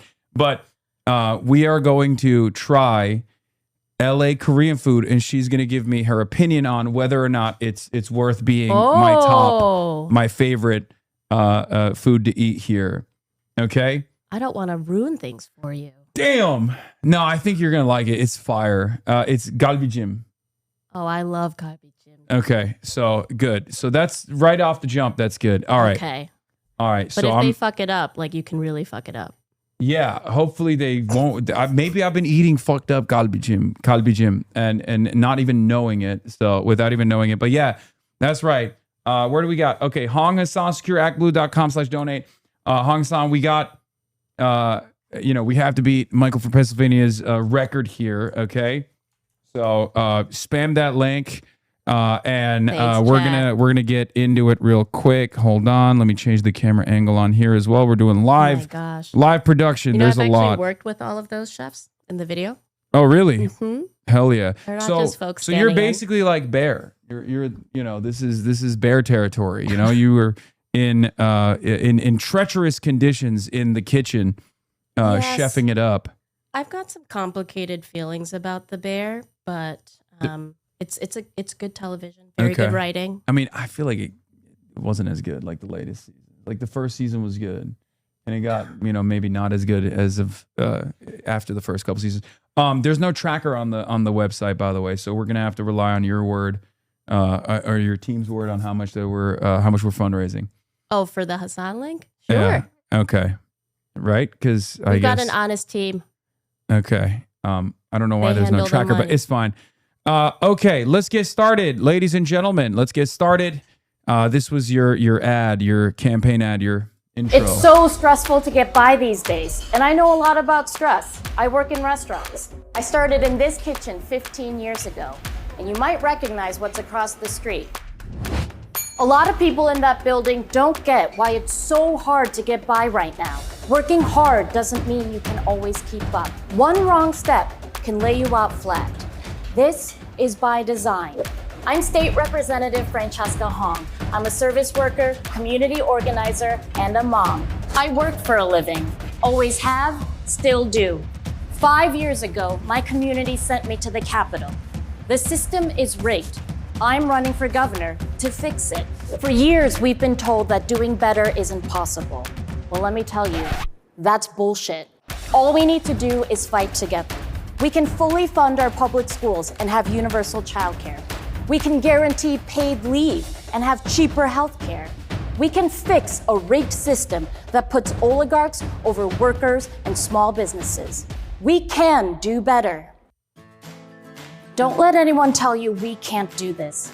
We can build a Wisconsin where we share the table.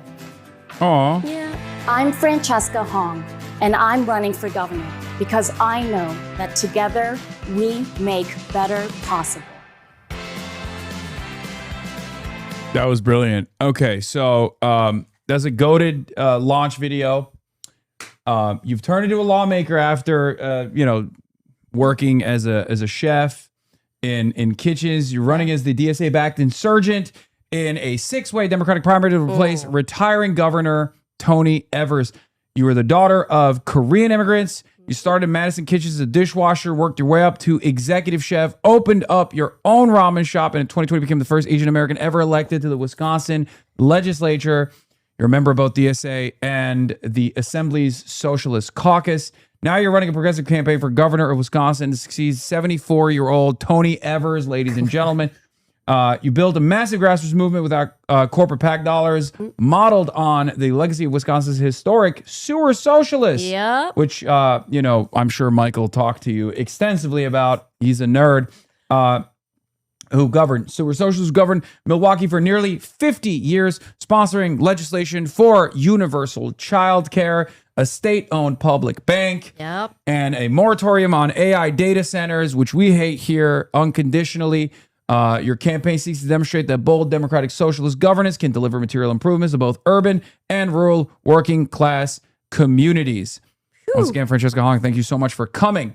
So happy to be here. All right. So you started as a dishwasher. You became an executive chef. You opened Morris Ramen. Yep. And during COVID, you launched Cook It Forward, where you paid struggling restaurants cook meals for food insecure families. You're a single mom. Every other person in this primary is a lieutenant governor or a county executive or an agency head. Ooh. What does a governor who has stood on a dish pit at 1 a.m. understand about working people in the state that a career politician fundamentally does not? We understand the pain. I think that a lot of people are in pain right now, and politicians are not honestly acknowledging that. And there's a hustle. We knew from the get-go that we would have to be the campaign that out-hustled everyone. And I think that service industry workers were built different. Also, the dishwasher is the most important position in a restaurant. So it's more of a flex there that I want to work in the dish pit because then I'll know I'm the most important. So there's a little politician connection. Okay, hell yeah. The ego. So you've also said, okay, let's talk about the bear real quick before I get to more serious stuff. The bear is serious. What's up? Is the bear not realistic? Is that what it is? I think it's realistic in a sense that it's opened up some traumatic times in my life and been a reminder of when a brigade system can be incredibly abusive. I think that the storylines, the relationship development, I think it's beautiful to watch. I think folks think that the drama behind the scenes is there every day for restaurants when a lot of it is actually trying to avoid dramas. And I don't know, the stories around like who the customers are now, I think it's harder when a customer comes in and they're like, well, we watch The Bear. We know like how this actually goes down. And then there's this assumption or somebody's coming in with more of like a judgment on how, or it's kind of like they're coming in pretending they already know what's up because they've watched The Bear. What do you think about your experiences working in restaurants translates to governance, but more importantly than governance, do you feel like it gives you a better understanding of the plight of the working class? And do you think every single person that runs for office has to work in the service sector in some capacity? I think everyone, period, has to work in the service sector at least once or for some portion of their life. I think that working in restaurants has taught me that, you have to care about people. You see kind of the best and worst in humanity in restaurants. It's like a little microcosm of classism there. And you learn to respect folks regardless of what position they're in or what they're doing. And you also, I feel like I come in from a place where I'm grateful to have spent time in a restaurant where folks had big moments, celebrations, breakups, weddings, birthdays. But I think more importantly too, it's that work ethic of always trying to put others first. That came from working in restaurants and being an immigrant's daughter. All right. Speaking of restaurants, what's your spice tolerance? What are we working with? Oh, high. Because we're very already high. Okay, good. Because we're already at I think $11,000 Holy raised. shit. With the goal being 35, and then we'll obviously extend the goal if it passes 35. So I'm just gonna get it ready to go just in case. Chatters, keep donating. Okay, well, let's do. You know what? Let's do spicy then. I think But is this this gonna like be a white people scale of spice or no. I mean, Korean spice? Have you been to K-Town here before? This is my first time in K-Town. We just came from there. Okay, so no, it's like it's not tailored to the palate of white people. Okay. K-Town is very Korean, I would say. Some folks told me that the Korean food in K-Town is better than the Korean food in Korea.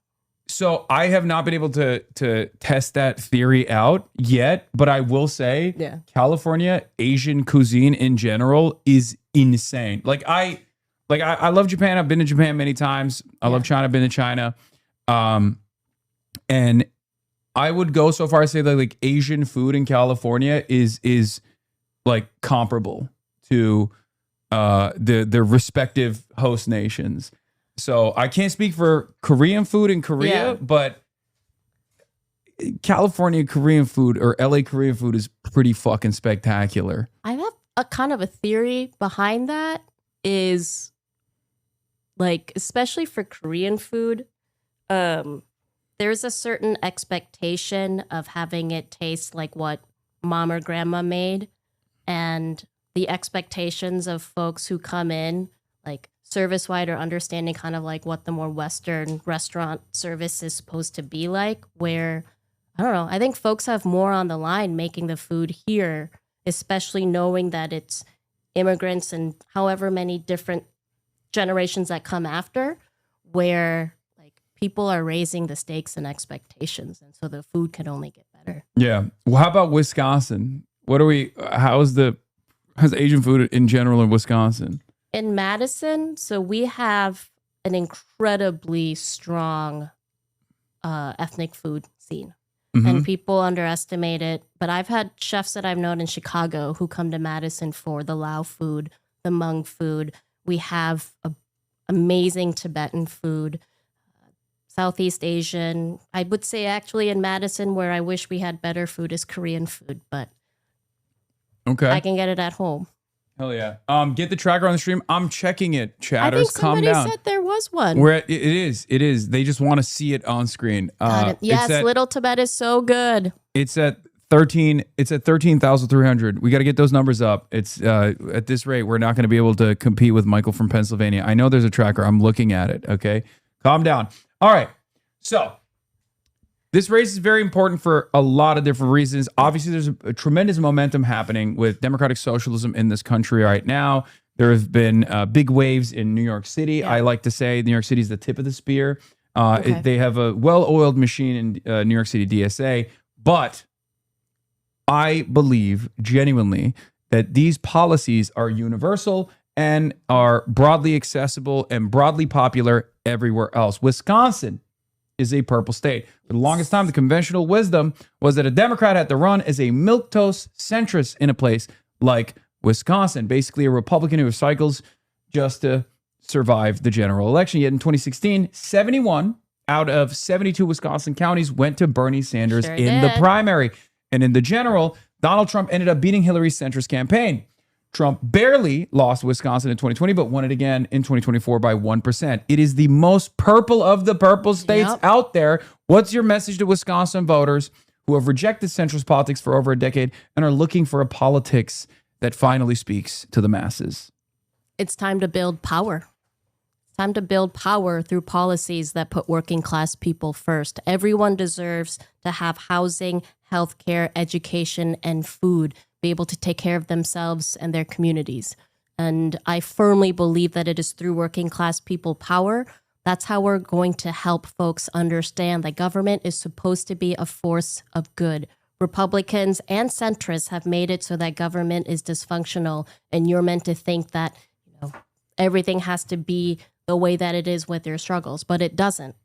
We fully fund our public schools. Everyone has fair, cheaper health care. We make sure that we're, actually holding utility companies, hospitals, insurance companies accountable. That's how you lower costs. It's both policy and making sure that we're unafraid to regulate and take on corporate interests through governing.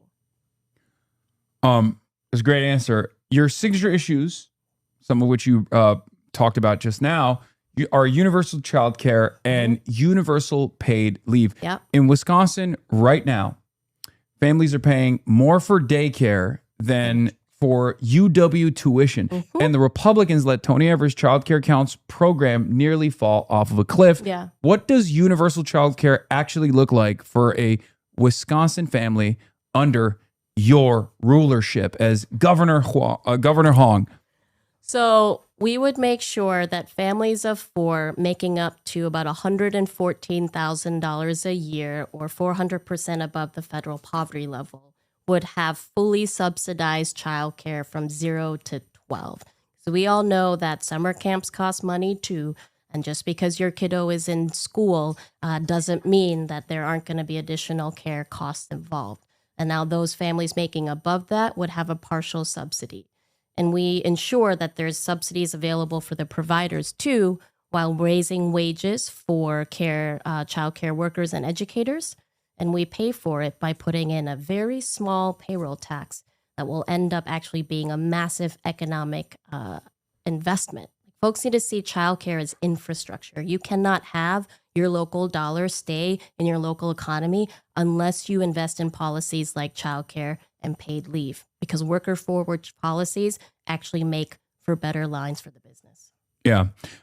Do you feel like there's an appetite for this kind of policy, even from Republicans as well? Because I know that this is probably one of the things that you've withstood thus far, the fact that you're too radical for a state like Wisconsin. I'm sure you've heard that quite a bit, even though you've been very popular in your run thus far. But there is always this electability barrier that centrist Democrats have presented against the likes of Bernie Sanders. Sure. And I assume someone such as yourself as well. Now, what's interesting is, at least in my anecdotal experience, at least with the experiences that I've had going all around the country, going to protests, demonstrations, I have noticed that the electability argument is no longer working, that many centrist or many Democrats vote blue, no matter who. Democrats that voted for Hillary Rodham Clinton, voted for Biden, voted for Kamala Harris, realized after the sequence of defeats that Donald Trump delivered that they were lied to, that Bernie was right. This is something that I've heard over and over again. Yeah. Do you feel like these policies, implementing free childcare and $20 minimum wage, publicly owned grocery stores, do you feel like there's appetite from Republicans as well, in your experience from your campaign going out and knocking on doors, sometimes I assume in red areas as well? First of all, the person who wins the most votes is the most electable. Second of all, if it is radical to have free childcare in public grocery stores, I would say let's be radical. Let's embrace that, because that hasn't been what we've done in the past. And look at where we are now. Using the same playbook and strategy when we are where we are, I think that's irresponsible. And we've been incremental in the past, and it's led to complacency. So I think incrementalism is irresponsible. We should be unapologetic about using the word power. And Yeah. working class power is something that everyone who is working class is interested in. Yeah. And we've been made to think that we can't build our own power, and we absolutely can. Yeah. And it transcends beyond party lines. Remember, for the general past the primaries as well. I said this morning too. I've talked to Republicans and Trump voters and big skeptics in rural areas. And I think so much of how, like, we've lost the trust of so many people, folks who feel very left behind, that have been talked at. Politicians have come through, made promises, or pretended like they give a shit when they don't. And I think being the restaurant worker and the single mom, the person who's showing up not as a career politician, but as someone whose livelihood is also on the line, that relatability matters. And I think it's important to put in the work to actually build trusted relationships, to be able to build trust back into government that it can do something good for you. Hell yeah. Speaking of doing good, you want to expand Badger Care. It's one of your top line promises. Yeah. And Wisconsin is one of the, I believe, 10 states left in the entire country that still hasn't fully expanded Medicaid. Wisconsin Republicans have blocked it for more than a decade, turning down billions of federal dollars and leaving people stuck in the coverage gap. Remember, for chatters that don't know, Medicaid expansion is purely partisan. The fact that Republicans refuse to expand it, and the fact that many red states have had to fight for ballot access so that they could push for it via ballot measure that they voted on, implies that the only thing here that's standing in the way of people living in Wisconsin and having access to additional billions of federal dollars subsidies is just the Republican Party. What does healthcare actually look like for a working family under Governor Hong? And how do you finally get Medicaid expansion, a public option, done when the GOP has spent over a decade killing it? It is one of the number one issues. Wherever I go, folks talk about public schools, data centers, and healthcare. And expanding Medicaid, Badger Care is step one of many steps that we actually have to take simultaneously. A public option, that's going to help both employers and employees make sure that we're competing with the marketplace to bring premiums down. But healthcare prices are high because healthcare costs are high because healthcare prices are high. So if we aren't taking on the way that hospitals might be charging insurance companies 4 or 5 times more than what they're getting reimbursed for Medicare, and then consumers, the people, are at risk of having higher premiums because people are jacking around and fucking around with prices, you're in a cold war between insurance companies and hospitals. And so in addition to actually investing in public option and expanding Medicaid, we have to be willing and unafraid to regulate, to bring down hospital prices, to make sure that we're cracking down on insurance claim denials and going after a way that some hospitals may not pay any taxes on their profits at all. If you don't do these things simultaneously, we can't actually sustainably have fairer, cheaper healthcare for everyone, which is what folks deserve. And I think that's the piece that we don't hear enough from politicians, is that we have to be able to, I want regulate to be a fun word and not a dirty word. Yeah. Good governance and reinstilling confidence that your government will help you out, I think is a primary priority. We talked about healthcare briefly, but you also co-sponsored a bill to create a state-owned public bank modeled on the Bank of North Dakota, famously a communist state, which is the only one of its kind in the country. And also, by the way, as far as publicly owned grocery stores, another communist policy that's being implemented in communist Indiana, another, again, communist state. But yeah, so it's the only one of its kind in the country. Why has a state bank thrived for over a century in a deep red state like North Dakota? And how would it let Wisconsin invest in farms and small businesses instead of shipping money off to Wall Street? That piece right there. We want our money in our communities to stay in our communities. So many farmers, especially, just getting completely bogged down and harmed by rising tariffs, by big ag, not being able to access loans because these financial institutions care more about the profits than the actual people who need the loans. We have a public bank to then have lower interest or no interest loans going out to create predictable financing for housing development and affordable housing projects, to help small business owners, businesses owned by people of color, to be able to scale or sustain. The reason folks have, they've been hesitant or don't want to do this, because then you're directly competing with these large for-profit banks that are not actually interested in creating commerce or having a strong economy in their community. It's more predatory. If it's under the state, it's actually regulated and making sure that it's the public's interest that the state is financing and not working with private commerce. Yeah. Okay. I have a campaign idea. Okay. Francesca Hong, no woke Wall Street bankers. Keep the bank in Wisconsin. Anti-woke bankers only. Can we just do the last part? Keep the bank in Wisconsin. None of that woke Wall Street stuff. No woke Wall Street. No DEI bankers from Wall Street. No woke Wall Street. Public banks only. Yeah. It's anti-woke. We should package it as this is how it works. Anti-woke bankers only. They're saying, and this is why he don't run, Chad. Just flies off the tongue, bro. Okay, calm down, guys. I'm trying. We love good alliteration. No woke Wall Street. Yeah. Okay. Your mother was a public school music teacher whose first year of teaching coincided with Scott Walker, which is seen as, I think, a demonic figure in the state. He destroyed it. Yeah. And he's now fighting for relevancy. It's really quite sad. Yeah. Scott Walker ramming Act 10 through the legislature. You've said that protesting Act 10 with your mother was your first ever protest. Yeah. Now you're running for governor on a platform to put a stake in Act 10 and enshrine a constitutional right to organize. Can you explain to viewers how Act 10 stripped so many workers off their collective bargaining rights and how your mother's experience shaped your political vision? So I do have to come clean. My first protest was when I walked out with my classmates in high school protesting the war in Iraq. But my first protest with my parents was Act 10. Now, Francesca Hong, can you trust her? She lied about what her first protest was. First protest with my parents. Okay. The family protest is a separate protest. So Act 10, because the way that you go after working class people and movements is to dismantle the power of workers to organize. And so Act 10 stripped all public sector workers of a union.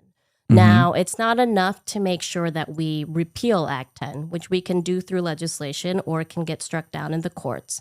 However, we want to make sure that a bill like Act 10 never comes up again. And so I'd like to see Wisconsin actually be able to take an issue like this to the voter through a ballot referenda so that we can put it into our Constitution that you have a right to collectively bargain and unionize. Okay. Okay. So this is making a big. Okay. So this is going to be a little bit embarrassing. I apologize, but this is gotcha journalism. This is what we do at the Hasanabi broadcast. You thought this was a safe space, but hey, I'm proud of that tattoo. All right. So can you show off some of your tattoos and tell viewers about the corresponding fundraisers that determine the size of your tattoos? So in 2021, after I'm going to grab a drink while you do that. The world champion Milwaukee Bucks won the NBA Finals, I decided to have a fundraiser for my campaign. And for every $1,000 we raised, my Bucks in 6 tattoo would grow an inch. So the final product was about 6.5 inch Bucks in 6 tattoo because we raised over $6,000. So that, I think that was a year that will remain with Wisconsin forever. I can carry forward the Bucks championship for the rest of my life. What do you think about Giannis? I think Giannis. It's since we brought up the Bucks. I'm still we're just opening up all the wounds now. Okay. I was mentally preparing for Giannis leaving. I was not ready for Bobby Portis to go to. Okay. Can you promise to bring Giannis back as governor? Yeah, you're gonna force him to come back, like a reverse exile. we can certainly have some. I will do what I can. I will wield the full power of the executive office to do everything I can to encourage Giannis to come back lo to and Milwaukee. behold, I have secret information that I've not revealed to anyone before, but Giannis actually left the state because there was no universal child care. That's what I've heard. And he would come back if there was universal child care. That's what he was saying. Well, then that's got to be the first year, first session, first budget item. Yeah. So just saying. Childcare. All right. Well, that's Yeah. going to make it a He lot also easier said than what I thought I was going to have to do. Weirdly enough, Giannis also said he hates AI data centers. And that's also because he's like, oh, I don't know if there's anyone running for governor that will stand against AI data centers. Is there anyone running for governor that's standing against AI data centers? We are the only campaign. I'm the only candidate to support a 1-year moratorium on the construction of new AI data centers. Yeah, no Greek man would ever reveal that information to you. Excuse me, I'm Greek. My family, half my family is literally from Greece. Okay, what the fuck do you mean? Of course he told me. And Giannis was so close to being Turkish anyway, and it messed up. And the Turks were like, "No, you got to get out of here." And then he went to Greece instead. That's like not even fully a fake story. Anyway, that's, although I am lying about other stuff. But hey, guess what? Oh, I think somebody just mentioned Tyler Harrow. Yeah, no, I'm not thrilled. He has a lot to prove to us. He's going to be up against many other good guards that we're bringing in, so he better fucking show up. Okay. Speaking of which, by the way, so we talked about this tattoo growing for your fundraiser. This time it's going to be much easier. You're just going to eat delicious Korean food, which is going to be arriving soon. Once again, chatters, we are currently at $26,830 raised, with the goal being $35,000, but it will go above $35,000. $35,000 is just for a mukbang session where Francesca Hong will review for the first time ever LA Korean food. It's huge, okay? This will change her life, possibly. You can be there to be that change. It was my expectation that there was going to have to be something life-changing that happened today. This could be it. So now let's get back to some less serious, but still fairly serious stuff going on. You have a race coming up. The Democratic Party primaries are coming up. One of your primary opponents is Lieutenant Governor Sarah Rodriguez, and she just consolidated the moderate wing of the party after Missy Hughes dropped out to endorse her. She's backed by over $5 million in independent expenditures. You're running an avowedly grassroots campaign that completely rejects corporate PAC money. How does running a campaign powered by working class donors and working class energy neutralize this massive financial advantage that Lieutenant Governor Sarah Rodriguez has? And how do you convince voters that electing an unbossed socialist is worth the risk of bucking the party machine? I have to answer to the people. They're the folks who are backing our campaign. We have more individual donations than the next two candidates combined. No corporate PAC money, no APAC-backed money. This is ensuring that literally the folks who are powering our campaign are who I answer to, not special interests and not lobby. We have already hit over 40,000 doors in our state.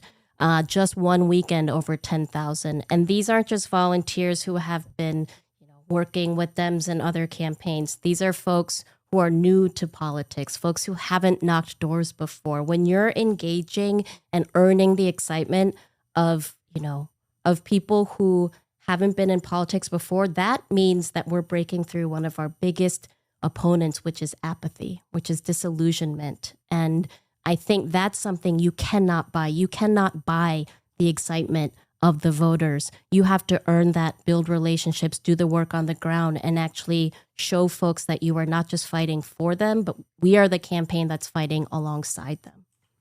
Hell yeah. So Wisconsin's primaries have a different system. It's open. Yeah. Right?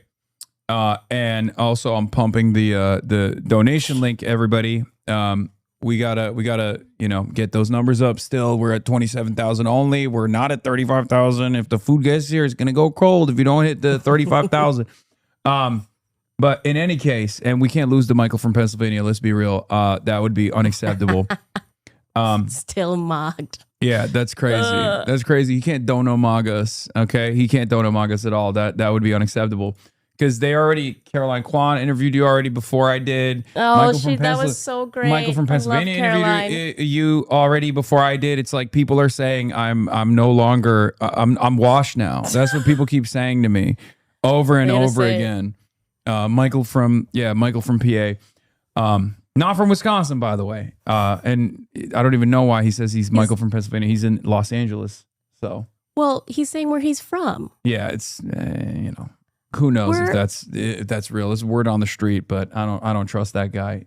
He wasn't wearing. Everyone who's ethnically ambiguous has been asked where you're from at some point or another. You think Michael is ethnically ambiguous? I'm trying so hard here.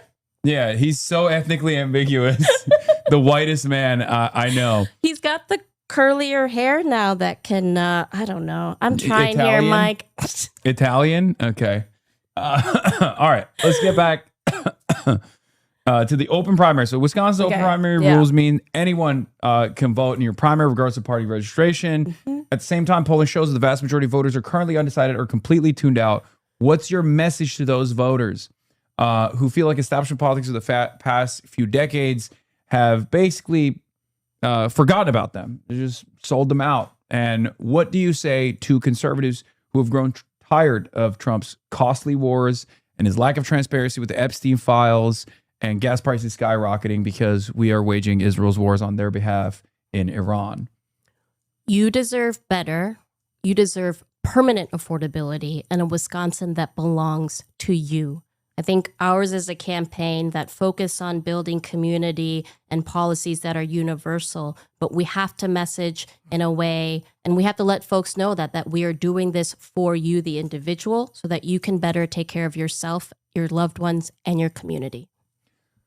On the campaign trail in central Wisconsin, you've spoken about validating rural rage, the anger of rural communities that have been hollowed out by corporate tax breaks and offshored manufacturing. How have decades of corporate neoliberalism and austerity hollowed out rural Wisconsin? And how does your plan to build publicly owned grocery stores, the bill AB 1221, and reinvest in municipal infrastructure directly address that anger?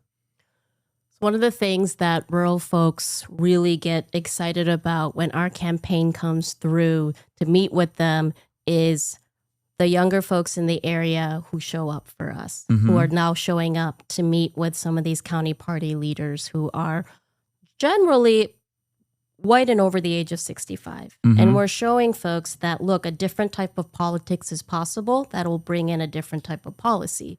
Because these are areas where middle manufacturing, paper mill jobs, paper mills have shut down, they went overseas. These are places where GM plants and, good paying union jobs with good benefits, they were shipped overseas.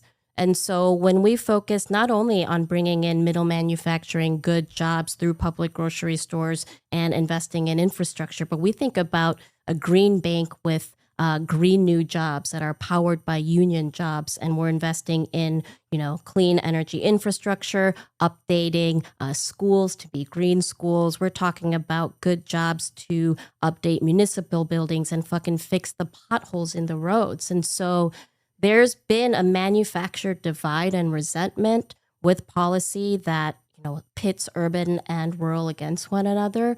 But it's because they're policies that favor corporate greed and corporate profit that's happened, not because, we're trying to create that. It's not about a manufactured divide.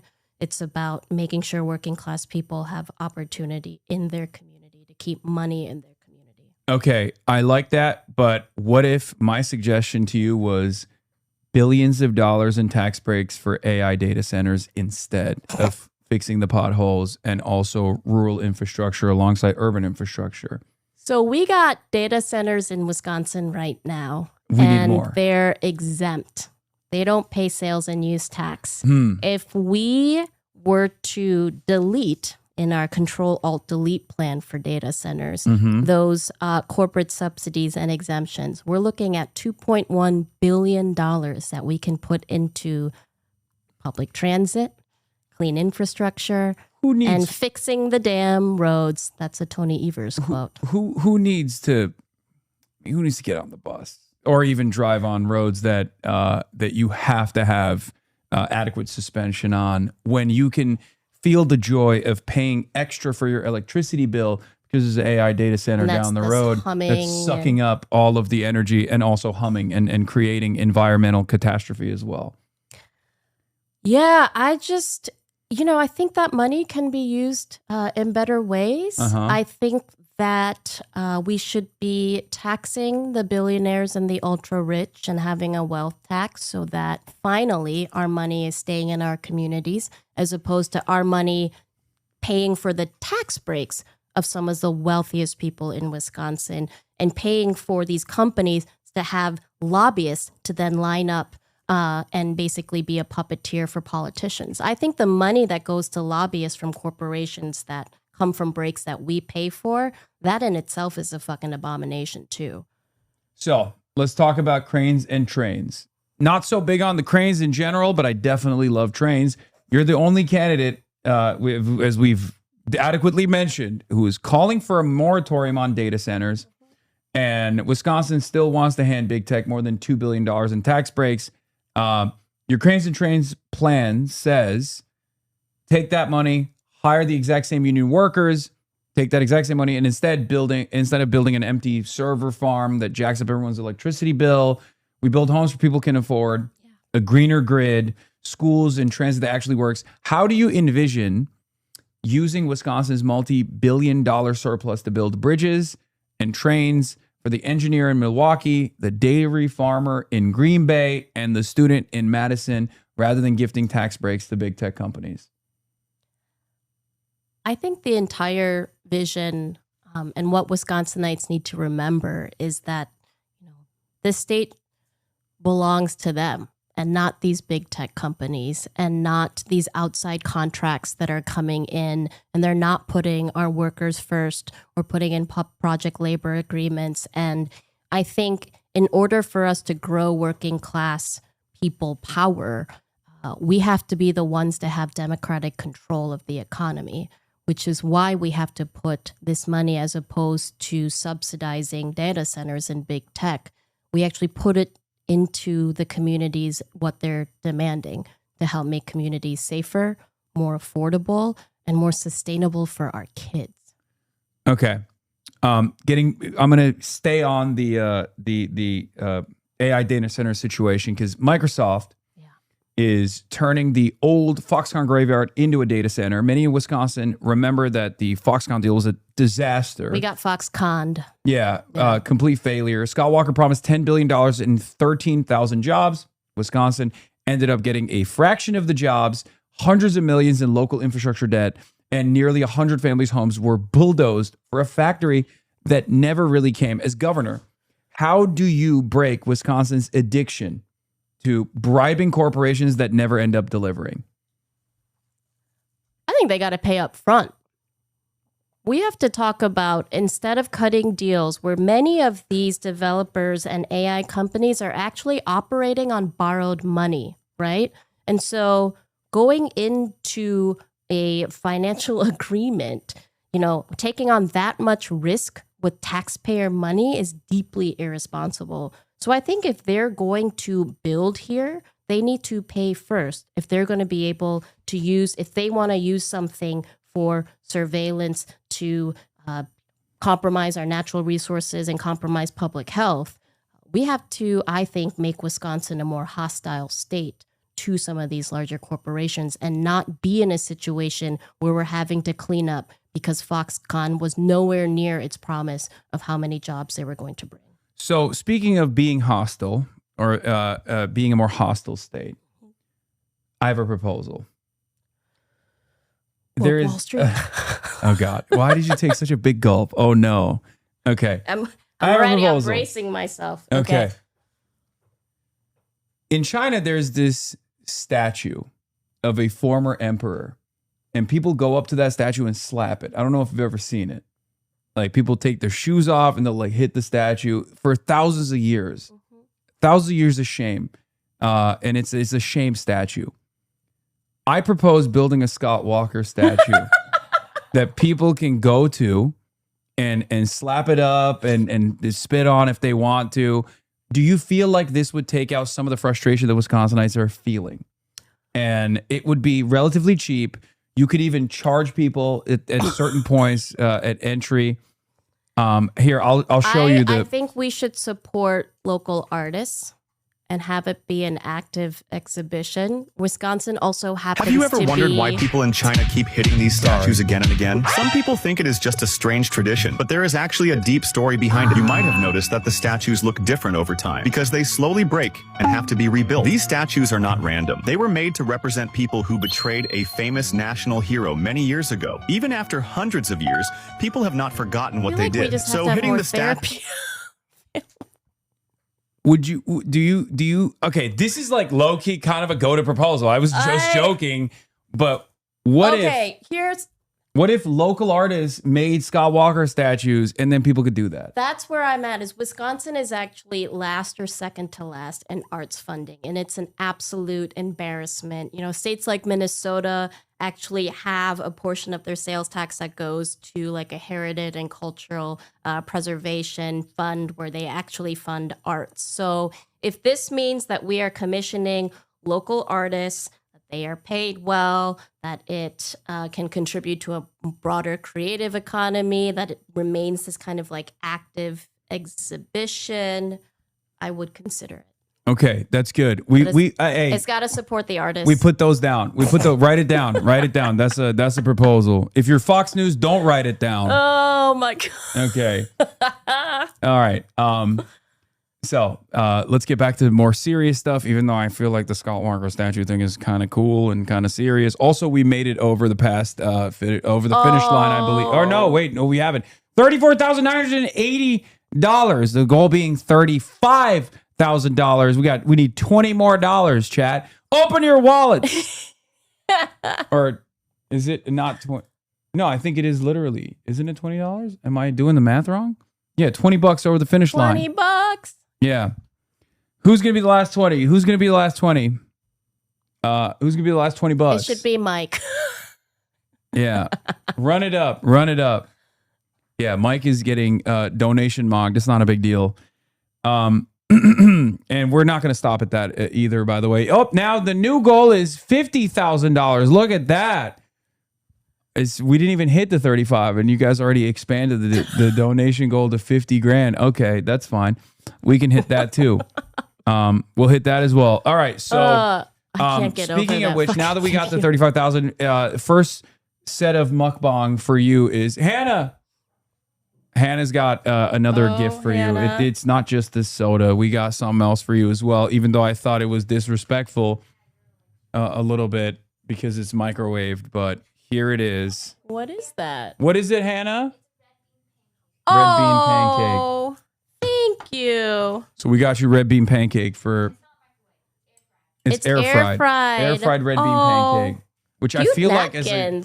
Hannah, did you pick these out? I like these napkins too. That's my mom. Well, your mom's got great taste in napkins. Thank you. What is this tray too? That I think is also my mom. Most of the stuff in this house is my is things that my mom picked. They're like the lips that touch Welch's are all that touch mine. Yeah, it's the old magazine, I think, right? Or the National Drink magazine. That's lovely. Well, thank you for the pancake. Okay. All right, getting back to some of the questions that I have here for you. Okay, so Public Service Commission recently forced We Energies to make tech companies pay 100% of the generation costs for their data centers, rejecting a corporate handout that would have forced residential ratepayers to subsidize 25% of those costs. Yet We Energies is still trying to bypass this ruling by filing a separate rate case to jack up residential utility rates by over 9%. How will you prevent utilities from using data centers as a pretext to squeeze working families?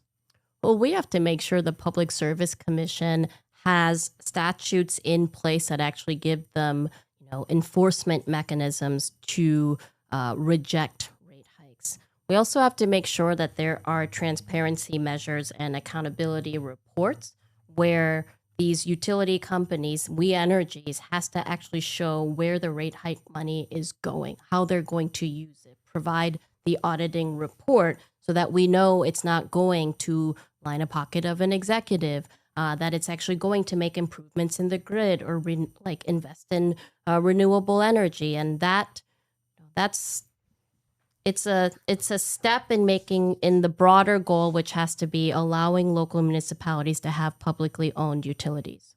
Yeah. Also, you introduced the Keep Families Together bill, getting into ICE a little bit, to completely ban local law enforcement from collaborating with ICE and prevent federal agents from terrorizing families in schools, libraries, daycares. As governor, what's your vision for protecting immigrants to ensure that ICE isn't ripping apart Wisconsin families? Also, our food is here. Kabi Jim is here? Yeah. Oh my gosh. But yeah, how will you stop ICE from ripping apart neighborhoods and families? Well, I think it's paramount that the executive, again, wield to the fullest extent the power to ensure that we're protecting all communities from the enforcers of fascism, which is ICE. The Keep Families Together package ensures that we prohibit 287G agreements or local law enforcement from cooperating with ICE. We also have to make sure that we are giving the Attorney General's office full jurisdiction to be able to sue and prosecute individual ICE agents, as well as district attorneys at the district level, and that state money can go towards immigrant justice organizations to help fund different mutual aid efforts, legal observer trainings, know your rights trainings. And I think most importantly, folks need to know that their governor is on their side, and that just because the federal government, we do not have to participate, even when we may not always be able to override federal authority, doesn't require us to participate in it. All right, we're at 37,000 raised, and also I just dropped a bill in there as well, so it's going to go up in a second, I suspect. Oh, thank you. But I'm excited for this food. all right, let's bring the food in. Hannah, you got the food? All right, bring it in. Hannah's wonderful, by the way. Yeah, she's great. Here. Oh wow. Yeah, it's a lot. It's a lot. Okay. All right. Oh wow. A billion. Yeah, I dropped $1 billion illegally as a single contributor.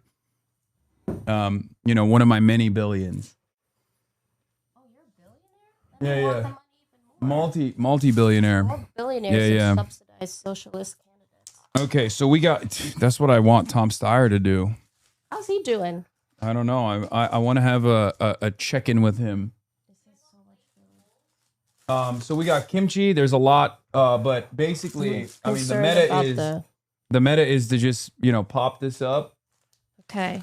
And then, can we get a claw, Hannah, to grab the grab the food out of the thing? Oh, you got white clothes on too. This is gonna be. Oh, don't worry about this. I want to make sure we don't make a huge mess here. If we keep it in the tray, then the mess stays in the tray. Okay. Oh, they didn't even give us forbidden rice or whatever. That's kind of lame. Normally they use purple rice. Yeah. Yeah. Okay. Yeah. This is what we need. Oh my god! This whole thing is carbichi? Yes. All right. Pop it open. Pop it open and let's see what your first reaction is.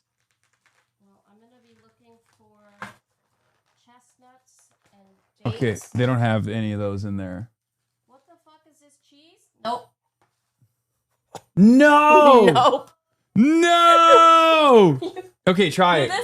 You're putting cheese on carbichi? I didn't. They do it. I don't know.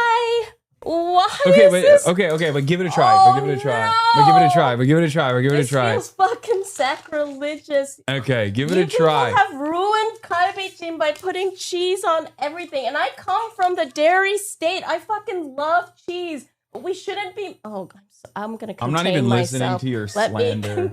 let me. Look at that cheese pull. Oh. I mean, just call it something else. I was expecting carbichi, and Why? But there's duck in this too, so this is tteokbokki. This is just a mashup. This is the worst of fusion food. Oh my god. So there are actually pieces of kalbi in here Mm-hmm. with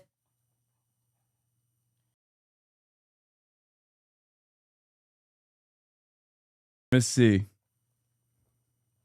It quieted you down, so that's good. In spite of your initial reaction, is potatoes bad on it too, or is that? I mean, potatoes, carrot, garlic, sometimes like little chestnuts or Chat, that was. I'm sorry to cut you off. Chat, that wasn't misogyny. It's always a good thing if you put the food in your mouth and you go and you stop talking. That means it's good. That means you're excited. this is fine, but it's not kalbi jim. So then I can't really give you the criticism or the feedback because the premise is off. So this is not kalbi jim.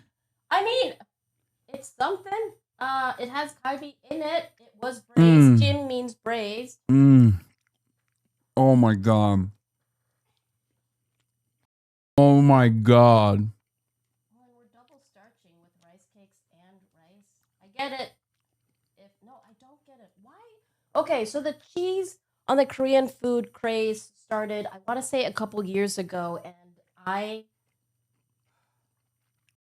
didn't understand it. This is very. I have a lot of feelings now. I'm sorry. I'm gonna give myself a minute here. Sip on my traditional Korean Can I ask you a thing Sprite. about this actually? So one of the things I wanted to ask you, and you got to get closer to the mic. Sorry. Yeah. But one of the things I wanted to ask you is, cheese on Korean food has to be a byproduct of the Korean War, right? Like I assume that because there's no like they don't. It doesn't exist in like Asian cuisine for the most part. Cheese is not supposed to be in Asian cuisine like that. No, I mean, I think that's. I don't know if I could pinpoint it to a certain day, but dishes like budae-jjigae, that has spam traditionally or hot dogs and kimchi, and you boil it with other vegetables. That's very much a dish from the war and American. Korea has one of the largest, if not the largest, American military presence outside of the U.S. But I think the cheese thing is like a new evolution. I think it's newer, and I think I'm gonna go ahead and blame some like white male chefs who thought they were building something innovative and took fusion food in the wrong direction. But people love it, and if it tastes good, great. You can't tell me this is kalbi jim. So it's not kalbi jim, but do you like it? Like, what's your assessment over it on it in general? Well, now it's hard because I'm going in with this very visceral reaction of seeing cheese. Okay, I'll have some more and let you know. Oh wow. This is. I would be more devastated if I wasn't eating my favorite food right now. Like, I'll be honest. Like, it's one of those things where, I mean, I get it. Like, I'm Turkish, and there are a lot of places that say, this is authentic Turkish food, and then you have it, and you're like, this is not authentic Turkish food. It kind of sucks. I don't even think this is cultural appropriation. I think it's just like it can be different cuisine. Like that's. You would think that with the cheese and the Korean, like for me as a Korean American born and raised in Wisconsin, this should be a happy thing, but it makes me very angry. Damn. But not the best feeling to invoke. But I'm so glad you're enjoying it. When I came in hot. When I came in hot, and it was like, this is my it. favorite Korean food. And LA Korean food mogs. It turns out it doesn't mog. I wonder if someone else can speak to when this cheese phenomena happened. But I feel like right now there are more white people who can speak Korean better than I can. Like as a Korean who grew up in a time where, especially in a place like Wisconsin, where like being Korean wasn't cool. And if anything, like your proximity to whiteness was your social capital as a way to kind of protect yourself. Yeah. I did club soccer and theater. You know, the two least Korean American things for, well, actually maybe not soccer anymore. God damn it, we had a terrible showing. But and now it's like so cool to be Korean. I'm good, love. Thank you. I have many mixed feelings about how Korean culture has become this phenomena, and now I'm like, am I cool enough to be Korean? Let's But I'm gonna go ahead and blame TikTok for this.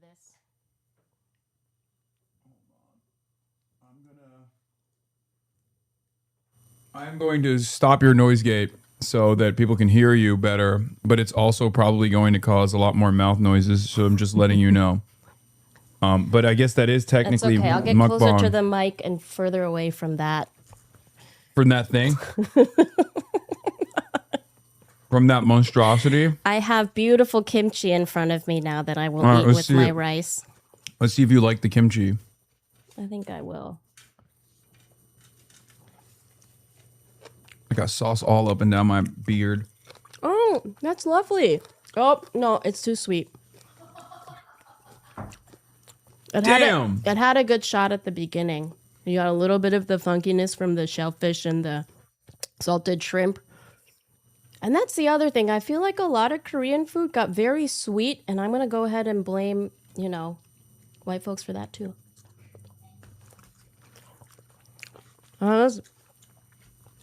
What else? The pickles. We can find a win here, right? I mean, that you can't mess that up. Can't they? Can't you? Oh, that's nice. So, I have some more questions, and I know you don't have a lot of time left. So, I'm going to burn through them as fast as I can. You have a No Secret Police Act imposing severe consequences on, including a felony charge and a $100,000 fine on any law enforcement officer who covers their faces, hide their name, and or conducts arrests without identifying themselves. What's your vision for holding officers accountable, and how do you believe policing should evolve such that we do not create more Kyle Rittenhouses and things like that? We have to invest in community. You can't be tough on crime if you're not going to be tough on causes. Our educators and police officers are having to respond to crime and so many of societal failures. If we look at the communities that are safest, they're the ones where folks have good jobs with good benefits, adequate mental health resources. Our kids have community centers and places to go and be themselves and have fun after school. Our schools are fully funded. I think that if we do not actually invest in making sure working people have their needs met, we are not adequately addressing crime. And this is a system right now that has the Epstein class running free. So don't tell me that it's working and that we shouldn't fight for reform. We have to fight for reform. You mentioned before that, childcare costs have now exceeded a year of tuition for UW-Madison. Well, it costs more than that to incarcerate one person in the state of Wisconsin. And Wisconsin incarcerates Black men at a disproportionately high rate, higher than most states across the country. So this is not working. And if we want to be serious about public safety, if we are serious about crime and actually making sure that our kids have a future, we have to invest in community first. Police are a response to crime, and right now they're responding to a lot of things that aren't crime and then creating more violence. Yeah. We're also at 46,000, I think. Holy shit. Yeah. I might have poisoned you with bad Korean food, but at least, We just don't have to call it Korean food, and it's okay. Okay. We can have, and I hope Sun Nong-dan don't fault me. I think you made... I love this place, and I will it's forever great. ride for it. It's so great. it's fine that you don't like it. It's okay. And maybe I'd be more sad if I wasn't eating this delicious food right now. And if you had just told me it was not if you didn't tell me it was kalbijim, I would be enjoying that. Okay. You queued me up. Well, that's what it says on the menu. Yeah, you queued this up to fail. They queued it up. They set it up. That has to be like an add-on for cheese, though. They wouldn't put it on the menu with cheese on it. Like No, these no, has that to is be a add-ons. that is an add-on. Yeah, the rice Yeah. cakes are an add-on. What? The cheese is an add-on. I added on because that's. Oh, so you did this? No, but they added on like, and when you go there, Yeah.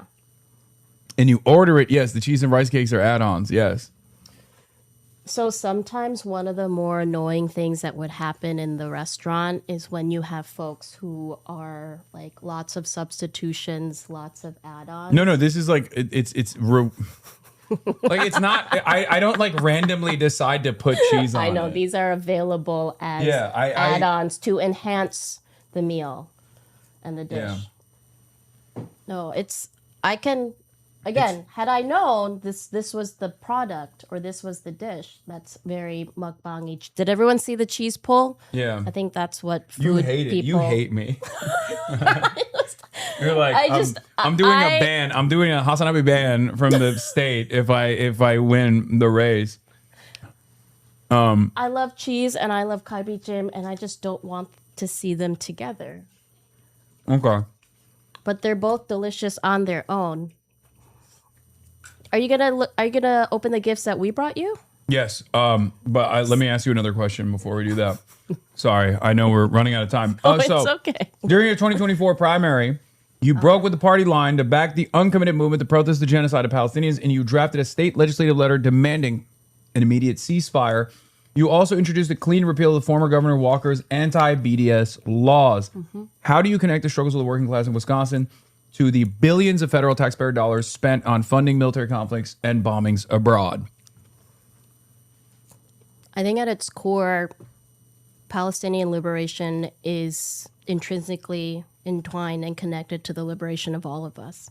So at the state level, ensuring that we don't have anti-BDS laws, that we protect the right to protest and free speech, that we...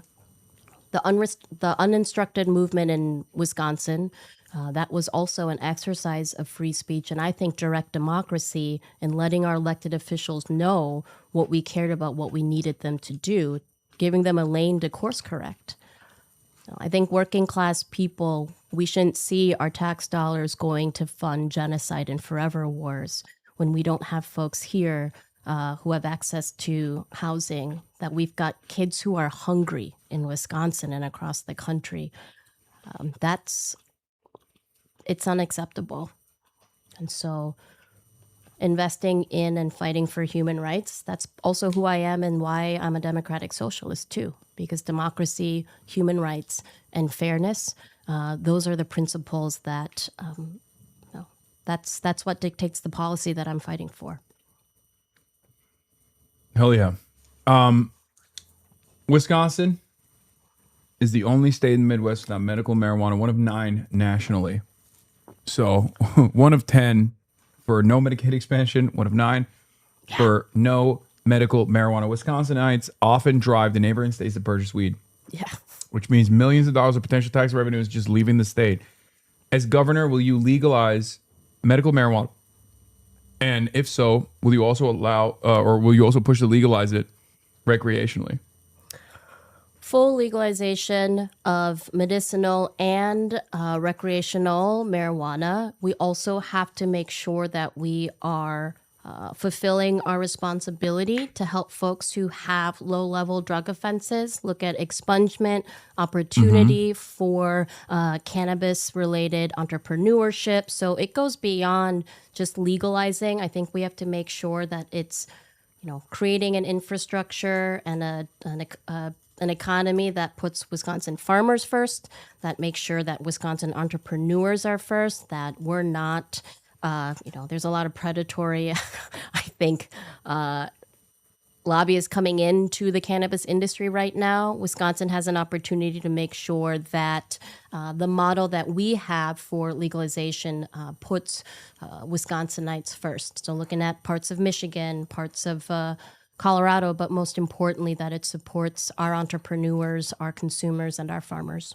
Okay, so this is you kind of already did this from the start, but this is what I call the Zoran question. It's like clearly definable policies. Yeah. What are your top 5 priorities for Wisconsin, and how would you go about implementing them?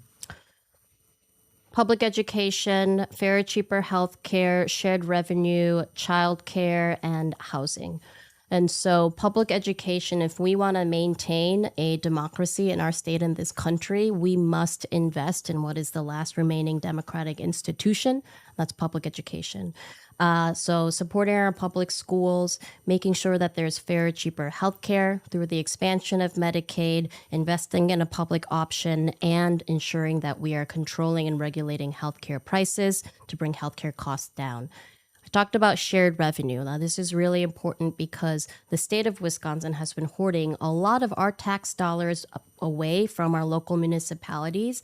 And if we want to make a meaningful difference in people's lives in just 2 years, one of the best ways we'll be able to do that is to make sure that our cities and towns have enough resources to fund our libraries, to fix our roads, to make sure that, things that people are thinking about, stoplights, roundabouts, what have you, that local governments have what they need to be able to provide the essential services, fire and EMS, housing. This is something we hear about everywhere. We're going to be able to maintain and lower rent costs by having tenant protections and making sure that we're building permanent affordable housing, increasing density, and having an actual housing agency, not just a pseudo-governmental housing authority. And then the childcare.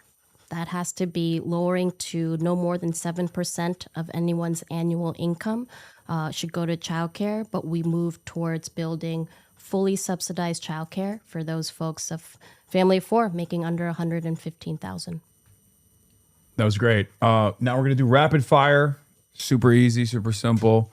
Rapid fire. Do you support repealing Act 10? Yes. Universal child care? Yes. Free school meals? Yes. Guaranteed pay leave? Yes. Abolishing ICE? Yes. A 1-year data center moratorium? Yes. Breaking up big ag? Yes. Public grocery stores? Yes. Right to repair? Yes. Legalizing cannabis? Yes. Overturning Citizens United? Yes. A workers' bill of rights? Yes. A free Palestine? Yes. A Scott Walker statue that people can go to that are made by local artisans and craftsmen that people can slap up if they want to. Tentatively, yes. Okay, I tried to sneak that in there. I was like, oh, we got the momentum. Like you're saying yes to everything. Maybe I could catch you. Damn it. Well, thank you so much for coming on. This was an incredible experience. Your primary is on August 11th. You're dancing between first and second of the polls right now. There's some consolidation taking place because obviously you've had a lot of momentum, and centrist Democrats are definitely very scared of having responsive politics in any state. This would be a significant victory for people in Wisconsin, but also for democratic socialism as well, to prove once and for all that these policies are universal, that they're not just pie in the sky ideals. Yeah. That this is what good governance is, and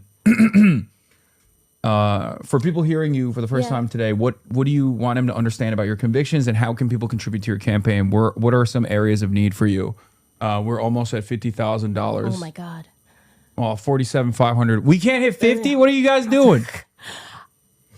I will say that as goes Wisconsin, as goes the country. If we have this grassroots community-powered campaign taking on the status quo, the establishment donors and Dems who don't want us to imagine better, to dream better. If we are the campaign that will actually go back to our progressive roots in Wisconsin and build something better. So where socialism was born in Wisconsin, unemployment insurance, Social Security, kindergarten. Shout out to Mike. I'm going back to some of our history. But the thing is, if we're able to show the rest of the country that we can have a different type of politics in a purple state where working class people are choosing to have more power and actually have a government that is going to put them first, that changes the game for the entire country. So working class people power means, more organizers, more folks going out for DSA. I think that everyone needs to be paying attention to what's going on in Wisconsin, because what happens here is a potential foreshadowing of what's to happen in the future. Hell yeah. So let's look at what you got me. Francesca Hong's Strongest Soldier. Reagan fucked us, pal. I've seen that. It's true. Yep. Oh my God. No. This is like a K-pop Shout out fan to card. yeah, that's from Lizzie. That's amazing. Yep. I love that. That's Brand a Strongest. local artist too, Altadena. Okay, what do we got in here? Oh God. What is Madison DSA trucker hat? That's crazy. You betcha. That's crazy. That's our home chapter. Okay, hell yeah. I don't even have one of those yet. When am I gonna get one of those, Madsa? Oh yeah, no, I get special privilege. What is this? What DSA? Wait, Milwaukee DSA? What is this supposed to be? They're ear covers. Wait, They're a it's too- headband so that you keep your ears warm. Yeah. Like that? Mm-hmm. Okay, it's a little bit too big for my head, but I think that's because Well, I mean, I have a big head. they- I have a normal size head. Shut up, chat. Shut up, I chat. think maybe they assumed. No, it looks great. Okay. We got a beanie. Milwaukee DSA beanie. I gotta say, my home chapter there. You guys are going so hard with this. Oh my God. That looks.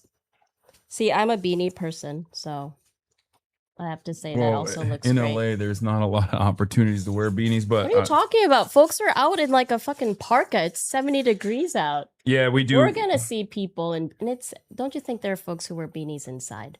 You Yeah, could be- Tim Pool. Shout out Tim Pool. Okay, so we got Hotties for Hong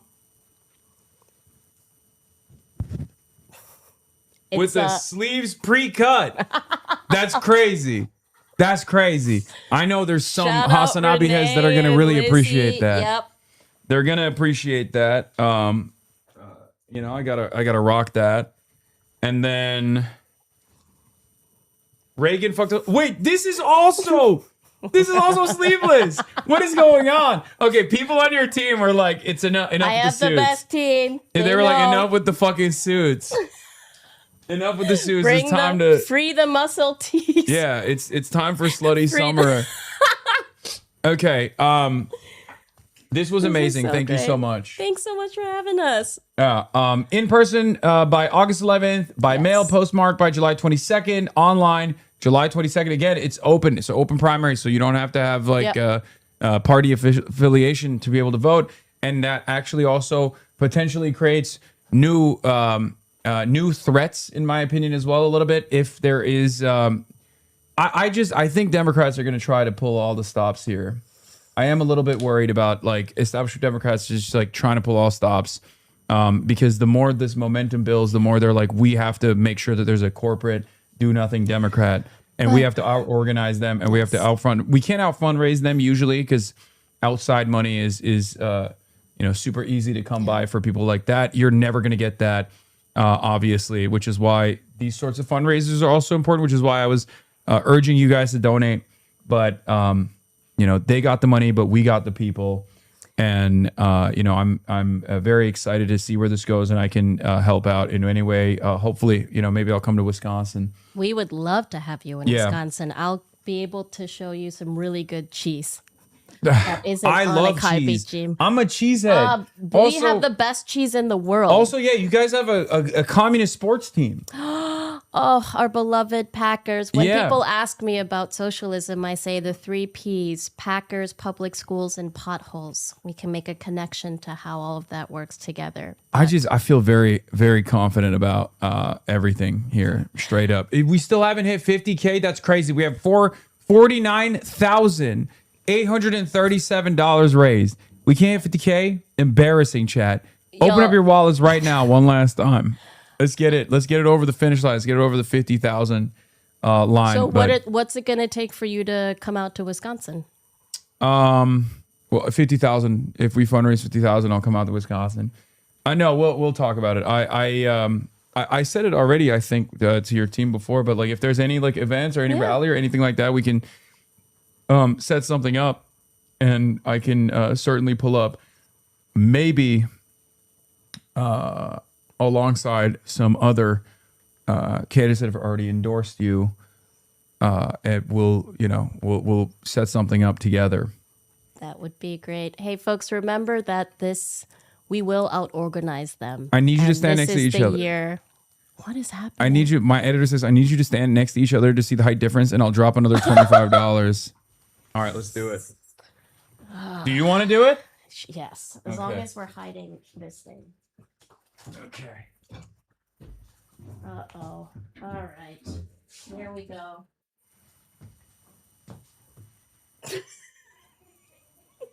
That's normal. I mean, that's not that crazy. I mean, wait, how tall are you? 5'2.5". It Wait, says here. 5'3". Let's do it back here so you can so we can see.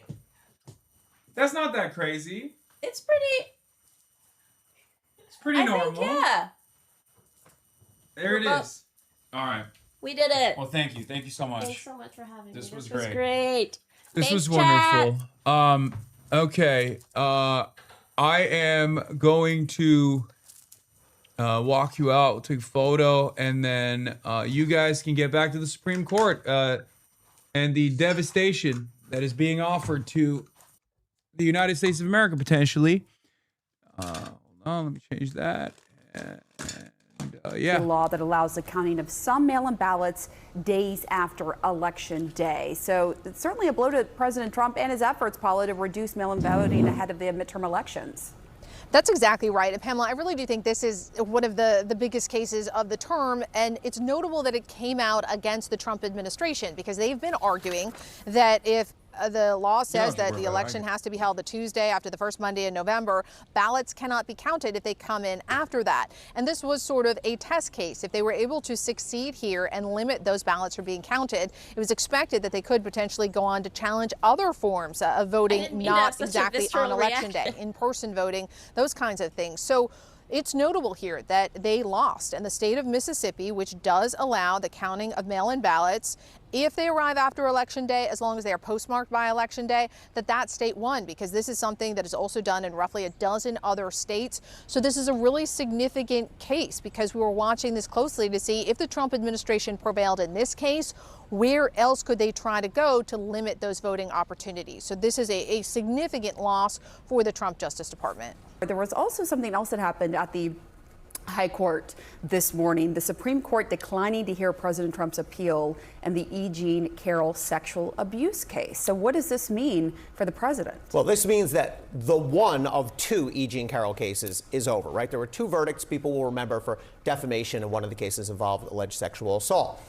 The verdict that came out for $5 million has now been upheld. It's over. Donald Trump has to pay E. Jean Carroll $5 million because the Supreme Court declined to take the case. They had actually postponed their decision whether they would take it or not for something like 13 or 14 or 15 times. And then today they said, we are not taking the case. Not surprising. It doesn't have a real constitutional dimension. Therefore, the lower court ruling and the verdict, the $5 million verdict, stands. Donald Trump has to pay that to E. Jean Carroll. We still don't know what's going to happen with the other case, which resulted in the $80 million verdict. That's still going through the appeals process. But Donald Trump does now have to, like it or not, he has to cut a check to E. Jean Carroll. There's nothing he can do about it. We have had quite a number of announcements in just the past hour. I want to turn first, though, to perhaps the biggest one, which is the court's decision on the Federal Reserve and Lisa Cook, certainly one of the biggest ones. So what we have here is SCOTUS rejecting President Donald Trump's attempt to immediately fire Lisa Cook, but in a separate ruling, actually expanding the president's power to fire officials, overturning here nearly a century-old precedent. So, look, Ankush, Lisa Cook aside here, is this in essence an expansion of the president's powers? Oh, yes, this is an extraordinary expansion of the president's powers. And I would flip the order of how I think about these cases. I would start with the case involving the Federal Trade Commission, because that basically stands now for the proposition that a 90-year-old case that allowed for independent agencies to be created by Congress has been overruled. And the president now has wide-ranging power, it seems, to fire appointees of these independent, what were supposed to be independent bodies, at will. And so this was how the American regulatory state has been structured for many, many years. Republicans and conservatives have wanted to overturn that structure for decades. So this is a major, major victory for the Republican Party, their policy agenda, their anti-deregulatory agenda, and conservative legal activists. The Lisa Cook case represents what I would describe as an exception to that extraordinarily broad power that they've now given Trump. But it's a narrow exception. It appears to apply just to the Federal Reserve. The Supreme Court conservatives claim that this distinction is based on the history of the Constitution. I don't find that credible. I think this was largely driven by policy considerations and the extreme chaos that a ruling that permitted President Trump to fire Federal Reserve members would have created. I think it's more a practical ruling than a legal philosophical ruling, which is a problem, but I think it helps to explain the distinction and the outcomes. Yeah, and on Lisa Cook, I mean, the Supreme Court said they're not letting the president proceed with removing her from the Federal Reserve, but they did say that the case might go back to a lower court for due process. So does that mean this could be set to continue? It's not yet a done deal. It could be set to continue unless the Trump administration backs off of this. And quite a bit has changed in terms of the president's interest in the Federal Reserve since he was able to appoint Kevin Borsch as the new chair. But you're correct. The way that the decision comes out, it says basically that there's some position in between what the government and Lisa Cook had argued that they say, that the court concludes and says, well, there has to be some sort of notice and hearing provided if the president wants to proceed to fire a Federal Reserve member like this. It can't just be nothing. So whether and to what extent it goes back and then moves forward for more proceedings really depends on whether the Trump administration insists on continuing with this effort, or maybe they just back off because they have gotten a major, major victory in the FTC case. Yeah. Let's turn to the announcement on mail-in voting. That decision, something of a major blow to President Trump, who we know has been dogged in his targeting of mail-in voting. What did you make of that ruling? And just give us the sort of broader context of, how we've got here. Stop spamming cum. Yeah, I'm back. I agree with you that it was sort of a bit of a surprise. And it is a bit of a repudiation to Trump's effort to really clamp down on mail-in voting. But I do think it makes sense to think of this decision as it comes against the broader backdrop of the Supreme Court's rulings in the areas of voting rights and redistricting. Because within this same term, we have seen the conservatives, the Republican appointees on the Supreme Court, dramatically water down protections against discrimination in our voting rights areas and in redistricting areas. And mail-in balloting, actually, Trump is a bit of an outlier. The Republican Party as an institution is either agnostic or in favor of mail-in voting, particularly given the composition of their voters and the aging nature of their voters. So this is maybe a repudiation of Trump, but I think this is probably where the Republican Party wanted the case to come out. Overnight, a U.S. official telling ABC News the U.S. and Iran have agreed to halt strikes after a heated weekend of back-and-forth attacks. But Iran has yet to confirm that agreement, this morning insisting they have sole control over the Strait of Hormuz, contradicting the Trump administration. Early Sunday morning, Tehran launching a barrage of missiles and drones at U.S. military sites in Bahrain and Kuwait, while warning that American bases across the region will experience hell in the coming days. A U.S. official telling us all the drones and missiles were intercepted, shot down, or failed to hit their targets, adding there were no casualties or damages to the target. You were heartbroken about the food. I can see the sadness written all over your face. If it's any consolation, I fucking love cheese on everything. It's okay. It's okay. I'm a little heartbroken, but it's fine. It means that she's honest, and that's what you need. You need an honest. She wasn't a politician. She was being honest. A politician would have been like, okay, you fundraised 50 grand for me. I'm going to lie to your face. I respect that she didn't. I respect that she was like, this is dog shit, and I hate you.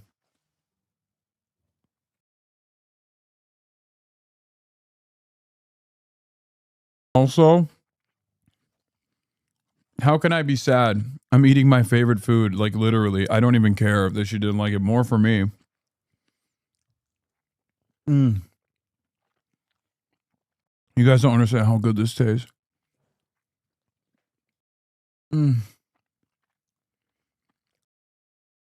I didn't want to make these mouth noises and sounds in front of her too, so I'm glad that she didn't eat it, and now I can just have it on my own, you know what I mean? Bases.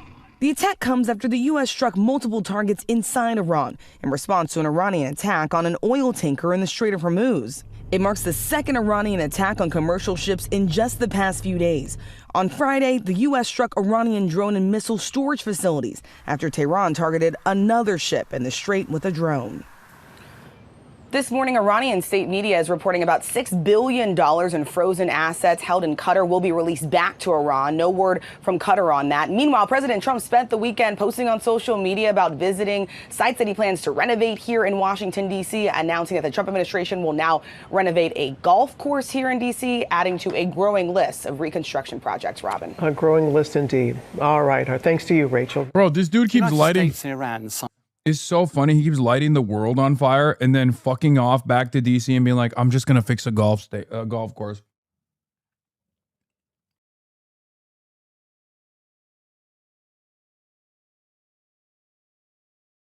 He's like, yeah, we nuked Isfahan. Time to build the reflecting pool. It's like, bro, worry about presidential shit for once, please. Like, normally I would be like, it's great. Every moment he spends on this dumb bullshit is a moment where he's not doing ICE raids or whatever.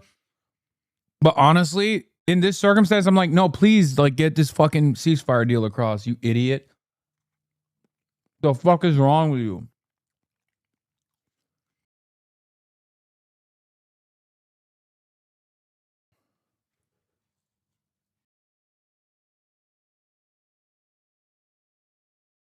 A memorandum of understanding on the 17th of June, effectively marking the end of the war. But nearly 2 weeks on, both sides continued to exchange blows. Why is that? Back on Thursday last week, there were reports that Iran had launched a drone at commercial shipping in the Strait of Hormuz. That prompted the Americans to launch a wave of attacks around Iranian targets around the strait. That, in turn, prompted the Iranians to hit military targets, US bases in Kuwait and Bahrain. But the catalyst for all this appears to have been the Iran attack on a commercial vessel. Why would they do that, given that actually both America and Iran are desperately keen to get the Strait of Hormuz opened? Part of the answer to that lies in the Memorandum of Understanding. It's not a peace deal. It's nothing more than a framework document that marks 60-day ceasefire. It's more about intent and ambition. It's not much about detail. For example, it talks about both sides refraining from action rather than not acting against each other. It talks about respecting territorial integrity for Iran. Blatantly, that's not happening. But the key point here is effectively it gives Iran responsibility for managing the smooth passage of flow of traffic through the strait during this period of negotiation. But of course, the core challenge to that is how they navigate their way around the minefield. Now, the minefield is in the middle here. As a result of that, the Iranians believe that the easiest course of action is to open the northern route, which is what they have actually been policing up till now. But America, for the last few weeks, opened up its own route down to the south, hugging the coastline of Oman. And despite the fact that the MOU was signed giving Iran responsibility for that, the Americans, it appears, are continuing to operate that southern route in direct defiance of Oman. Why are they doing that? Well, part of the reason is around interpretation. Did you add the cheese or does it come with the cheese off the menu? Guys, it's recommended on the menu to put cheese on it. Like, you tick a box. Okay? I didn't just, like, invent the cheese. Okay, enough. Move on. Okay, move on. Yes. Of the yes, I Memorandum added of it. Understanding. Move on. From an Iranian perspective, they believe that they've been given authority to manage the Strait of Hormuz and therefore responsible for safety.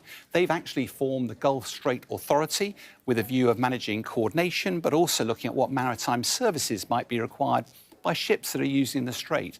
They've also started conversation with Oman, who obviously manage the bottom half of the strait, to see how that management service might happen in the longer term. That meeting apparently is being conducted tomorrow. But actually, Iran has been quite savvy here because they're not just focused on the near term. They're also looking at a much bigger prize. Iran started this conflict as a pariah state. Now there's a prospect of them having sanctions lifted, about having assets that were frozen, unfrozen, the Strait of Hormuz potentially now being open with them having a degree of control, potentially even earning revenue. And of course, when these crucial nuclear discussions start, they'll have significant leverage. What about America's interpretation of all this? Well, it's pretty clear President Trump still believes that American forces defeated the Iranians, therefore America should be able to dictate terms. And if Iran doesn't follow suit, then what they should be doing is, then that's why President Trump keeps issuing threats along the way. It's also clear, though, that President Trump doesn't want to set a precedent by allowing Iran to control the Strait of Hormuz. That will be illegal under international law. And that probably explains why President Trump is actually continuing to champion that southern route, because it demonstrates not only to Iran, but also to the rest of the world that Iran is not in control of the Strait. Mind you, it all certainly probably reflects President Trump's frustration that Iran continues to have a lot of leverage in these discussions, but also at the very slow rate of progress. So where does that leave us? Well, both sides, both America and Iran, are incentivized to get the Strait of Hormuz open. This should be the easy part of the deal. But for America, this feels like the beginning of the end. It feels like a way of President Trump just moving on. But for Iran, it's not the beginning of the end, it's the end of the beginning. These discussions and the subsequent negotiations offer the prospect of a much brighter and more prosperous future for Iran. If it's so difficult to get this first stage over the line, what are the prospects of the more difficult negotiations to follow, where the West is trying to stop Tehran developing its own nuclear program?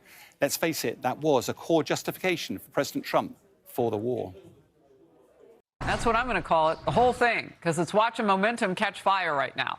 After New York wins, the next test is tomorrow in Colorado. Incumbent Senator John Hickenlooper faces a challenge from Julie Gonzalez, a state senator aligned with socialists, and Malak Quiros is trying to unseat 15-term Democrat Congresswoman Diana DeGette. Critics say Quiros has crossed the line into Jewish hatred. You've said that the October 7th massacre of Israeli civilians by Hamas fighters was the, quote, inevitable consequence of apartheid. Can you explain what you meant by that? Yeah. You know, I think identifying what's happened over the course of these events in Israel and Palestine is inevitable. Israel is a country that has been accused of apartheid and occupation for... I'm Iranian and don't understand what is happening because of Cheesegate.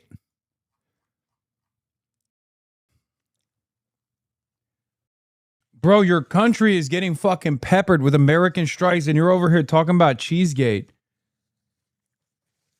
That's crazy. Worry about Kubide Gate, bro. There's only one gate you should be worried about. The Gate of Hormuz, okay? The Strait of Hormuz turned Gate of Hormuz. What the hell?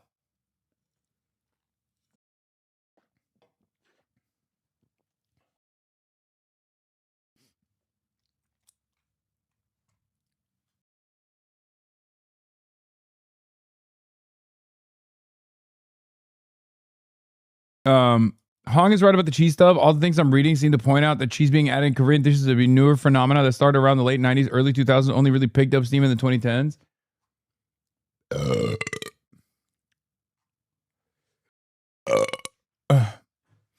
Yes, Hassan, because imagine putting fucking cheese on a kubi day. Fair. Fair. Decades now, and has been able to resist any kind of change. Yes, the liberal left has said for decades that is true. We see their hatred on full display. So far, there are only a handful of Democrats that publicly oppose the far left agenda of the Democrat socialists. Wow. Others are talking up how inclusive the party is. Come on, socialists, it's warm. I want us to be a Big Tent party. I think that it's actually a sign of a party that is alive and growing. We are a Big Tent party focused on the ordinary concerns of everyday Americans. We've got to have a Big Tent if we want a majority. One of the things that makes the Democratic Party great is it's a Big Tent party. We need to stay that way. Power panel now. Tiffany Smiley, former Republican Senate candidate in Washington and Endeavor PAC founder, and Richard Fowler, Fox News contributor. Great to have you both. Richard, what is it that your party likes about socialism right now? I don't necessarily think it's a like. I think you have to really zoom in on the voters Well, here. if you tolerate something, you celebrate Hold on, wait. But Harris, remember, millions of people voted in New York, millions of people voted in Virginia, millions of people voted for in New Jersey, and they voted for a reason. They didn't vote because they were afraid of socialism. I think when us in the Beltway and in the media sort of land, we live in socialism of the 1960s, kids doing nuclear bomb raids. In today's America, kids are doing active shooter raids. We're seeing schools that are taking cuts. We're seeing schools that are taking closures. And for a lot of American voters, they're frustrated at the fact that in this building here in Washington, D.C., a block away from our bureau, they're not doing enough to address the real needs of everyday working Americans. The cost of health care, cuts happening in schools, the cost of rent, all being too high, and a Washington, both Democrats and Republicans, that are ignoring the real... I was not expecting him to cook. Can I be honest? I was not expecting him to defend socialism, even in any way, shape, or form.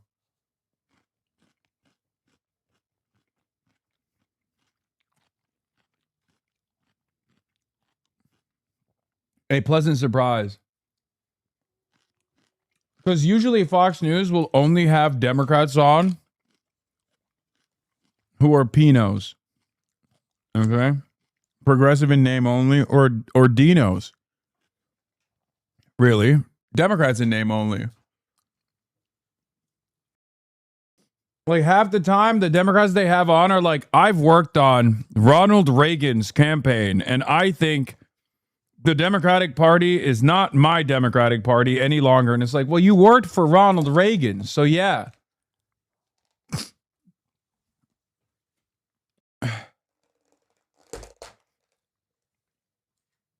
Yeah, I don't think this is your Democratic Party. I don't think there is any Democratic Party that was your Democratic Party. You know what I mean? The Federistas. Yeah. The John Fettermans. Kind of like Korean food in name only. Bro, chill.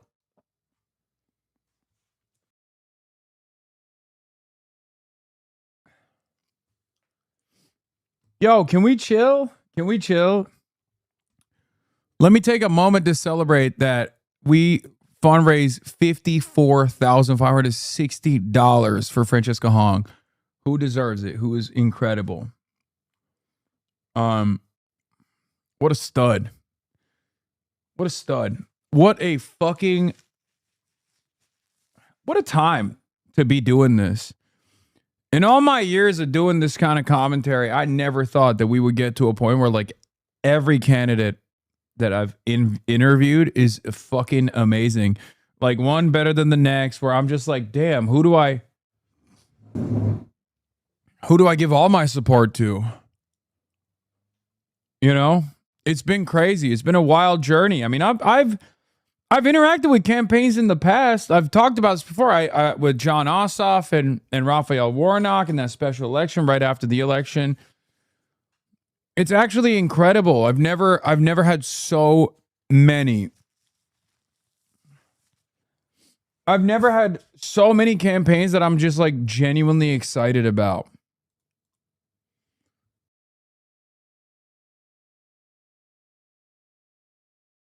What is this?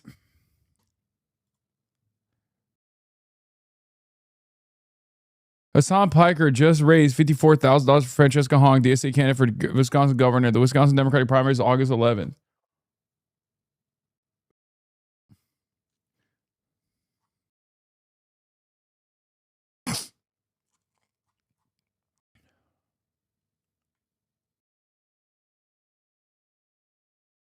Will you address the mozzarella mistake, the cheddar conundrum, the Asiago accident? No, I will not.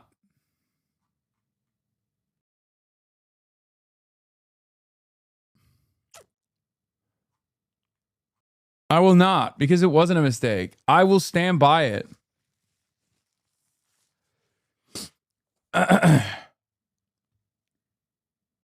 She's so sick. It's kind of crazy. She's so dope. Yeah, we got America 250. Don't worry, I'm going to make fun of it in a second. How'd you get banned from England, South Korea, North Korea, and Wisconsin? Francesca was right about Cheesegate. First of all, North Korea would never ban me. Okay? Let's be fucking real about that. North Korea would never ban me. Do you think you did a good job with that interview? Okay, man. What the hell's happening? Stop with the cheese buns. Popular Twitch terrorist Hasan Piker found racistly disrespecting authentic Korean cuisine.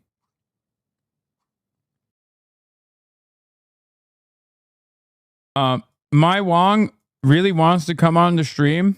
Is there someone on your team I can connect her with? I've already DM'd her. I'll figure it out. Yeah, I'd love to have her on. She's dope. Yeah, let me bring her on so I can disrespect her local cuisine as well. Fuck it, dude. That's my life now, okay? That's my life now. Back in the day, you could put cheese on any food, including Korean food. Nowadays, people get mad at you because that's my life now. No more cheese on any kind of food. The Democrats want to take all of your cheese away. What's going on? Who's jacking off to this?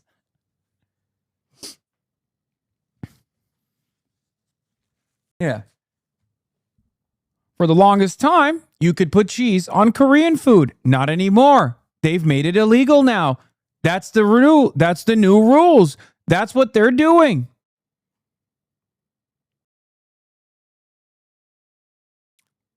When are you attending cultural sensitivity training? Hasanabi? That's so stupid. Don't show your face around Wisconsin, little brother. Cheeseheads will get you. First of all, I'm worried that it's going to make her look bad because Wisconsin is the cheese state. And she objectively did not want cheese on the Korean food. Which, again, is, you know, I'm worried. I'm worried that they're going to be like, oh, Hasan, you should be governor of Wisconsin because you love cheese, clearly. And that's probably the only thing we care about in the state of Wisconsin. Like your level of investment in cheese on things. She's fine. She's literally a chef. Hasan, you're coping hard. Yeah, I know. Your political takes are so sharp. They cut right through this cheese drama. Thank you. God damn it. I am actually kind of stoked to go to Wisconsin, though. I really want to help her out. Because she's so fire. It's okay, dog. At least you monstered up the courage. Stop! This was you and Big Hong? Wait, what do you mean? You could see her. Wisconsin wants that expert cheese? Okay. Issues facing everyday Americans. All right, you start with crime, you start with shooting and all of that. And I want to know, since abolishing police and prisons is something that is, I mean, it's just basic socialism from what Democrats are laying out who float that way. I want to know, how do you address some of the issues? I'm going to come to you, Tiffany. It just doesn't, it's not sensical. Like, how do you attack those things that he just mentioned by taking away the very apparatus that keeps them in place and makes them better? Yeah, it makes no sense, and there are policies that they will not be able to deliver on. And you look at a lot of the crime is happening in blue cities. The Democrat Party is not a big tent party. They have been hijacked by the Democrat socialists, and we should never count out these Democrat socialists. Harris, what we are seeing in Colorado, what you just explained and laid out, is what I have been talking about for years now, this rise in anti-Semitism. And really, it's never not funny when they say Democrat socialists. Like, I know there's talks about whether it's called Democratic whether it's called the DSA or DSA. But what's really awesome is just saying Democrat Socialists, because they never say Democratic Party. They say Democrat Party. So they're just saying Democrat Socialist Party now.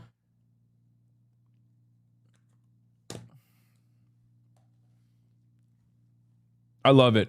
Candidates who are anti-America. They want to abolish police. They want to abolish ICE. They want no deportations. They want Medicare for all. They want free grocery stores. In New York, they want buses, and they're going to go faster. There is no way they will be able to deliver on this. And Richard, to your point, I have to ask, if Democrats are staying silent on this, does this mean that they agree? Does this mean that they are welcoming this into their party?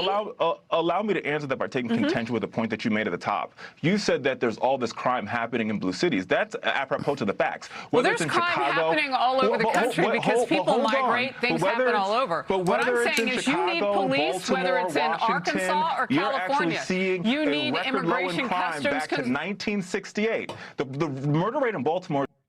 Yeah. It kind of sucks for them to make this argument right now because it's probably the least opportune time to do that. Because all these cities have seen ginormous decreases in crime. So like you can't even put together like a convincing argument that crime is on the up and up or anything like that. It's really funny.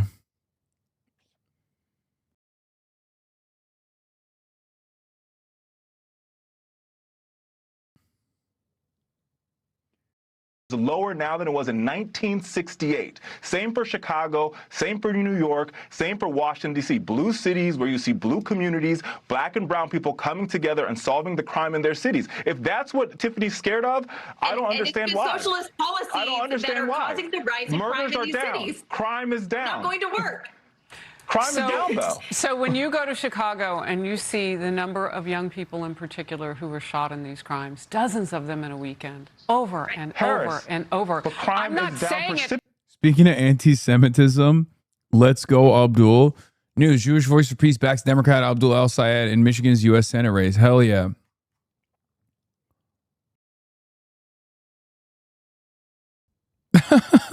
Meanwhile, Zionists for rape and genocide oppose him. It's a bit of a aggressive way to explain it, but yeah, it's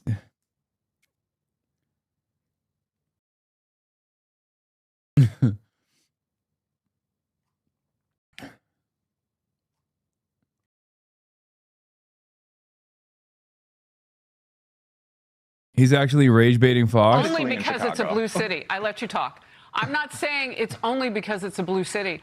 It's in America. We're red, white, and blue. We don't want it to happen anywhere. Absolutely. Donald Trump told me personally as he was running and has said so since. Sorry, I keep saying her last name wrong. It's Vang, not Wong. Is it my Vang? Okay. Chatter, I need you to understand something. Okay. I'm Turkish. Like, until 2013, I had never even encountered any Asian last names. I'm not doing it on purpose. I don't know why you're getting mad.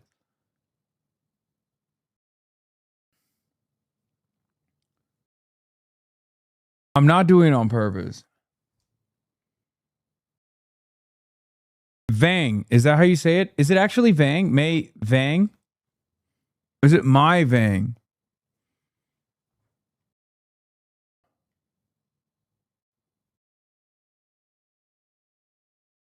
Bro, I'm trying to help you beat the anti-Asian allegations. I already cooked, bro. I'm already cooked, dog. Did you just not see what happened? I already did a hate crime. Hello? I just did a hate crime. I had a Korean woman here, a Korean American woman here running for Congress, and I fed her cheese.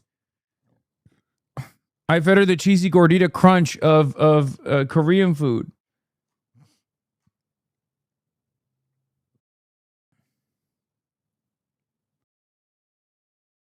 My Vang.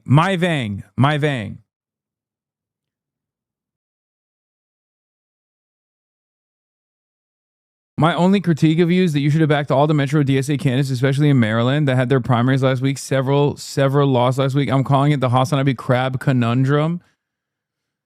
I can't. Oh my God. I can't be everywhere all at once.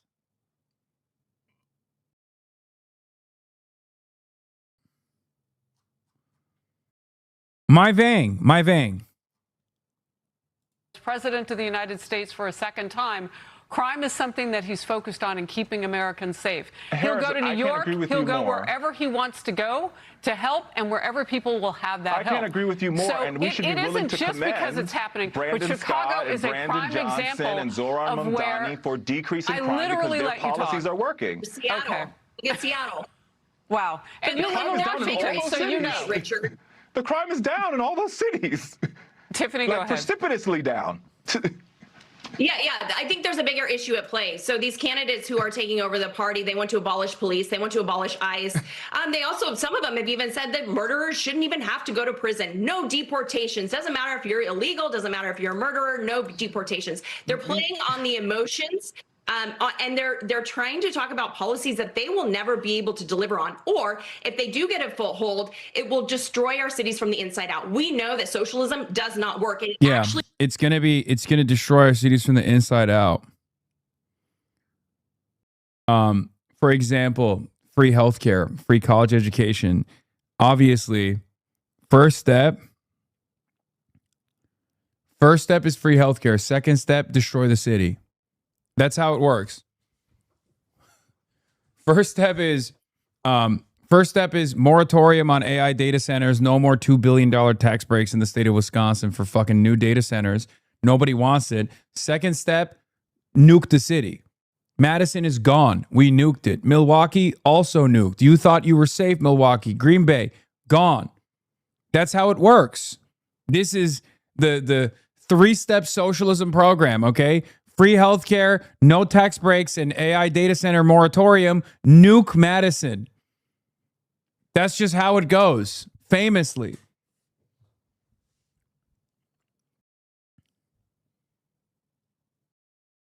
I'm glad that she knows. I'm glad that she knows the secret plan. And then step four, go back to basics. Free childcare. Step 5, no more paid school lunches. All school lunches are free. Again, but you have to nuke Madison, Wisconsin. And Milwaukee. That's step 3. It's very important. That's just how socialism works. You know, crime is legal now. Crime is legal. Wait, so why is New York City still not nuked yet?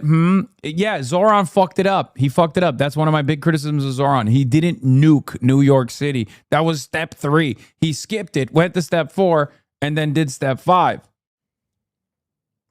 It's messed up that he didn't go back to step 3. You can't. You have to revisit step 3. This is how it works. It will harm more people than it benefits. All right, I'll meet you anytime in Chicago, Richard, and we can pray for the victims in take the mayor serious of Chicago crime with and us, get that mayor to stop saying we don't need more police. He will show you that crime is down. Thank you both. Be sure to like and subscribe for all the Fox News latest on YouTube and catch full shows streaming now on Fox 1. After his endorsed candidates swept their Democratic congressional primaries, New York City Mayor Zoran Mamdani says his Democratic socialist positions can win over voters nationally. Okay, stop. Can a Democratic socialist get elected president? I think a Democratic socialist can get elected anywhere across this country for any position. What I think we need to bring is a focus on working people. And that's the direction that the party should go in terms of selecting a candidate for 2028. I think the direction that the party should go in is how best to fight for working people. I think we need to have a platform and a vision that doesn't sound as if it was cooked up by consultants, but instead one that you would say in response to someone who's asking, why can't I afford my rent? Why can't I afford my groceries? Why can't I afford my childcare? We need to make clear who we stand for, how we're going to stand for them, and that we're actually willing to fight for them when the going gets tough. Okay, so those comments come after 32-year-old Democratic Socialist Arieliza Avila Chevalier beat. We watched this 7X though. Is it a slow news day? I still enjoy people malding over socialism. All right, but we'll skip Morning Joe and we'll watch Fox News mauled over socialism instead. And while Americans are feeling the unity here at the fair, the same cannot be said of the Democratic Party as another Mamdani-backed socialist eyes a primary win in Colorado tomorrow, and the socialist mayor vows, we're just getting started. I think a Democratic socialist can get elected anywhere across this country for any position. We are seeing a hunger that is not just felt by New Yorkers, but frankly by Americans from coast to coast for a new kind of politics, one that puts working people at the heart of it. We need to have a platform and a vision that doesn't sound as if it was cooked up by consultants, but instead one that AOC dropping bars on Israel and American imperialism in NDA defense bill amendments. Can we stop giving AOC so much shit and trust her? New. Representative Alexandria Ocasio-Cortez has introduced an amendment that could effectively halt all offensive and defensive U.S. military aid to Israel in current conditions as a part of a package of 11 amendments for the fiscal year 2027 National Defense Authorization Act. The proposal will require all U.S. defense articles and services to be used in accordance with international law and, consistent with Section 620 of the U.S. Foreign Assistance Act, 620I of the U.S. Foreign Assistance Act, prohibit transfers to countries that restrict U.S.-supported humanitarian aid unless the president certifies the recipient is complying with those requirements and Congress separately authorizes the transfer. Its practical force lies in stripping the president's discretion to look past existing law. Section 620I already bars aid to governments that block U.S. humanitarian assistance, but administrations have repeatedly declined to determine that Israel is in violation despite restrictions on aid entering Gaza. Under the amendment, the president would have to affirmatively make that determination, and Congress would have to specifically authorize the transfer through legislation before coveted military aid could proceed. Other amendments AOC proposed would require the Pentagon to publish a report on its use of military facilities in Puerto Rico, require certification on human and civil rights violations of Peru following the mass killings of protesters in 2022 and 2023, bar Pentagon security cooperation with Ecuador until its government is certified as complying with human rights law, require a report past human rights violations of Colombia and the U.S.-Colombia military partnership from 1980 to 2010, require declassification review of U.S. government and corporate involvement in Chile's 1973 coup.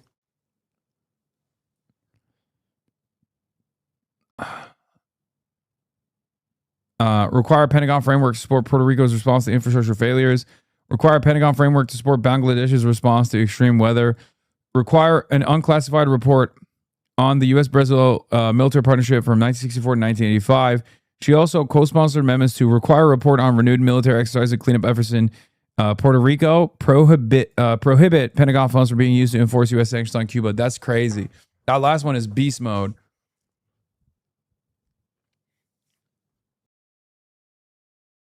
Doesn't this technically exist? Yes. Leahy laws is what you're referencing. This just offers additional hurdles that the president must clear before fucking... What is this? Daria Lisa breaking? CNN, oh my God, Daria Lisa for New York is a communist. East Harlem seniors, but if you've seen her moves on the dance floor.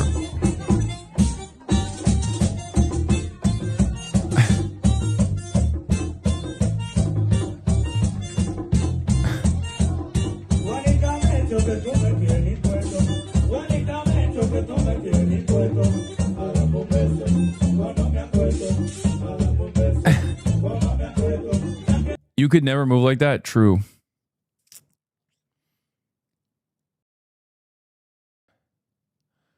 And the sanctions against Cuba and Venezuela, the earthquakes that killed so many and done so much damage. I agree. Jeffries asked about the Colorado 1 Dem primary. Doesn't exactly offer a vote of confidence for DeGette. It's a close race, and we'll see what happens. Ultimately, it'll be in the hands of the people of Denver. I think Representative DeGette has had an extraordinary career. Bro, what the fuck? Look, I don't want to be too confident, and I'm still very worried. Okay? I don't want to be too confident. I'm still very worried, and I'm going to do my very best, and we should do our very best to fucking pump this race, okay? We should be pushing extra hard. These are the last hours, okay? Phone bank for Maylot, but it is low consensually turning into a situation where the Democrats just kind of look at you like the whale meme. Like, Democrats don't even defend their incumbents anymore. They just kind of look at you like this. You know what I mean?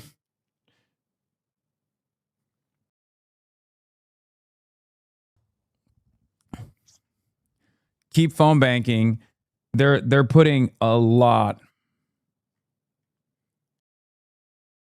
They're putting a lot of fucking money into this in the last second, okay?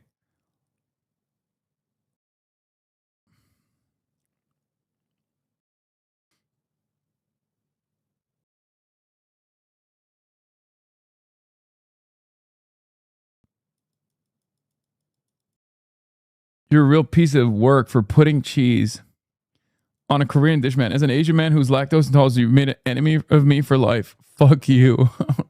Okay, buddy, calm down. I didn't do it, man. God damn it. Abdul went on ZBS. Record do his talking. And the second question he was asked about was you? What the fuck? Ay, ay, ay. Ay, ay, ay, por Dios. Yo voy a votar por Donald Trump. And they will probably say you hang around with Hasan Piker. Hasan Piker has said things that are virulently anti-American, they would say, and anti-Semitic. Do you have any regrets about Hasan Piker? Well, you know that's going to be an issue. Major, I'm hanging out with you. I don't know everything you've said. Right. I'm sure you said some things I disagree with. You said some things I agree with. It tends to be in the real world, we hold people accountable for what they said, not what somebody around them said. And it's this funny gotcha game that Democrats love to play and Republicans love to play, which I think people are sick and tired of in politics. So if you want to play this game where you're going to hold me accountable, like, guilt by association based on something that somebody else said, I'm just going to make sure that people know what Mike Rogers has said, what Donald Trump has said, which he so desperately sought an endorsement from and can't seem to figure out how to shake because, Donald Trump's approval rating is in the gutter. Everything Donald Trump touches turns into trash. So I want to make sure that the broader public understands that about him. Let's talk about something. Oh, okay. He moved on. I thought he was going to be like, well, what about this? What about that? Dude, this argument is so dumb. It didn't work with Zoran. It's not working with Abdul. It literally ended up helping him more. Like, I don't know why they fucking keep doing it. I don't know why they keep doing it. It's just, who is this for, man? I mean, I guess it's ZBS. It's ZBS News, right? It didn't work on Daria Lisa, who is getting the Hassan Ray on her own right now. Did you already have Francesca on Love from Wisco? Yes, I did. It was awesome. She's so dope. Also, why does he have so many ties right here, but he's not wearing a single damn tie? What the hell is going on? Thing I experienced when I was in Dearborn, Michigan in 2024. I talked to voters there who were becoming increasingly estranged, and some described as completely estranged from the Biden administration and Kamala Harris over Gaza. And they used the word genocide. You have used the word genocide. I like to use words that meet the definition that I use them for, so yes. Right. And there is a United Nations Genocide Convention adopted in 1948, defines genocide as any 5 acts committed with the intent to destroy in whole or in part a national, ethnic, racial, or religious group. Explain to my audience why you believe Israel is... If he puts on the ties, there won't be any for set dressing dummy. Yeah, even one. Guilty of that in Gaza. Because it argues it is not systematic. It is in pursuit of larger security concerns. I'll point you to human rights organizations in Israel itself who call this a genocide. I'll point you to the fact that the International Court of Justice, the International Criminal Court, have all rallied around the notion that what has been done is a war crime under the definition of genocide. So it's not just me, it's not just the people in Dearborn. This is just a word that ought to be used when public officials in a country say that they want to annihilate a people as a function of where they live and what their ethnic and religious identities are, and then carry out the systematic bombing of... Yeah, it's like, oh, well, what do you have to say to people that that believe that Israel has to do a genocide because it's in their best security interest? It's like, okay. Yeah, you know who else said that? The Nazis. It's not like the Nazis didn't lie and make it seem like they had valid security concerns. Clearly they didn't. You know?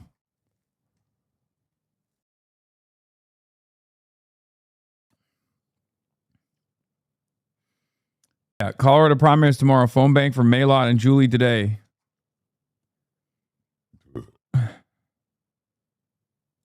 Them, their kids, their schools, their hospitals, the annihilation of any opportunity to actually live a dignified life in that place again, and do so after having said that they were going to do it.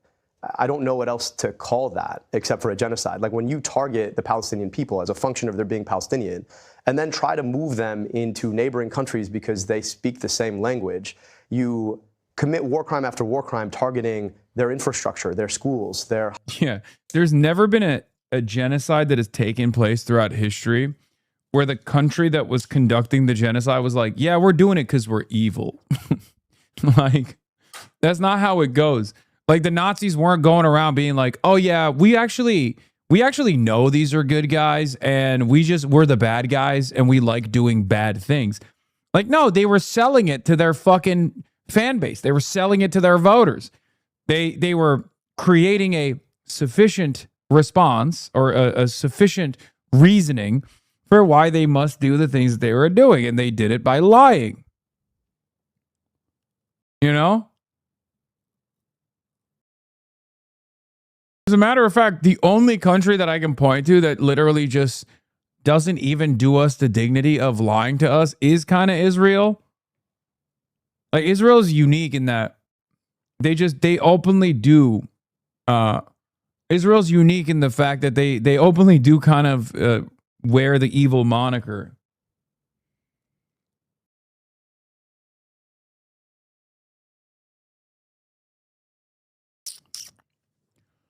Centrist politics is all about compromise. Me, so compromise with the left. Centrist, oh God, no. I meant compromise with the racists. Yep. It's true. Hospitals. I don't know what else to call that. I mean, I guess Major, what I'd say is what else would you call that except for trying to tiptoe around the interests of the foreign government who did it? I mean, what's the other word? And that word and the willingness to say it has, in many races, possibly also in this one that you're involved in, had a galvanizing effect with younger voters. Why do you think that is? This is a moral Rorschach test. Like, if you can't identify the systematic murder of tens of thousands of kids as a genocide, and then you want to say that you're a fighter for human rights and dignity, that's just hypocrisy. So I just think that if you can't call the most heinous violation of human rights what it is, it's hard for me to believe that you're going to go and fight the Trump administration or fight the pharma CEOs or fight the health insurance CEOs who are making my life unlivable. You can catch my full interview with Abdel El-Sayed. It runs almost 30 minutes on YouTube and your favorite podcast platform. Quick note, all the other Senate candidates in that...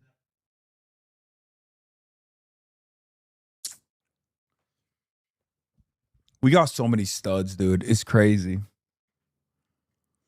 We got so many fucking studs, dude. Axios, House Democrats fear another big loss for the left in Colorado.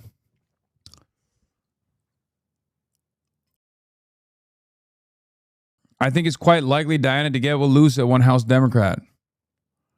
Democratic leadership that ignores this, lawmaker added, does so at its own peril. What was he saying at the end? He was going to say, I'd like to add that all the other Democrats running in the race, unlike Abdul El-Sayed, are not anti-Semitic. Yeah, this is why the centrists are struggling so much to control the socialist wave. Look at how 3 of the most popular non-Obama political figures are among Democrats. Yeah. How each party's base feels about its 2028 field. Bernie Sanders, 6% don't know him. Zoran, 18% don't know him. AOC, 15% don't know him. And the top 3, with the exception of Barack Obama, who, I mean, we can put Obama in the low-key, we could put him in the communist category. You know what I'm saying? Because, like, everyone called him a communist. He's a Muslim socialist, just like Zoran.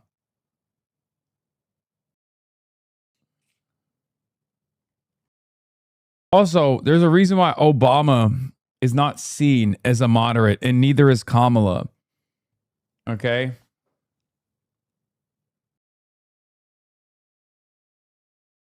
Zoran can't run because he's naturalized, right? Or is Uncle Jank fixing that? Yeah.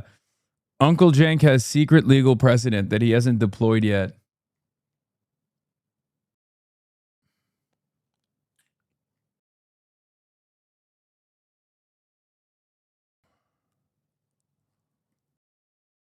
Yeah. Per our new polling out today, the most popular politicians in America. from G. Elliott Morris. I had a take on this. I'll say it. I think it's fucked up. I think it's fucked up that G. Elliott Morris knew that if they polled Josh Gottheimer on this, he would probably be the sexiest. So they chose not to poll him on this. Is really fucked up. You know what I mean? Like, clearly Josh Gottheimer is the center of the charisma. Clearly Josh Gottheimer is the center of power in the Democratic Party. So I find it really messed up. What is this? Democrats won't move to rename street Trump Towers on Barack Hussein Obama way. Wow, what a sick burn. Unrelated, but mine and my 4-year-old's health insurance from the marketplace is over $1,000 a month.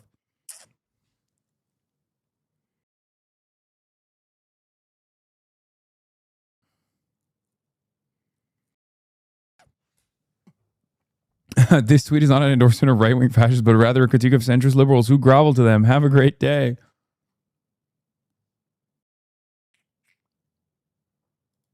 Ogre with a brand new all-timer about Israel. John Fetterman on the red carpet at Bill Maher's Mark Twain Prize ceremony is berating a New York Times reporter who asked him a question, calling the paper anti-Israel.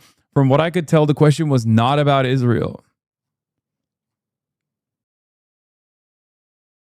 Don't get mad, but did you read the CNN article on Daria Lisa? No, I haven't.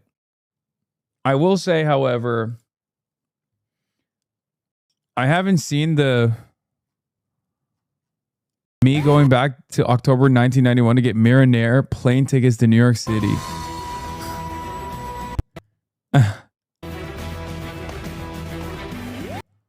This was cool too. The plan, have Rama file all the paperwork purely as a stand-in on the ballot for Zoran.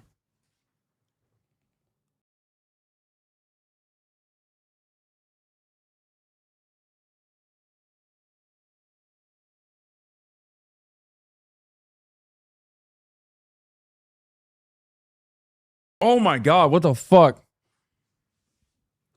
Extended family asked if I was dating Hasan Piker. Oh, what the fuck? Is that a real John Fetterman photo?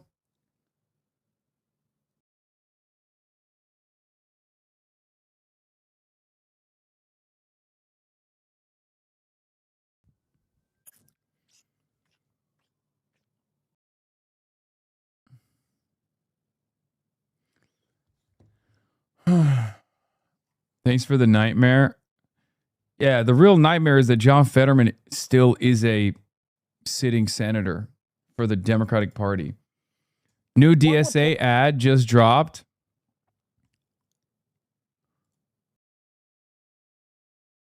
On this, Laura, this is existential for this country. You've covered more than anybody. When the Democrats, should the Democrats regain power, it's game over. 12 more justices on SCOTUS, 2 new Democrat states. They're going to get rid of the Second Amendment. They're going to get rid of our borders. They're going to get rid of our police. They're going to get rid of ICE, Border Patrol, DHS, and they're going to elect communists. Okay, can I say something? I think they should stop filming from this lawn. I know what he's saying is great, whatever. It's basically a fucking ad for the Democrats or the DSA. But the fact that they keep fucking filming from outside of this like supposedly robust festival that's attended by so many Americans, like every time I see it, every time I see a Fox News clip with the fucking lawn behind them, I'm like, oh my God, no one is attending this fucking fair. Shit looks so beautifully green, like it's the reflecting pool. It's so unbelievably humiliating. Like, what the fuck is happening? Look at this. Fox, we're celebrating the Great American State Fair. We got 1,000 people celebrating with us. Are the thousands of people here with us? Great American State Fair. Man, we've got thousands of people celebrating this birthday with us, Tommy. You and I had a chance to go out. We got to see some of the exhibits. I'm sure you got what I got, which was a lot of people going, hey, love to watch it on Fox. I hope a lot of them left the mall, went home and turned on their TV and are watching this right now. But happy early birthday, America. We're celebrating already at the Great American State Fair. Man, we've got thousands of people celebrating this birthday with us.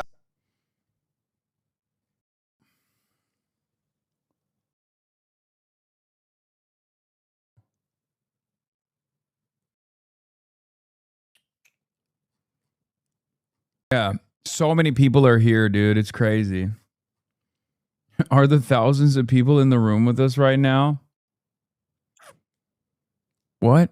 Multiple French media outlets are reporting that Ukrainian oligarch Vadim Adamulayev and 2 family members were injured in the backpack explosion in Monaco. What the fuck?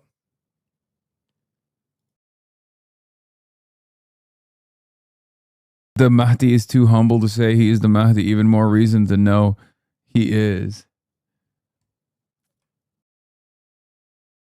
On the ground video.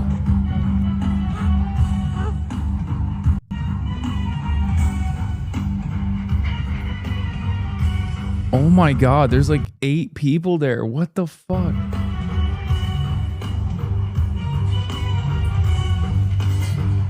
All right, y'all.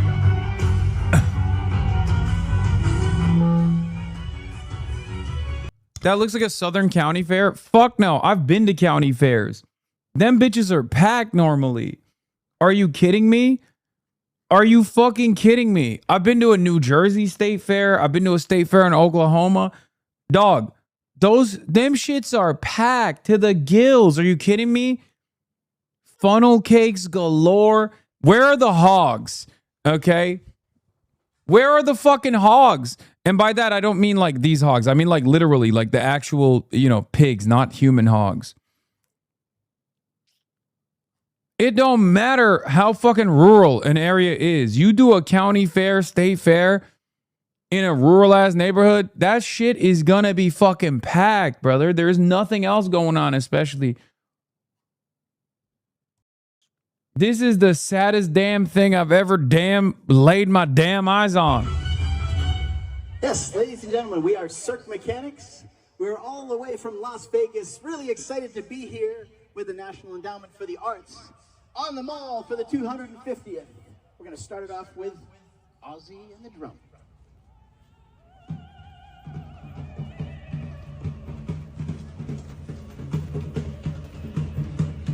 Bro, this is so sad. This is pathetic. Toby Durden would draw a bigger crowd. I could draw a bigger fucking crowd in Washington, D.C. I have. I've spoken in front of a bigger crowd in Washington, motherfucking D.C. than this. I literally have. Remember the anti-genocide rally we did? That was like 10,000 people. This shit's got like 10 people. And it's because there's tons of people here. It's a huge space, and it's just going to get more and more crowded as the week goes on.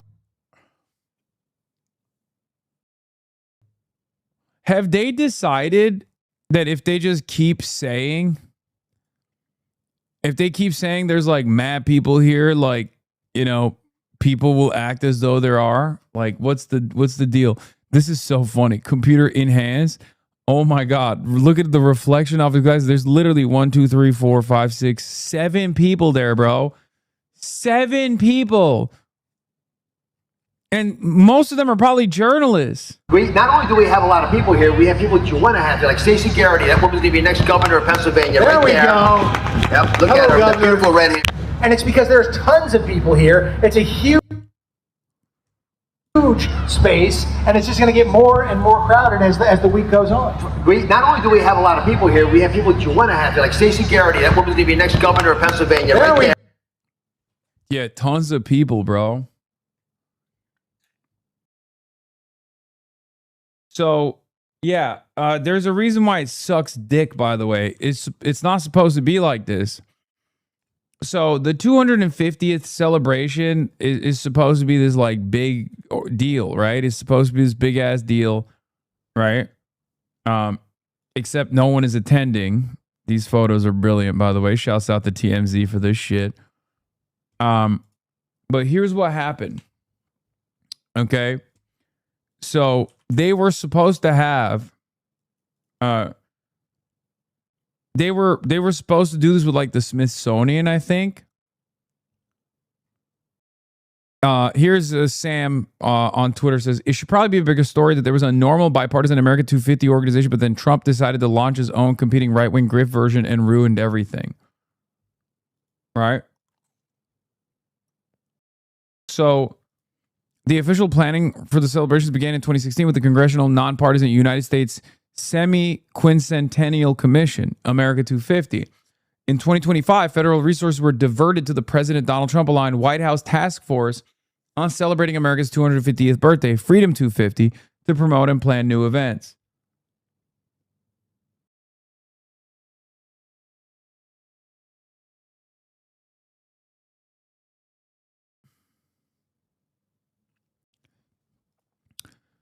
This sounds amazing, and I would have wanted to go to DC for this. Alas, people wanted child rapists in bed with the KGB instead. Okay, these guys are a little bit libbed up, but I worked at the Smithsonian, specifically raising money for 250th. What I want people to know is that how we secured millions of private philanthropy to host a month-long folk-like festival on the Mall. The Festival of Festivals was going to feature well-known festivals. Think Burning Man, Farm Aid, Grand Old Opry, etc., as well as smaller locals and regional festivals from across the U.S. and territories. Goal was to feature truly the best and most beautiful creative expression of music, dance, art, craft and traditions, food, community, etc. Can't name names, but plan was to have headliners every night for free concerts. Think the types of names who might be affiliated with the aforementioned large festivals.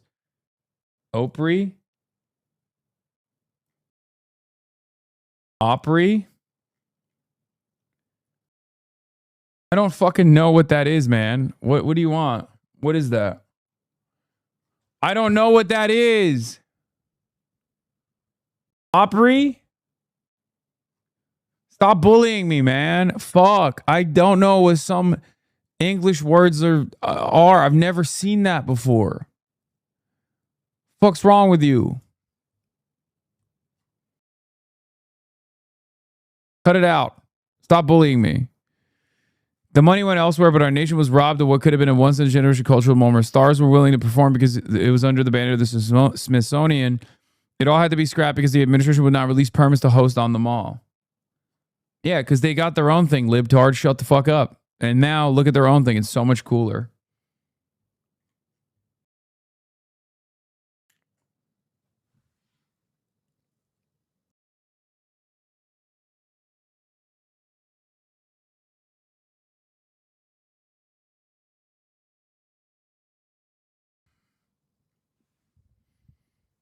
The name of the theater is Grand Old Opry, a play on the southern pronunciation of opera. Oh.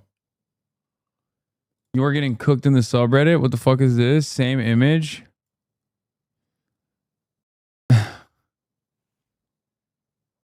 God damn.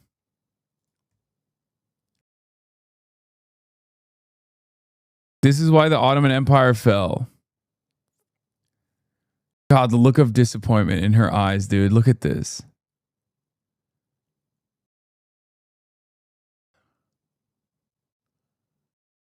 And I'm sitting there like a fucking chud.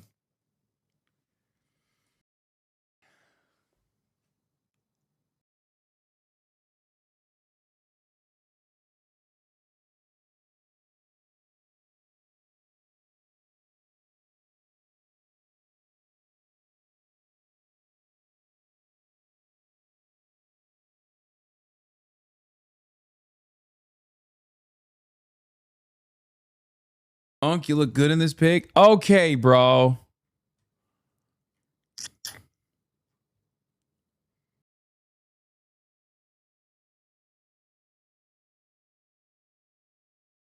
What is going on, man? All right, let's talk. We got to talk about this America 250 Great American State Fair, or whatever the hell it's called.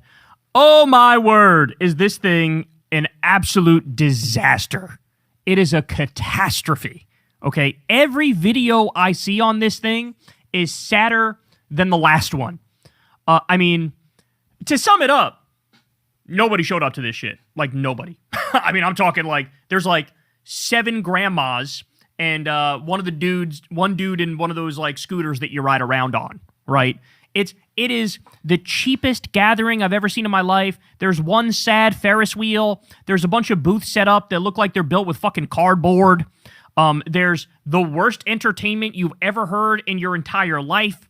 I mean, this thing is a national embarrassment, okay? This was supposed to be an actual giant celebration of this country until Trump decided, I'm going to make myself the centerpiece, okay? It became more affiliated with MAGA and Trump than it became with the United States of America and our founding. And so, as a result of that, he kicked it off by giving a big speech. By the way, hundreds of people started walking out about halfway through the speech, which led to people speculating that those were paid people from Craigslist getting $50 a pop, and then they hit the amount of time they were required to be there and then dipped out that bitch, right? People were speculating about that. And so that kicked it off, and everything since then has just been the most humiliating, pathetic thing I've ever seen. There's been a number of weather delays and days it was canceled. Trump has this big mock example of his Arc de Trump, which he's illegally trying to build. That bitch looks like they put it together with fucking styrofoam. I mean, it is so sad. Now, listen to this. This is crazy. So here's what it was originally supposed to be. Ready? I worked at Smithsonian specifically raising money for the 250th. What I want people to know is we secured millions of private philanthropy to host a month-long folk-like festival on the mall. The Festival of Festivals was going to feature well-known festivals, think Burning Man, Farm Aid, Grand Ole Opry, etc., as well as smaller local and regional festivals from across the U.S. and territories. Goal was to feature truly the best and most beautiful creative expression in music, dance, arts and crafts traditions, food, community, etc. Can't name names, but plan was to have headliners every night for free concerts. Think the types of names who might be affiliated with the aforementioned large festivals. Stars were willing to perform because it was under the banner of the Smithsonian. It had to be all scrapped because the administration would not release permits to host on the mall. The money went elsewhere. Are you serious? North Korea Jason streamer puts cheese on authentic Korean food for a Korean woman.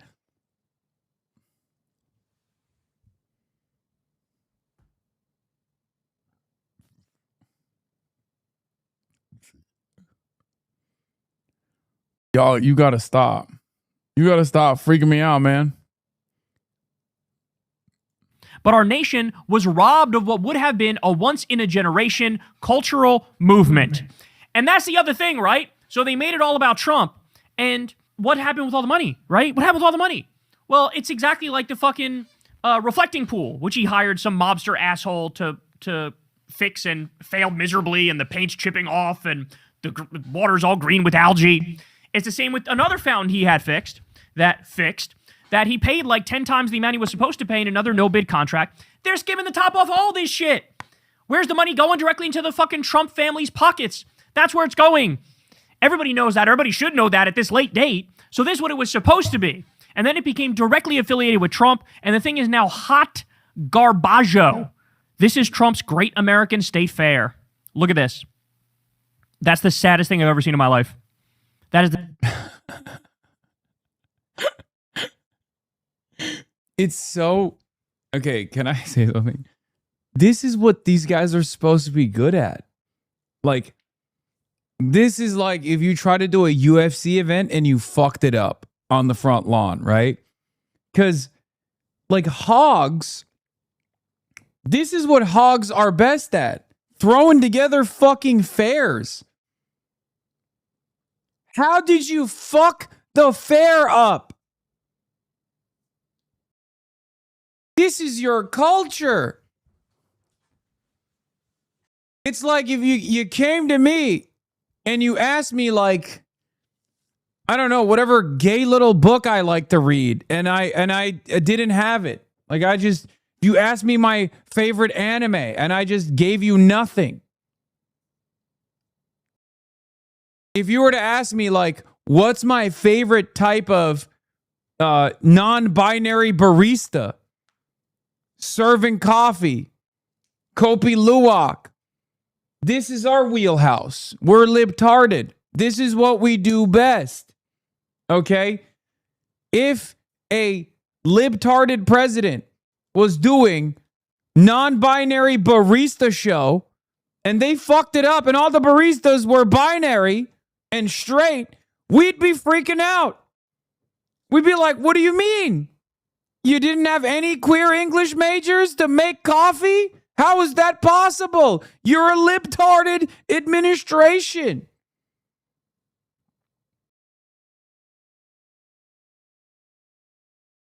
Oh no, my barista is binary. That's what it would be like. This is your thing.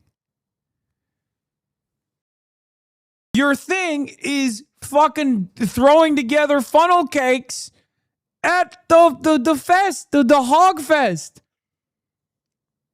state and county fairs. This is literally the classic hog existence and experience.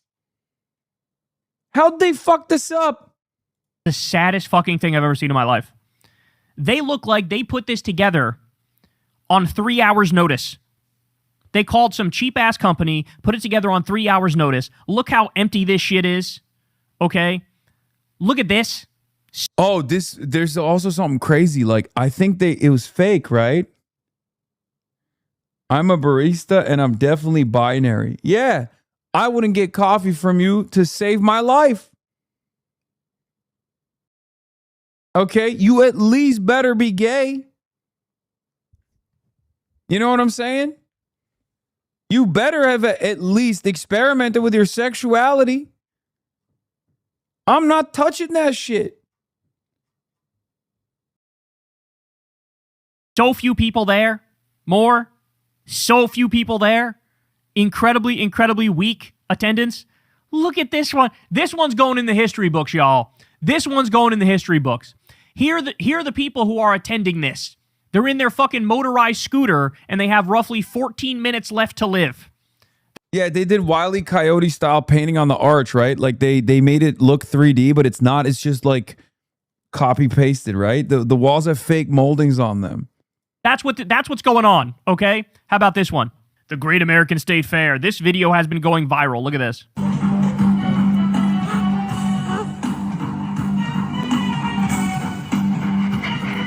Oh my days. Oh no.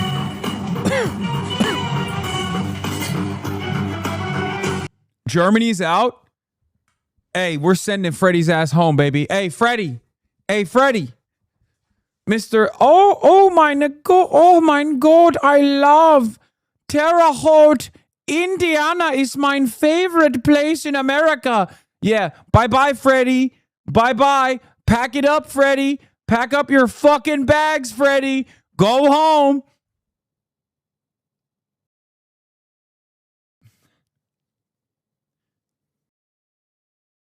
Oh no, 9.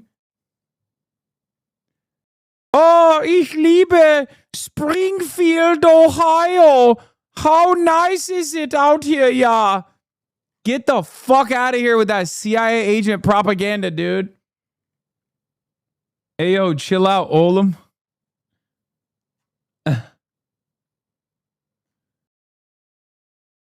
No need to be racist now. Germany did its best.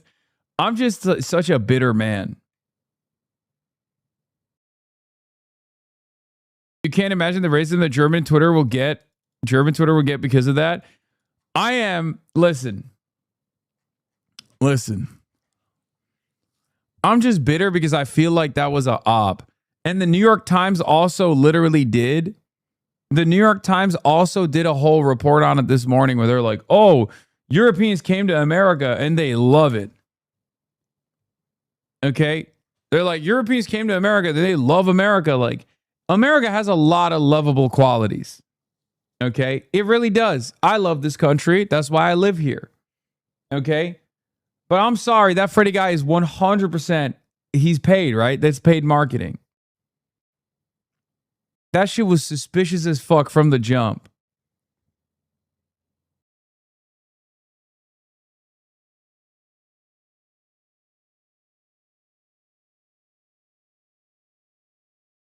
Did you see that the Freddie guy said he will delete his Twitter account after the World Cup because he don't want the fame? Oh. Freddie ain't going nowhere. He was always just trying to ass kiss so ICE doesn't disappear him when he overstays his visa. Dog, I'm gonna keep it $150 with you. I don't think Freddie is a real guy. I think that's just that's an American account. I think that was fake. Years later, we're going to find out like this was a marketing operation. You know what I mean? Like the Trump administration can't shut the fuck up. They're eventually going to leak it.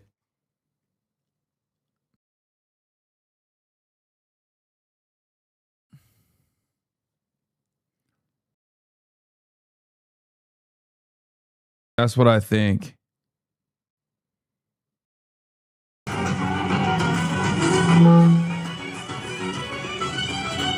Yes, ladies and gentlemen, we are Cirque Mechanics. We're all the way from Las Vegas, really excited to be here with the National Endowment for the Arts on the Mall for the 250th. We're going to start off with Ozzy and the drum.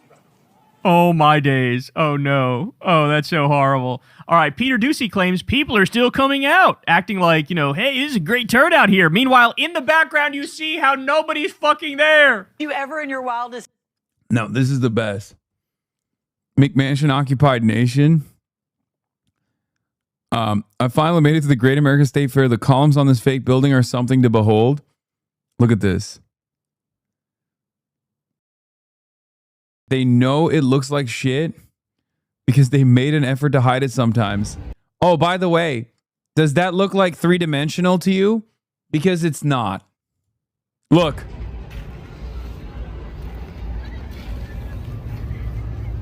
It's not three-dimensional.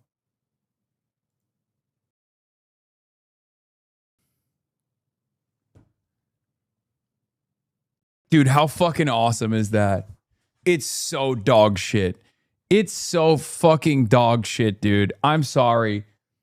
Everything that Donald Trump does turns into dookie. Yeah, they stapled the textures, bro. Look at this. United States, world's first fifth world country.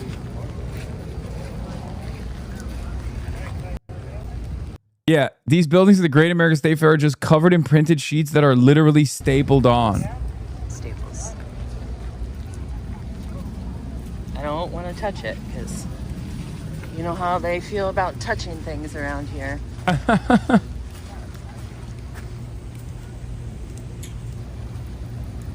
Quality.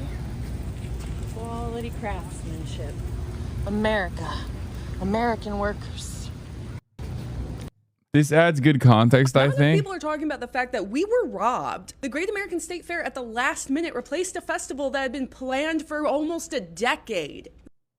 The Smithsonian Folklife Festival happens every year, but this year they were planning something huge for the 250th anniversary. They were going to bring in national festivals and fairs from around the country like Burning Man and Farm Aid. They were going to be booking major talent for free concerts every night for a month straight. Not to mention all the cultural exhibits and food that Folklife already brings in. They were planning something to rival the 1976 bicentennial, and they had raised millions of dollars in private donations for it. It was in the works until last spring, so what happened? First, it's important to understand the background of America 250. This is a nonprofit that was established by a bipartisan commission in Congress in 2016 to plan for events for this anniversary. For the past decade, they have been working on funding and planning for events in DC, including the Folklife Festival that was supposed to happen. But then 2025, Trump gets inaugurated. He establishes Task Force 250 and creates Freedom 250 because he wants control over the events in DC. Wasn't enough for him that we already had plans for what would have been a historic cultural event. No, he wants his name on it. And he also wants control to partner with companies of his choosing, which definitely isn't sketchy as hell, especially when we're dealing with tax.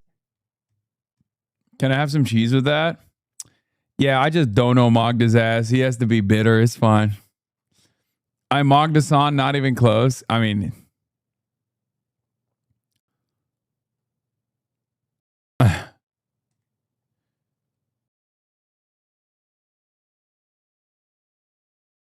Dude, we've been making some fucking big waves, man. Taxpayer funds. So in under 2 years, Trump scraps a decade-long project from the Smithsonian and gets together the Great American State Fair. And what we get... By the way, me and her, both wearing the same shade of blue, also known as the American flag blue. Let's take a look. Still green, can't confirm. Okay, Jacob, you liar. That looks blue to me. Wow. It's specifically an American flag shade of blue to me.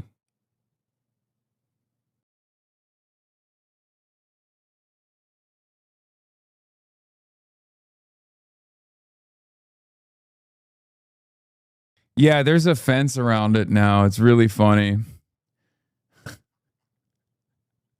There's a fence around it and surveillance towers around it.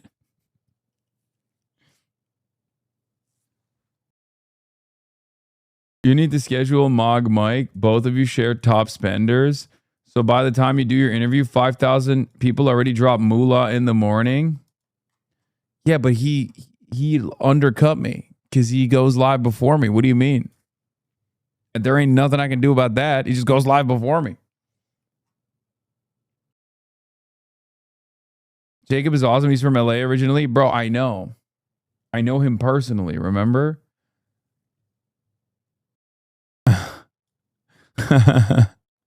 I mocked Hasan, not even close.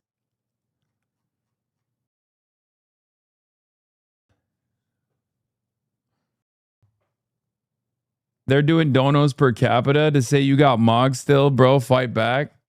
Dog, he did it over 2 streams. Also, it's chill. It's a good problem to have. Streams think you may be doing your Sunday show from a state fair on the National Mall. How great is this? It's really something. And the weather, not the best today, but people are still coming out. People are still coming People are still coming out. Look behind them. Oh, no. Listen, we need rain, so we'll take it. Well, the farmers need the rain, so we're going to be okay with it. We do need rain. Fox is out there trying to hype this thing up. 7 people in the background, wandering around, don't know where they are, weather delays, food's disgusting. By the way, the power went out for a little bit, all the ice cream melted. Oh no.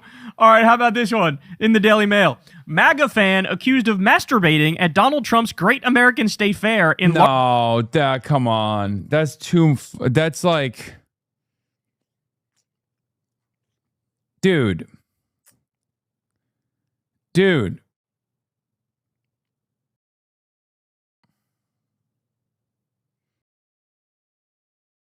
That's crazy. That right, dude, what the fuck? This is so classic MAGA, dude. What the fuck? Largest setback for embattled event. He streamed it? That's protected by the First Amendment? No, it's not. What an oh-so-British way of describing this absolute failure. It's an embattled event. So the Great American State Fair lasted approximately 17 minutes before a guy got caught masturbating in public. America 250. Isn't that too spot on for our 250th birthday? That is just too on the nose for our 250th birthday. We have become a disgusting country that is so hyper-individualistic, so anti-community, that you put together this shitty event of which they're stealing like probably half the fucking money for it. It's the worst event anybody's ever seen. And you got mentally ill people out there beating off in front of the 7 people who are there. We're such a hyper individualistic and mentally ill country that nobody bat an eyelash when they saw this story. Like, oh yeah, of course, the guy who jacks off in public. Duh, that happens everywhere in this disgusting, godforsaken country. All right, how about this one? I guess no one at the Great American Fair wants to listen to the Jesus music on the mall. Oh God. Oh God. Here we go. Yahweh, Yahweh. Oh no. Yahweh, Yahweh, Yahweh, Yahweh. Again, too perfect for America's 250th birthday that you see the American flag here and the Israeli flag next to it. Oh, no. Oh, no. As we cause the next Great Depression to appease the terrorist rape state known as Israel in the Middle East as they try to create a greater Israel and steal the entire Middle East. Okay, if Paula White isn't going to be there yapping in tongues and performing exorcisms, I'm not interested. A baptism pool was not on my Great American State Fair bingo card, so I think this is in the same, like, weird fucking AI slop Christian church singing one that you just saw. It's in the same tent. Here we go. Bro. Come on, man. Dude, the Israel flag, by the way. Like, what the fuck is that? Why is there an Israel flag at America's 250th birthday celebration? Israel ain't been around for 250.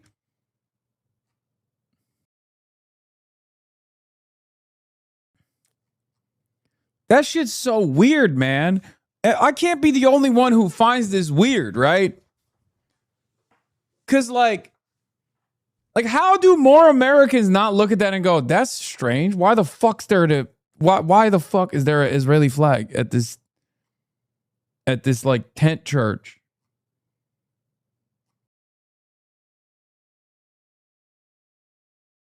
Yeah, they should have two. You're right. My mistake. This is anti-Semitic. Why is there a nasty American flag next to my beautiful flag of Israel? There should have been two Israel flags. Come on, you got a baptism pool? What the fuck, bro? What the fuck? Donald Trump's 250th U.S. birthday event versus Barack Obama's 2026 opening. Okay, bro, this is not exactly a fantastic achievement in and of itself, okay? This shit looks straight evil. And there are plenty of issues in his development as well. Okay? Like, don't know why we're making that comparison. Liberals can't stop.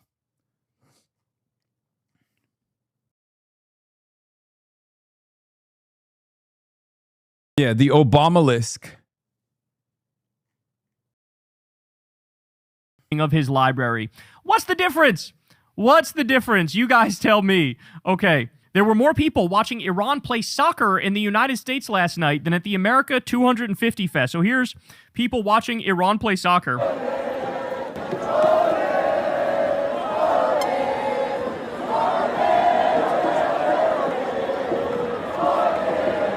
Bro, they did Iran so dirty, by the way. Now, what does the H stands for in BH Obama? Hasan. And pussy too. Yeah. I had to break it to my mom that the Obamalisk was fucked up, but she laughed when I said Obamalisk. Nice. As I said, I think Iran got totally screwed in this event too, by the way. They scored a goal and they called it offsides because it was literally like a fucking millimeter offsides. They need to change the offsides rule to be more than just like, hey, you have a pubic hair that's past the defender. I think it's so stupid. So they got robbed. I think they should have, went on to the next round. But either way, more support for Iran in this country than for this stupid fucking fair. Here's another. And this was one of the busier moments. And look at this. Happy early birthday, America. We're celebrating already at the Great American State Fair. Man, we've got thousands of people celebrating. I don't know about that, homie. I don't know about thousands. This birthday with us, Tommy. You and I had a chance to go out. We got to see some of the exhibits. I'm sure you got what I got, which was a lot of people going, hey, love to watch it on Fox. I hope a lot of them left the mall, went home and turned on their TV and are watching this right now. It's so funny that Fox is desperately trying to hype this thing up. Meanwhile, it's just failing miserably. All right, organizers for the North Carolina booth at Trump's partisan event, the Great American State Fair, had to remove an image of a Confederate flag displayed in the state's pavilion on the National Mall. The state didn't put it up. At least one sponsor has pulled out. So let me point out here, there's at least a dozen states that said, we're just not going to participate in this thing. They know it's a ruse. They know it's bullshit. They know it's been now more about Trump than about the 250th birthday. So a bunch of states were like, kick rocks. We're not sending a booth, right? There was nobody sent for the main delegation. So you had a booth that had 2 chairs and then like a bunch of walls that had random facts about Maine written on the walls. That's the whole Maine thing. North Carolina didn't participate either. So you had these other booths, sort of like these private people set up these booths that they claim are nominally for different states. One of them had a Confederate flag. There's nothing better in this moment of like the Trump regime destroying everything that's good and righteous about this country. There's nothing more spot on than them flying a Confederate flag at a celebration of America when the Confederate flag were literal traitors. They were literal traitors to this country. They said, we don't want to be part of the U.S. anymore. We want out. I mean, they also flew the Israeli flag, so like it kind of makes sense. Might as well collect them all. The one missing is the Nazi flag, I guess. You know? Out this bitch. If you're not going to let us own black people, then fuck off. We're going to create our own country. How about that? And now you're flying that at the 250th birthday? What the fuck is that? That's like going to an anniversary party for your wife, and at that, you're celebrating your ex-wife or something like that. That'd be insane. That's ridiculous.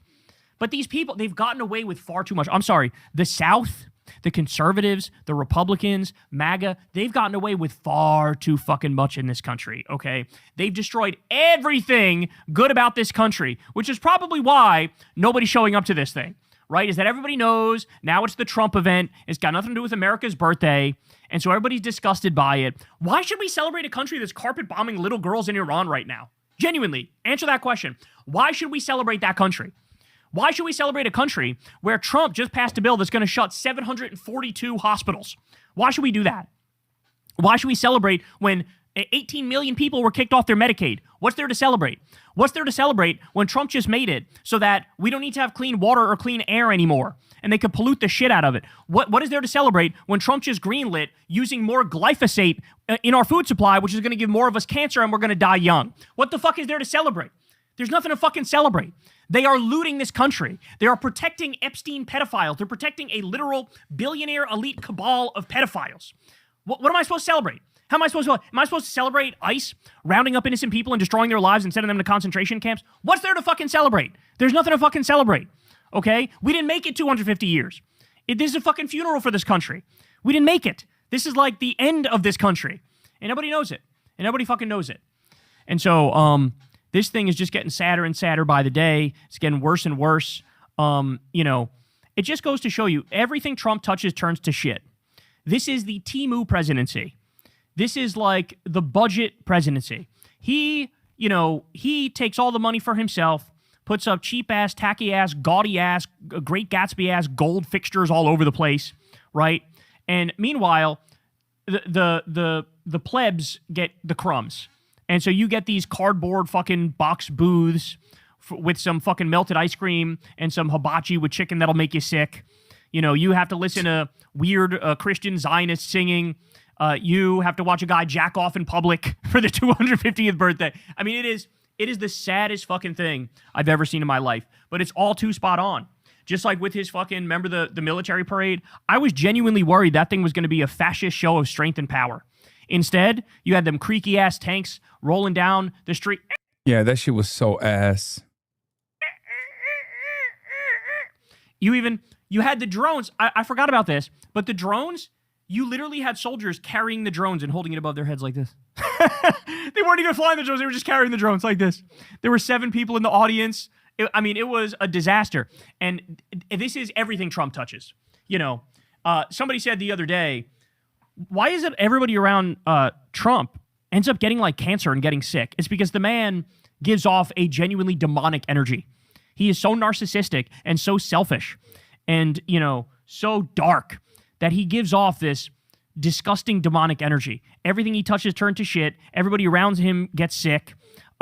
He is like the antithesis of all that is good and just. And this is what that end result looks like. The saddest festival of all time. Hey, y'all, do me a favor and like and subscribe. How does Trump get so many votes but can't attract the crowd?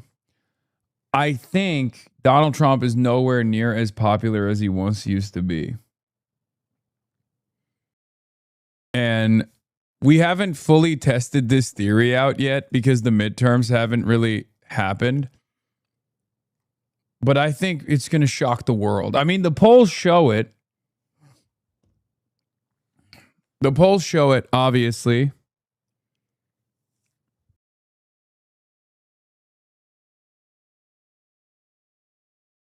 Also, how the fuck do you get people to travel? They ain't got no money. People don't got money. Stop watching this terrorist. Is Asmongold daddy? Hasan is a terrorist. Like, I think Trump has more fans in Europe than he does in America at this point. You know what I mean? And they're all, and they never go outside in Europe either, but they just like sit around. They all work in IT. They all work midnight shifts. And they just watch Asmongold and LARP as though they're American. Like, I'm not kidding, dude. Like, where are Trump's fans? Twitter. Half of them are bots from India, right?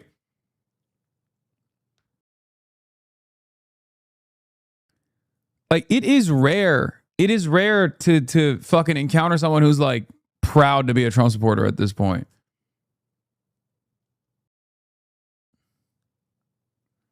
Is 50 degrees Celsius in Europe? Of course they don't go outside. Yeah, I'd be LARPing as an American too. Maybe if you LARP hard enough, it'll feel like you have AC in your house, you know? I will be honest, I don't understand the Europe no AC thing. It's pretty crazy. At this point, you got to realize like climate change has dramatically altered European climate, you gotta get AC. You gotta get AC, right? Am I being too American for that? I think the next meta has to be like finding a climate friendly solution, like a ecological solution that helps, like that doesn't destroy the environment too much, but also allows people to fucking cool down a little bit. You're being too nice. You're being too Chinese for wanting AC. I know AC makes climate change even worse. I know, but like, dude.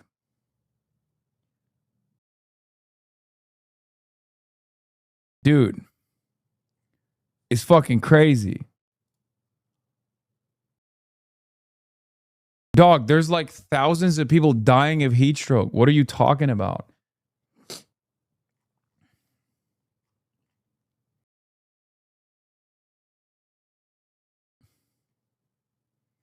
Heat pumps are the cure?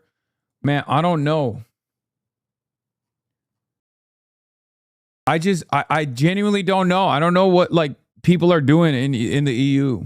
Like, I don't know what they're doing. I don't know why, like I feel like the first European politician that says like we have to get ACs in buildings, like this is unacceptable, is gonna win everything. Like, I hope it's the socialists that get there first and it's not the fascists. Judging by everything else, the fascists are probably gonna be the first that say it. You know what I mean? How does shitting on Europe help your country? Genuine question. Wait, what? Shitting on Europe? Dog, I just suggested and expressed my confusion as to why they don't have AC in Europe. I'm not shitting on Europe.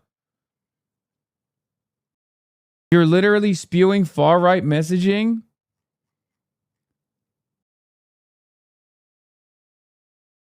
Vegetalization is the solution, not fucking more consumption that rejects heat.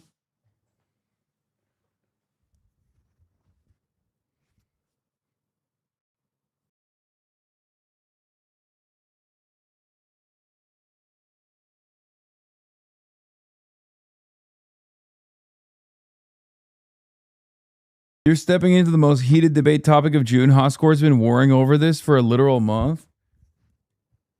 I don't get it. I'm just expressing my confusion. Okay? I'm sorry. I already said I'm sure there's like a more climate friendly solution than like fat air conditioning units in every fucking home and every unit. But swamp coolers, big bro, they contain 0 synthetic refrigerants. Evaporative cooling based system that uses a specifically coated ceramic to cool air without adding humidity. Yeah, this sounds fake, but hopefully it's real. I don't know. Seems fake to me, brother. Zara Sultana has a good take per usual. What does she say?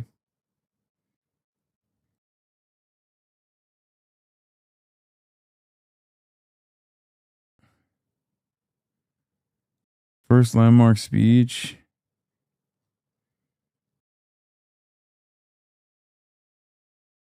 Every new heat record exposes the same divide. Workers on the planet versus billionaires. People are dying in the heat right now, yet we're told there's always billions for endless war and militarization, but never a serious plan for the climate crisis. The richest keep profiting from fossil fuels while insulating themselves in air-conditioned bunkers.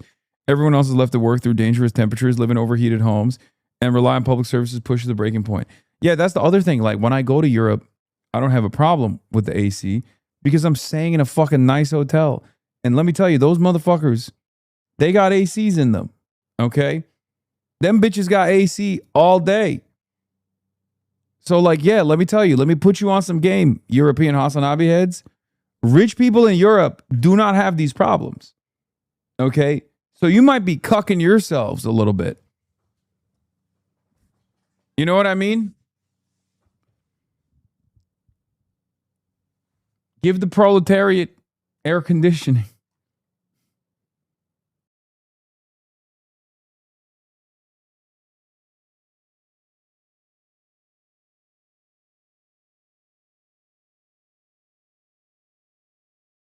Brother, your argument cannot be rich people do it right by fucking over everyone. I mean, look, there's got to be a way to offset the electricity consumption and the carbon pollution, right? I'm sure there is. I'm not crazy, right? Just, I don't know, if you have an AC, you got to have a solar panel or some shit, right? Like, you know what I mean? Like, it doesn't make any fucking sense. I'm not saying crank up the AC, dial it up, and go crazy with it.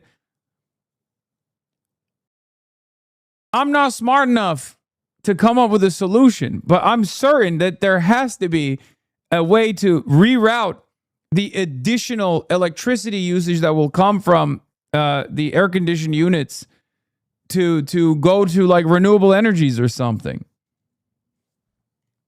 Bro, this is not how the environment works. Wait, what?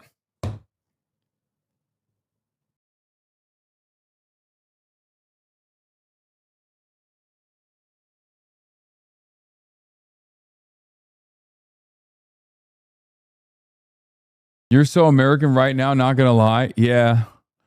I think that's my most American take. My most American take is I think we gotta, like, Europe, 100 years ago, you were a much cooler continent. Okay? You're not the same continent any longer. Climate change is here. It almost feels like it's a version of climate change denial. Like, to be like, no, things are going to go back to normal. We're going to have, 20 degrees centigrade summers again. Like, nope. It's going 40. Was this rare positive Reddit post? Francesca Hong raises over 50K on Hasan Piker's Twitch stream.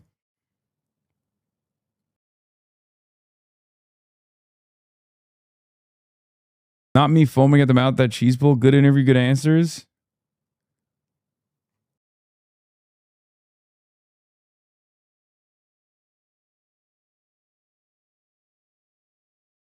Hope she wins to get the fascists and liberals clothing. We've compromised. I'm just sick of the well-meaning centrists who only think a candidate with the personality policies a slightly done toast could possibly beat MAGA. Hong won't lose because our ideas are bad. She will lose because the supporters drive the allies she needs to win away. Do you want AC, the nuclear plant, too? Sure.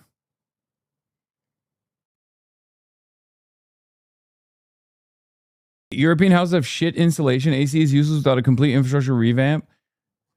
Yeah, I'm going to be honest. I think it's because, again, I think it's because they built the houses at a time when the climate was dramatically different, right?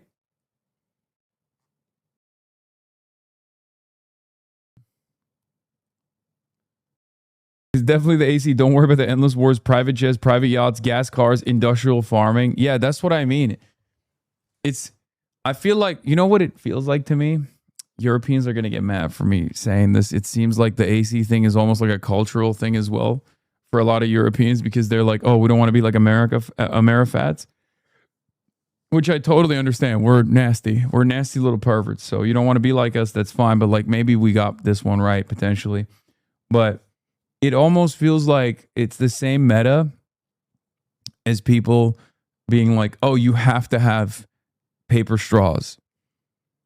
You know what I mean? No more plastic straws. Like, we're lowering our fucking impact on the climate. Man, that's just not doing anything. Okay? That's not doing anything. There's far worse offenders out there.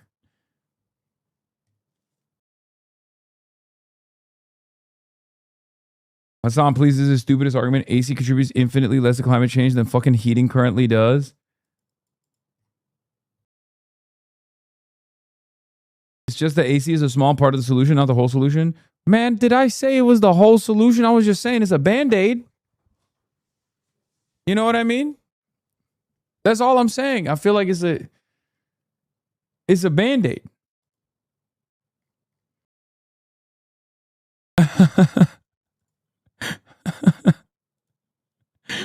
It's so beautiful because it's made with AI too.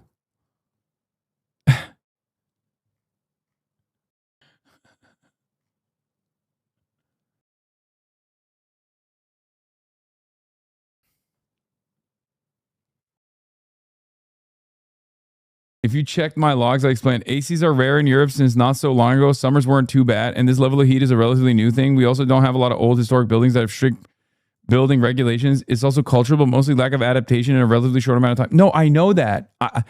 Dog, I've been to Europe virtually every year for like the last 20 years of my life, and I lived in Turkey when I was growing up for the first 18. Okay? So yes, I'm quite familiar with the climate change that has taken place in Europe. I know that. I get all of that. I just said all of that. I said that a lot of the houses are too old and they were designed for an entirely different type of climate that no longer exists and is not coming back. My confusion doesn't come from why ACs are... My confusion doesn't come from like what's going on in Europe and why people are dying to heat stroke. My confusion comes from why Europeans haven't decided to do something about it.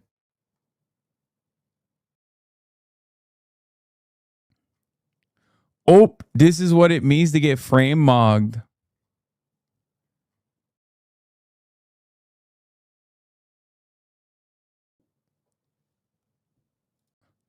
Europe has been busy. Also, those tethered tops. No, that one is fine. We do feel like us using AdBlue is a game changer for the environment.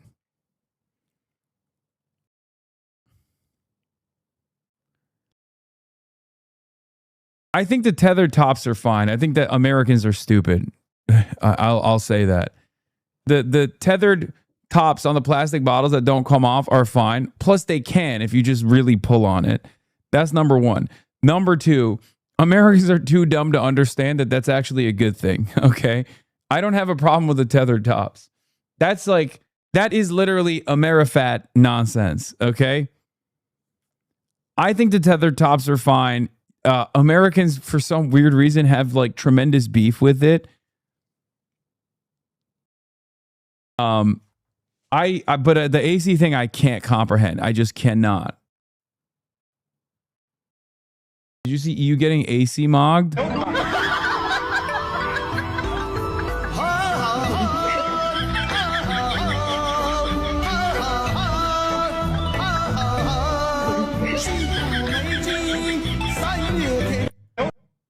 That's crazy. China's so gracious, they're air conditioning Trump supporters, bro. You see that? They're giving Trump supporters air conditioning. This shit's better than America 250 Fest, okay? This is built better than the America 250 Fest.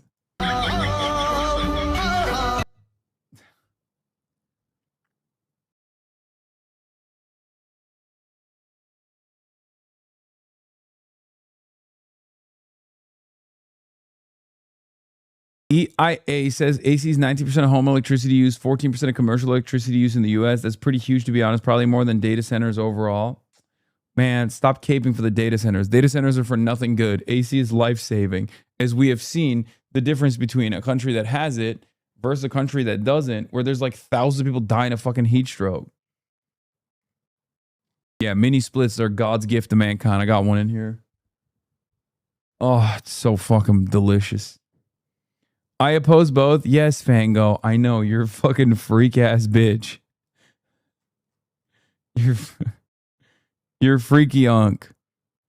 I get it. You also were literally in support of Iran blowing up oil refineries because that's how much of a fucking green energy initiative guy you are.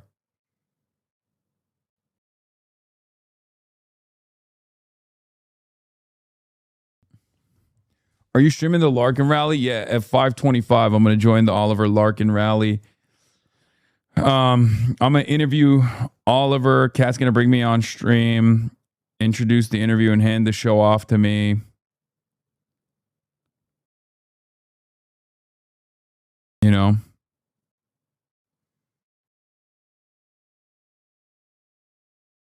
Yeah, we're fundraising for Oliver Larkin as well today. Back-to-back fundraisers. We treating these data centers like macro reactors. You could be Barrett and Will can be Cloud.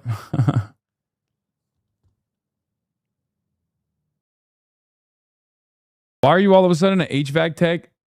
It's been hot as hell in Denver, but to be honest, it's like LA. And if you're not in the sun, it's fine. My AC is ass. I just open my windows. I'm a Euro poor, basically.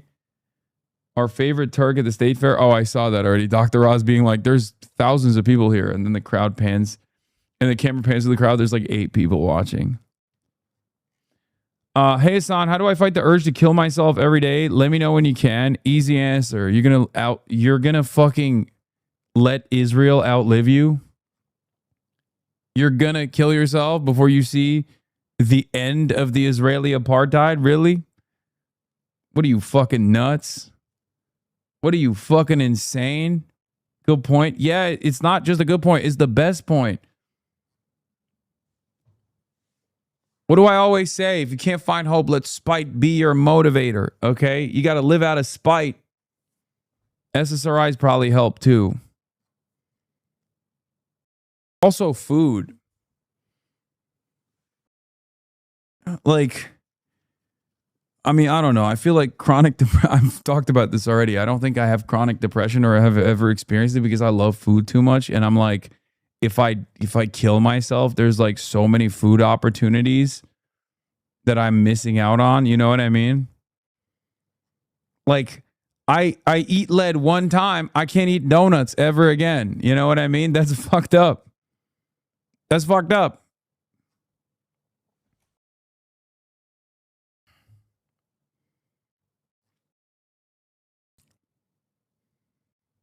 Think of all the things you can cover in cheese. Man, shut the fuck up. First of all, cheese is great on a lot of stuff. Okay? Cheese is fucking fantastic on a lot of stuff. You are so fat coated you ate the depression. Yeah, great food like great food like Korean food with cheese on it.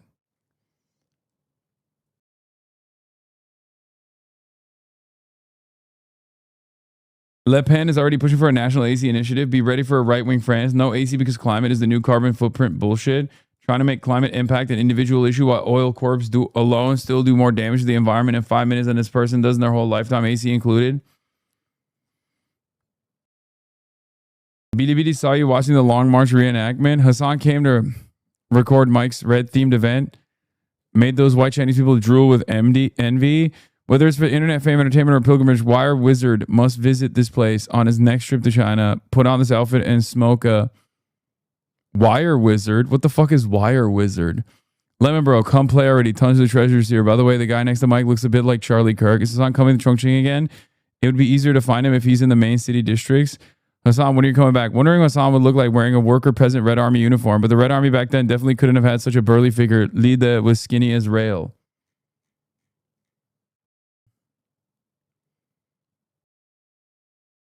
I'm a licensed architect. There are good and bad of centering a design around conditioned air, both heating and cooling, but it's a small stat. A single AC unit in an average size house runs 24/7 for the entire summer is only a portion of a single day of climate emissions that a single mega yacht or cruise ship emits in a single day.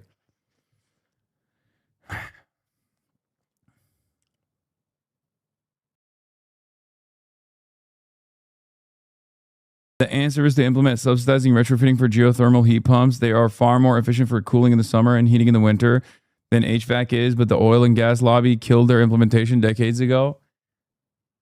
Look, I don't have any dog in this fight. I just want people to not die in Europe because it's too hot, especially after the invention of HVAC units and HVAC specialists and AC units. Okay. You put a fucking mini split in that bitch, dude. You can get the whole family around it. You know what I mean? There's also like like portable AC ones too. You just like buy it on Amazon and then you put, there's like a thing that you put on the window. There's also window units. Do they not have window units in Europe? They don't sell them?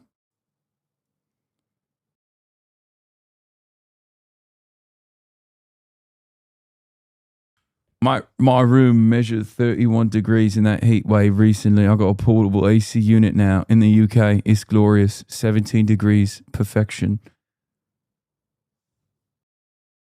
Europeans will only fight for environmentally friendly AC when Americans tell them to buy a window unit. Do fans not exist? Big dog, if it's 50 degrees, what the fuck what is a fan gonna do? Below 50-degree heat like a blow dryer in your face? Some of y'all have no concept of how hot it's getting in Europe, I think. Like...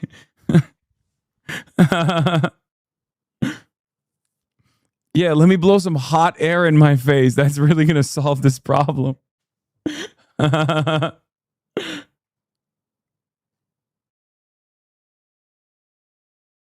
No, you get put on a list if you try and search for window AC units in most EU nations.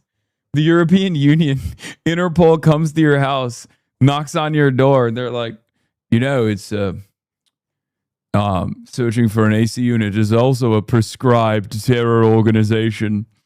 It's not dissimilar to Palestine action, actually. We've decided. We've decided once again. Open a window and let the hot air in.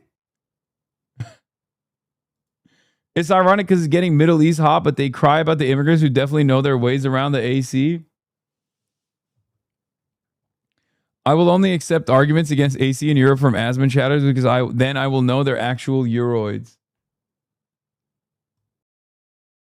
By the way, IRA had big tax credit for heat pumps, which was great. They're 4x more efficient. That's what we need more of. 17 degrees chatter's gonna freeze to death. Fango is literally telling European chatters. Fango is telling chatters in the UK that they need to thug it out. Okay? The 40 degrees centigrade heat. They just need to fucking eat it. He's like, do not buy an AC unit. It's a Fahrenheit joke? Oh, I thought you were saying it's 17 is too cold.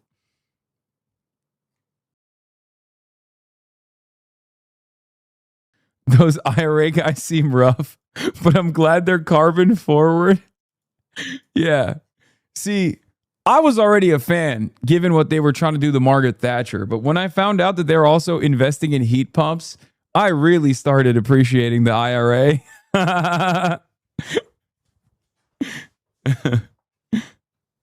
You're telling me now. I was already fond of their initiatives against the British occupation.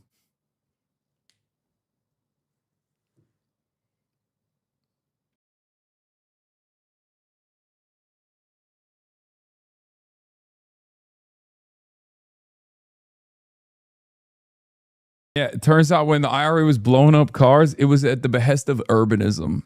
Okay? They were doing that to be like, more bike lanes. We don't want car line infrastructure. We need more bike lanes. What the fuck are you doing? Come out, you black and tans. Get on a bike and bike away. Right away on a bike. And maybe we'll allow it on a bus. But never a car.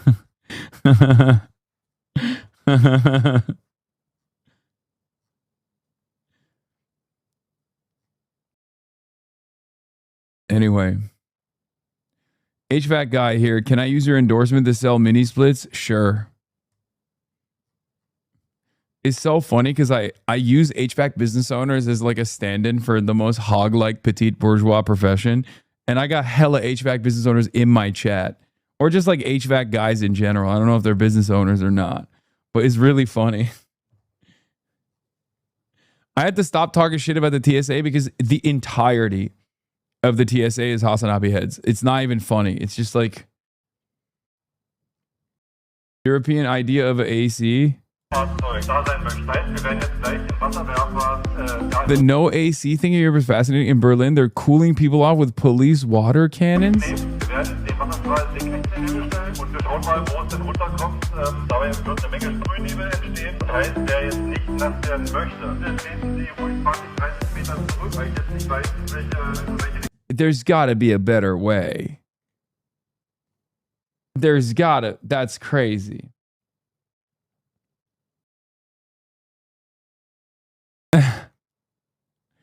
Britain's ordered to remove air conditioner from homes in 40 centigrade heat under net zero crackdown.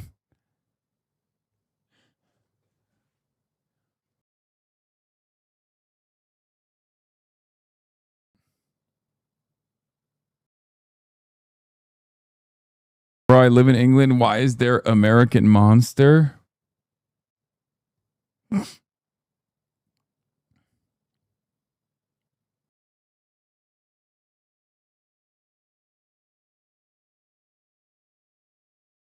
You better respect the USPS. We in here too, and we're watching. Buddy, when have I not fucking rode for the US Postal Service? What are you talking about? I'm the #1 USPS dick rider of all time. It's like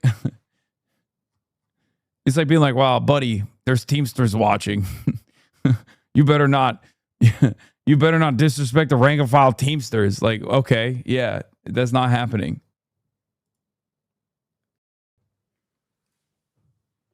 Yeah, we fuck with the USPS in this bitch.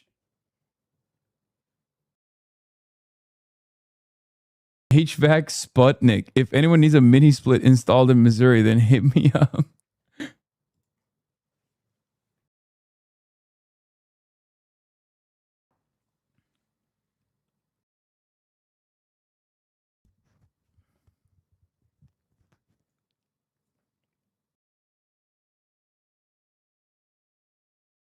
AC is really expensive. That's why most people don't have it. It costs $5 to $10K for the whole house, and most people don't think it's worth it for a week or two per year. Is it just a week or two per the whole year? I feel like you guys just don't know what it's like to have an AC unit. So you think it's just for like a week or two. Dog, you don't have to only use the AC unit when it's 50 degrees centigrade. You use it for the whole summer.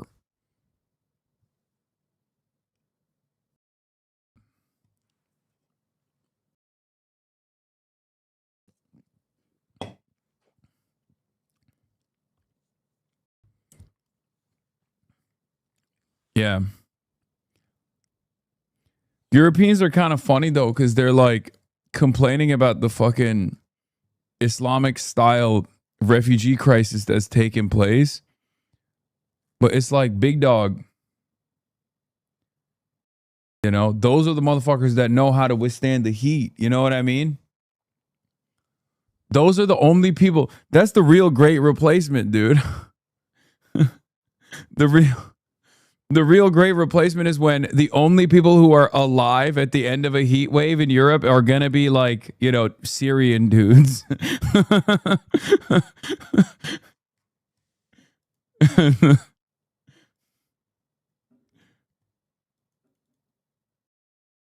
Yeah. Also, it's insane that Europeans think the AC is an American luxury when there are large parts of the actual third world that have heavy AC usage.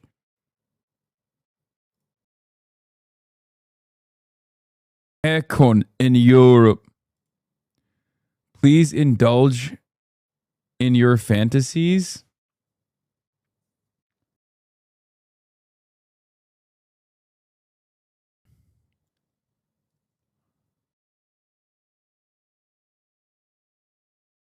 What the fuck? This is like, bro, this is the actual opposite. Isn't that crazy? This literally is like the actual opposite of most. Like, the less developed you are, the more likely it is that you have AC.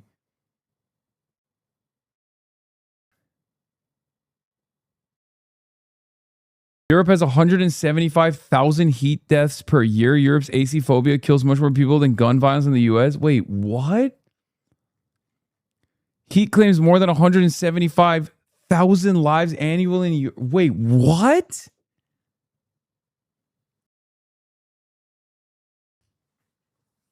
What?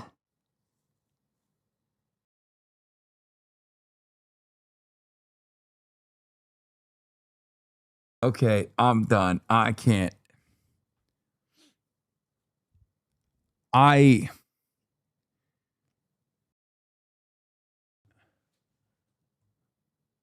Bro, we really destroyed Europe. Like, I think America unironically ruined Europe. Europe is literally third world. Europe is actually more third world than the third world. Europeans think the AC will kill them. I'm not joking. It's insane.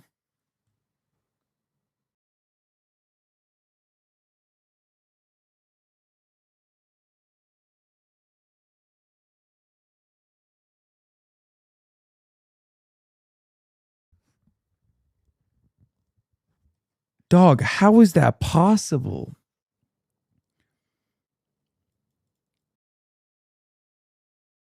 It recorded its warmest average temperature yet is 17 degrees Celsius. Wait.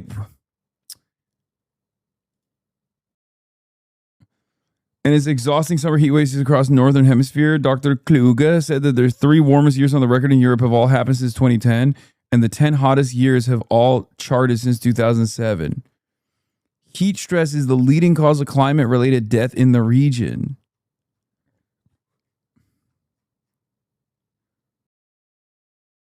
Yo, what are they doing? Are they just like, there's no way, right? Like they're just really beefing up those numbers, right? Like it has to be. Like I know you like the number. I'm a numbers guy. I feel like these guys are just like, oh, an old person died. And yes, Europe's heat waves are deadlier than American gun violence. Oh my God. More Europeans die of summer heat than Americans die of guns. Oh my God.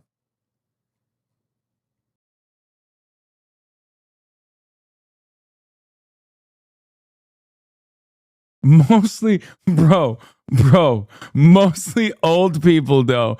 Dog. What the fuck are you saying? Oh, so it's fine.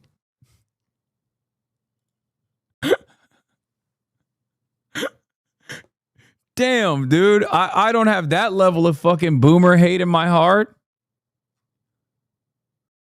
That's crazy. Chatter said their time was now. Their time had come. It's okay. You know? It's fine. All right, I got to join this video conference. Okay? And fundraise for Oliver Larkin.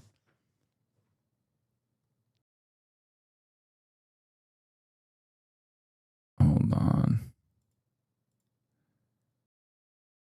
What the hell is this?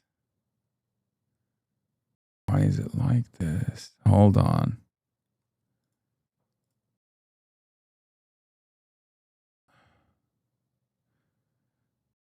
Hello? Okay. Let's do virtual camera.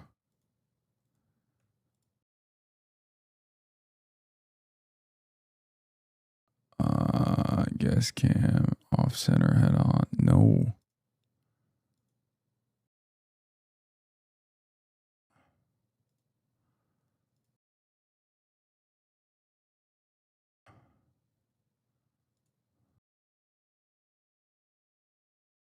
Okay. All right. The federal minimum wage to $25 an hour, which of course was a lie. He hasn't done anything. But the fact that the right is agitating their base about 25, not 15, not 17, not 18, they're agitating about the number that people actually need. That you know, it's really important that if somebody, on the other side, I won't even say Democrats, but pro-democracy forces, when they take over, if they take over, they can't just talk about things like 25. They have to deliver on things like 25. And so we need Oliver to get in there, and alongside Rashida and alongside Ana Lilia and Chris Rabb and everybody else, make this HR 1, deliver on the affordability crisis by paying people a living wage. heard first, so that all of him, just what Sadu was saying, donate at least 5 if you want the federal minimum wage to be 25. But I don't know about y'all, 25 in Miami don't make it, so you might as well start donating 40, so we could be at 40. That's just me being hopeful. Bro, Austin is on the call. What the fuck? Sarah is back, and want to chime in here. Yeah, sure. Can everybody hear me? Yes. Yes. Okay. Okay, good.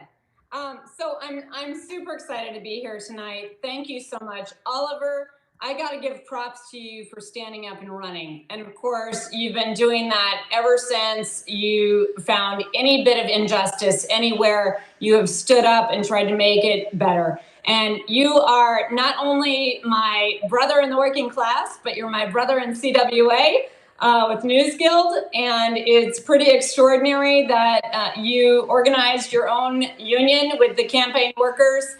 And I gotta say, who needs a voice more than campaign workers when we gotta be able to let people know who are in power when they're screwing up, when they're not saying the right things, when they're not connected to the people. And so that background is super important. But what's really important here is what Saru was talking about.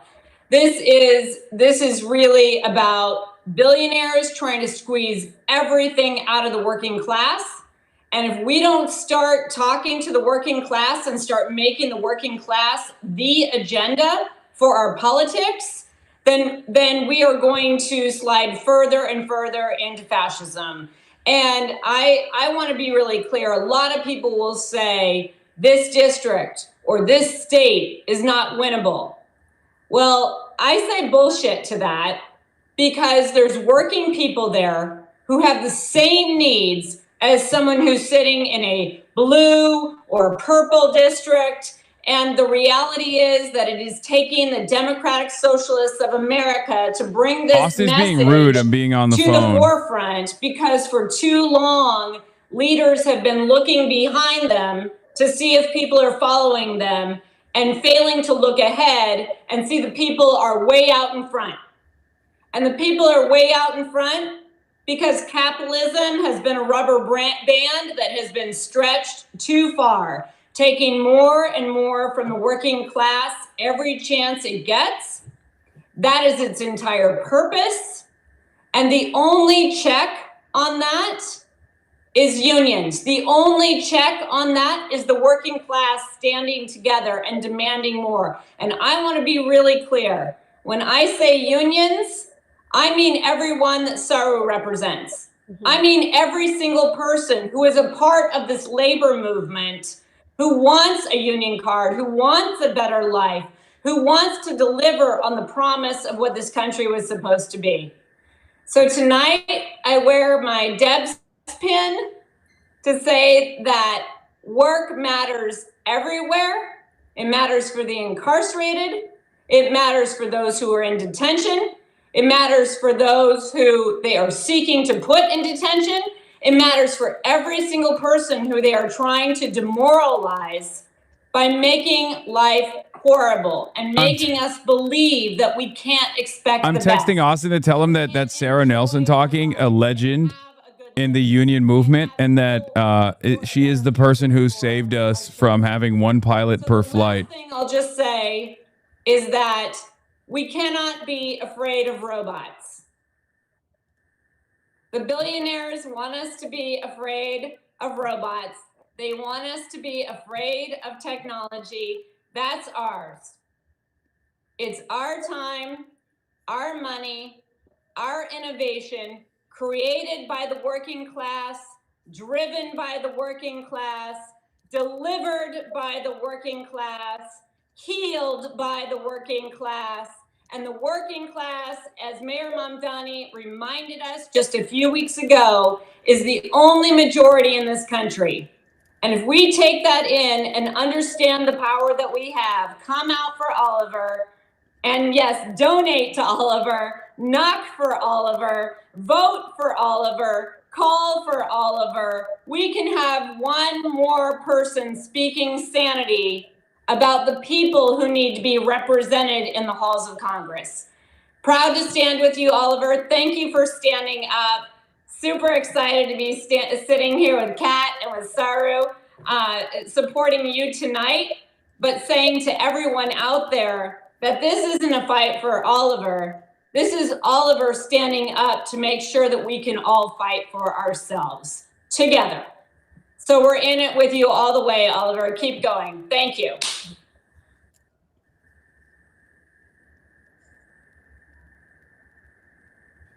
Thank you so much, Sarah and Saru. I don't know about you guys, but I'm feeling pumped up, and we're almost at that halfway goal. So let's make it to 10K. Before we even get into this next session, I know we can do it. Just like Sarah said, we're fighting for our democracy, and Oliver is a representation right now of that democracy that we're all fighting for. Thank you both so much. This next person is someone I consider like a mentor to me. Especially as we know, Florida public service workers are on the biggest chopping block, and Florida public service unions have been like under attack heavily. And so we're going to be talking to Afifa Khalik from FPSU, and she has a very important announcement to make. So Afifa, it's so great to see you.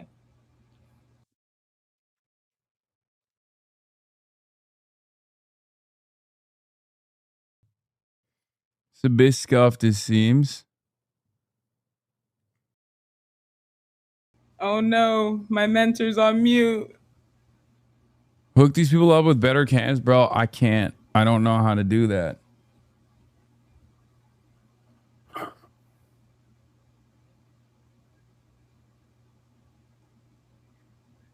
As I know she gets those technical things together. Oh, wait. Can you hear me now? There we go. Is it good? Okay. All right. It took only a couple of minutes. So yeah, technology is our friend.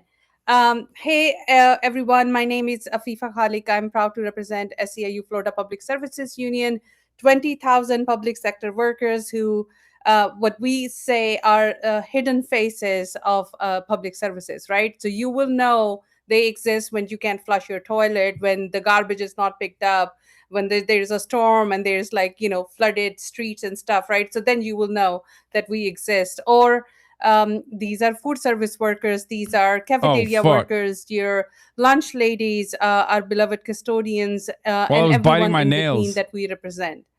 Here is like one message to everybody who is donating right now.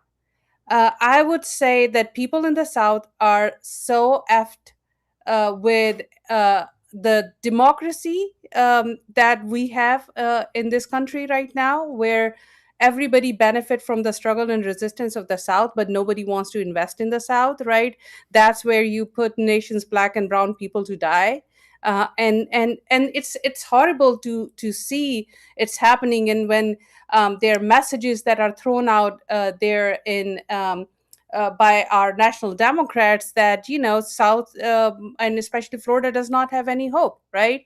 So we say no to that BS. Absolutely, we in Florida are the biggest resistance force, and we have been resisting forever against these attacks, and we are able to survive. These workers deserve champions in the Congress who are from the South and can represent the South, and they are not on the bandwagon and talking points of like these rich, greedy corporations, right? So that's first and foremost. So we are at SEIU Florida Public Services Union very proud to announce our endorsement for my brother, Oliver Larkin. And this is fresh off the press, fresh off the boat, right? So we're super happy and excited about this, right? And here is the reason why. Florida has the worst affordability crisis. We spend 58 to 60% of our income on housing alone. And then you top that on an estate where there is no public transportation infrastructure, then the gas prices, everybody needs to own a car in Florida, right? To drive to the work. There's the public infrastructure does not exist. And we have politicians who call themselves DeSantis Democrats, and that is completely unacceptable. DeSantis have the worst track record when it comes to working class families in Florida. So he has spent money on his corporate campaign donors and found projects such as Culture Wars or Alcatraz for them to invest in so that they can benefit from my tax money, right? So somebody who says that they are DeSantis Democrat, it's horrible slap on the working class families and their claim that they represent us, right? Toby Dirty. So that's not happening. And we say no to that BS too. We have taken a very bold stance, and we have like gone against that incumbent against Jaron Maskowitz to endorse Oliver Larkin. And fun stories before all of those I don't know how to who are mute on this call. the private chat. I had a very quick conversation with Oliver, my first talk with Oliver. And I asked him, I said, give me a 30-second pitch, the elevator pitch on why we should select you as a candidate, right? And I was super impressed by how clear he is in his vision for working class families and how he represents the working class families. Very bold stance. So obviously there was like no question, no doubt when we talked to our members about this endorsement. They were like completely sold by Oliver Larkin. We do not have to do any push. We do not have to convince them. Oliver's stance and his vision was selling point enough for our members to realize like who is the champion who is going to be the champion in Congress for them. So SEIU, Florida Public Services Union, we stand behind Oliver Larkin, and everybody who is donating today, please donate for the Black and Brown resistance movement in South, not just for Oliver, but because resistance is alive. Thank you so much. Thank you so much, Afifa. And thank you for everyone that did so far. We're almost halfway there. This is going to be my last introduction before I hand it on over to Hasan and Austin, who will be taking over from here. It has been a super pleasure. As someone who has just been redistricted into Oliver Larkin's district, I am an excited voter, organizer, and friend and neighbor. So until next time. All right. Is it our turn now? Thank you, Kat. Let's do it. All right. Thank you, Kat, for the introduction. Real honor to be here with Oliver. We were early on trying to promote Oliver when he was chasing down Moskowitz in the original district before the redistricting scheme came about. And I feel like now there's an even better opportunity for Oliver to make an impact. I know that there was an early poll that came out today showing Moskowitz at 67% and Oliver at 33%. But with a limited amount of name recognition, it's really important for all of you guys to obviously keep fundraising, considering that this is a campaign that's powered by grassroots, that's accountable to grassroots, and nothing else, obviously. And there's probably going to be a lot of big money flowing into this race for the Moskowitz camp. From the Moskowitz camp. And I mean, I feel like the Republicans on the opposing side, regardless of this district, now being a dummy mander district, to use a term that Hakeem Jeffries has used, is not going to be as significant of a battle, in my opinion. I think Moskowitz probably will be a tougher hill to climb, especially considering that your values and the values of democratic socialism, these universal principles that we are upholding, are across the board exciting for people. We saw this major defeat with Kamala Harris running to the center, pivoting to the center, and basically presenting a MAGA light version to the American public broadly, lose once again. And Moskowitz is maybe not even a MAGA light, but instead more so just MAGA with a D next to his name. So very excited to be here. Very excited to talk to you, Oliver. How are things going? Tell me about Florida 25. Yeah, so the new 25th district, and first of all, it's great to have you on, Hasan. Thank you for supporting our race and really supporting democratic socialist candidates all across the country. We're seeing a wave that is not restricted to one state or city or congressional district. It's happening all across the country right now. And what this opportunity provided with redistricting, extending now down into Miami-Dade County.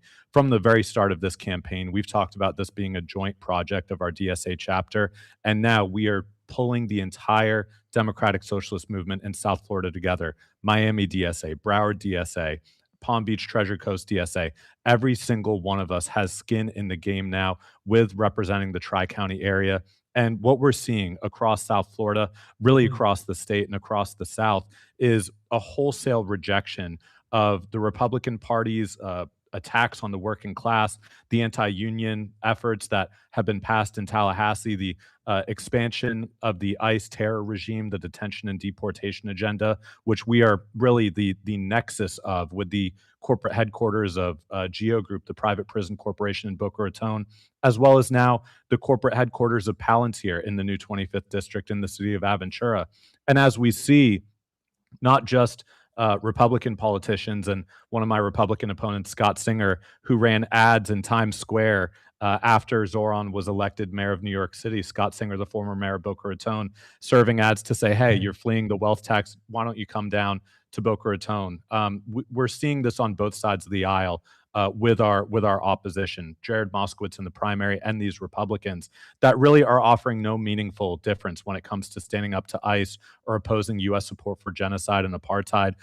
There's a two-party duopoly and a corporate establishment that contributes to and funds both of them that is just being wholesale rejected by the working class, where it has never been harder to get by, to afford your gas, your rent, your groceries. We're seeing now for the first time in several years, people are actually leaving Miami-Dade County and moving out elsewhere because South Florida is so incredibly unaffordable to live here. So this presents an incredible opportunity for us. When we hear Democrats like Jared Moskowitz try to moderate and cater to the right because that is what they perceive is going to win over non-party affiliated voters. When I talk to independent voters, when I talk to disaffected Democrats, when I talk to Republicans, we're rejecting the corrupt corporate establishment. We're rejecting the corruption of the congressional stock trading, where we have insider traders like Jared Moskowitz that are literally personally profiting from the death, destruction, and genocide that we're perpetuating with our support for Israel, but also with our own war in Iran right now. Voters are ready for something different. They're ready for someone who's actually going to fight for the working class of this country, to give young people some hope. As someone who has really lived their entire life under the thumb of this, $2 trillion spent on foreign wars, someone who has seen, as so many people watching this have, the American dream that we were raised to believe in is inaccessible for so many of us as we're minting Elon Musk, the world's first trillionaire.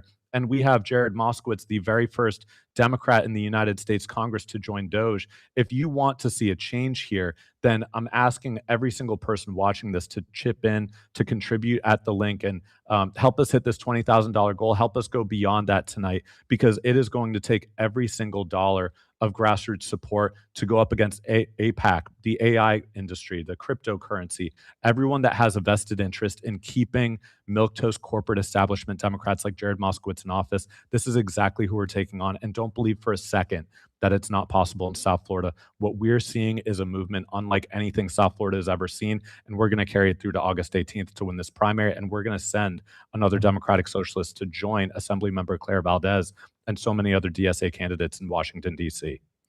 Oliver, I have questions for you. So in your experience, you've been up and down now in different parts of these two different districts that are not super different from one another. But when you go out there and you talk to the voters, likely voters, independents, these mythical moderate voters that are maybe never really voting for the Democratic Party, and you tell them your quote unquote radical agenda of ending unnecessary wars, like how do they react? Because I assume Neera Tanden says all the time that they probably react in horror, right? And they say, no, I would like to give billions of dollars to both Israel and also melt another billion every day, waging war with Iran, right? And I love that my gas prices are high. I feel patriotic paying them, or is there a different reaction when they hear your perspective? Yeah, people are so tuned out of politics as usual that most people have just trained themselves not to pay attention. And I think that's the way that members of Congress like Jared Moskowitz like it. And so there's a real I think, almost a shock and then a relief when we tell people what our agenda is, that we're actually fighting for Medicare for all, for a $25 minimum wage, for universal childcare. You know, one conversation in particular just sticks so clearly in my mind. I was in a working class neighborhood canvassing in Broward County, and a mom opened the door, and her 3 or 4 year old daughter was playing behind her. And as I said why I was canvassing, and I had my DSA button on, my campaign shirt, and I said that I'm running against the only Democrat in Florida who voted for the Laken Riley Act, who gave all of this power to ICE, and someone who's taken nearly $1 million from AIPAC. She was literally tearing up, saying, I don't understand how I can look at my daughter and see someone else's child locked up in Dilley Detention Center in Texas. I don't see how I can look at my daughter and know that my taxpayer dollars are going towards tearing children limb from limb in Gaza. And I think it's so visceral for so many parents that are they're watching Miss Rachel with their children, and they're really seeing the horror, as it's so hard to afford childcare, as it's so hard to afford rent, as it's so hard to afford public transportation, and the stress that people live with. And then they see what our taxpayer dollars are contributing to. There's a just extreme disgust, and I think that's exactly why so many people have tuned out. But we have a congressman who doesn't show up for town halls. We have someone who doesn't go door to door. So when we do that, the power that lends to our movement, the legitimacy it lends, just by being willing to show up and listen. I mean, the word is representative. The word is representative, and that means showing up and representing the people that you want to speak to. And at these No Kings protests as well, I mean, it's not just Democrats turning out to these things. It's non-party affiliated voters, it's Republican voters. And this is really what is inspiring people, that a new kind of politics is possible. We have such an amazing opportunity right now in Florida.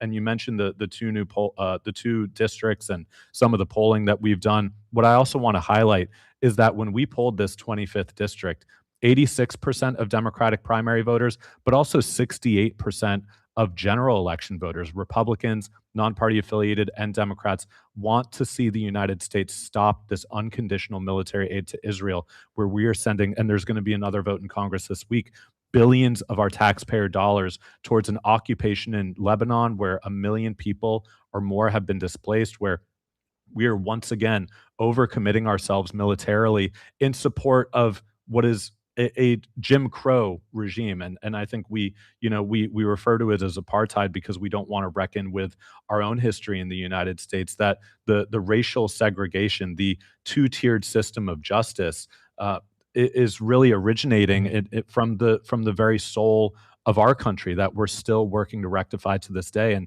I feel a tremendous responsibility as a candidate running in the South to finish this work of reconstruction and to connect these struggles. When Black and brown Floridians are being dispossessed and disenfranchised, we need to connect these struggles to what our taxpayer dollars are doing overseas. And increasingly, with this cost of living and affordability crisis, voters can no longer separate foreign and domestic policy. The cat is out of the bag, and no matter what Neera Tanden or Third Way or Josh Gottheimer might want to believe, people understand now that these struggles are interconnected, and the solidarity of this movement is exactly what the Democratic Socialists of America is delivering, and why we're seeing so much incredible momentum across the country.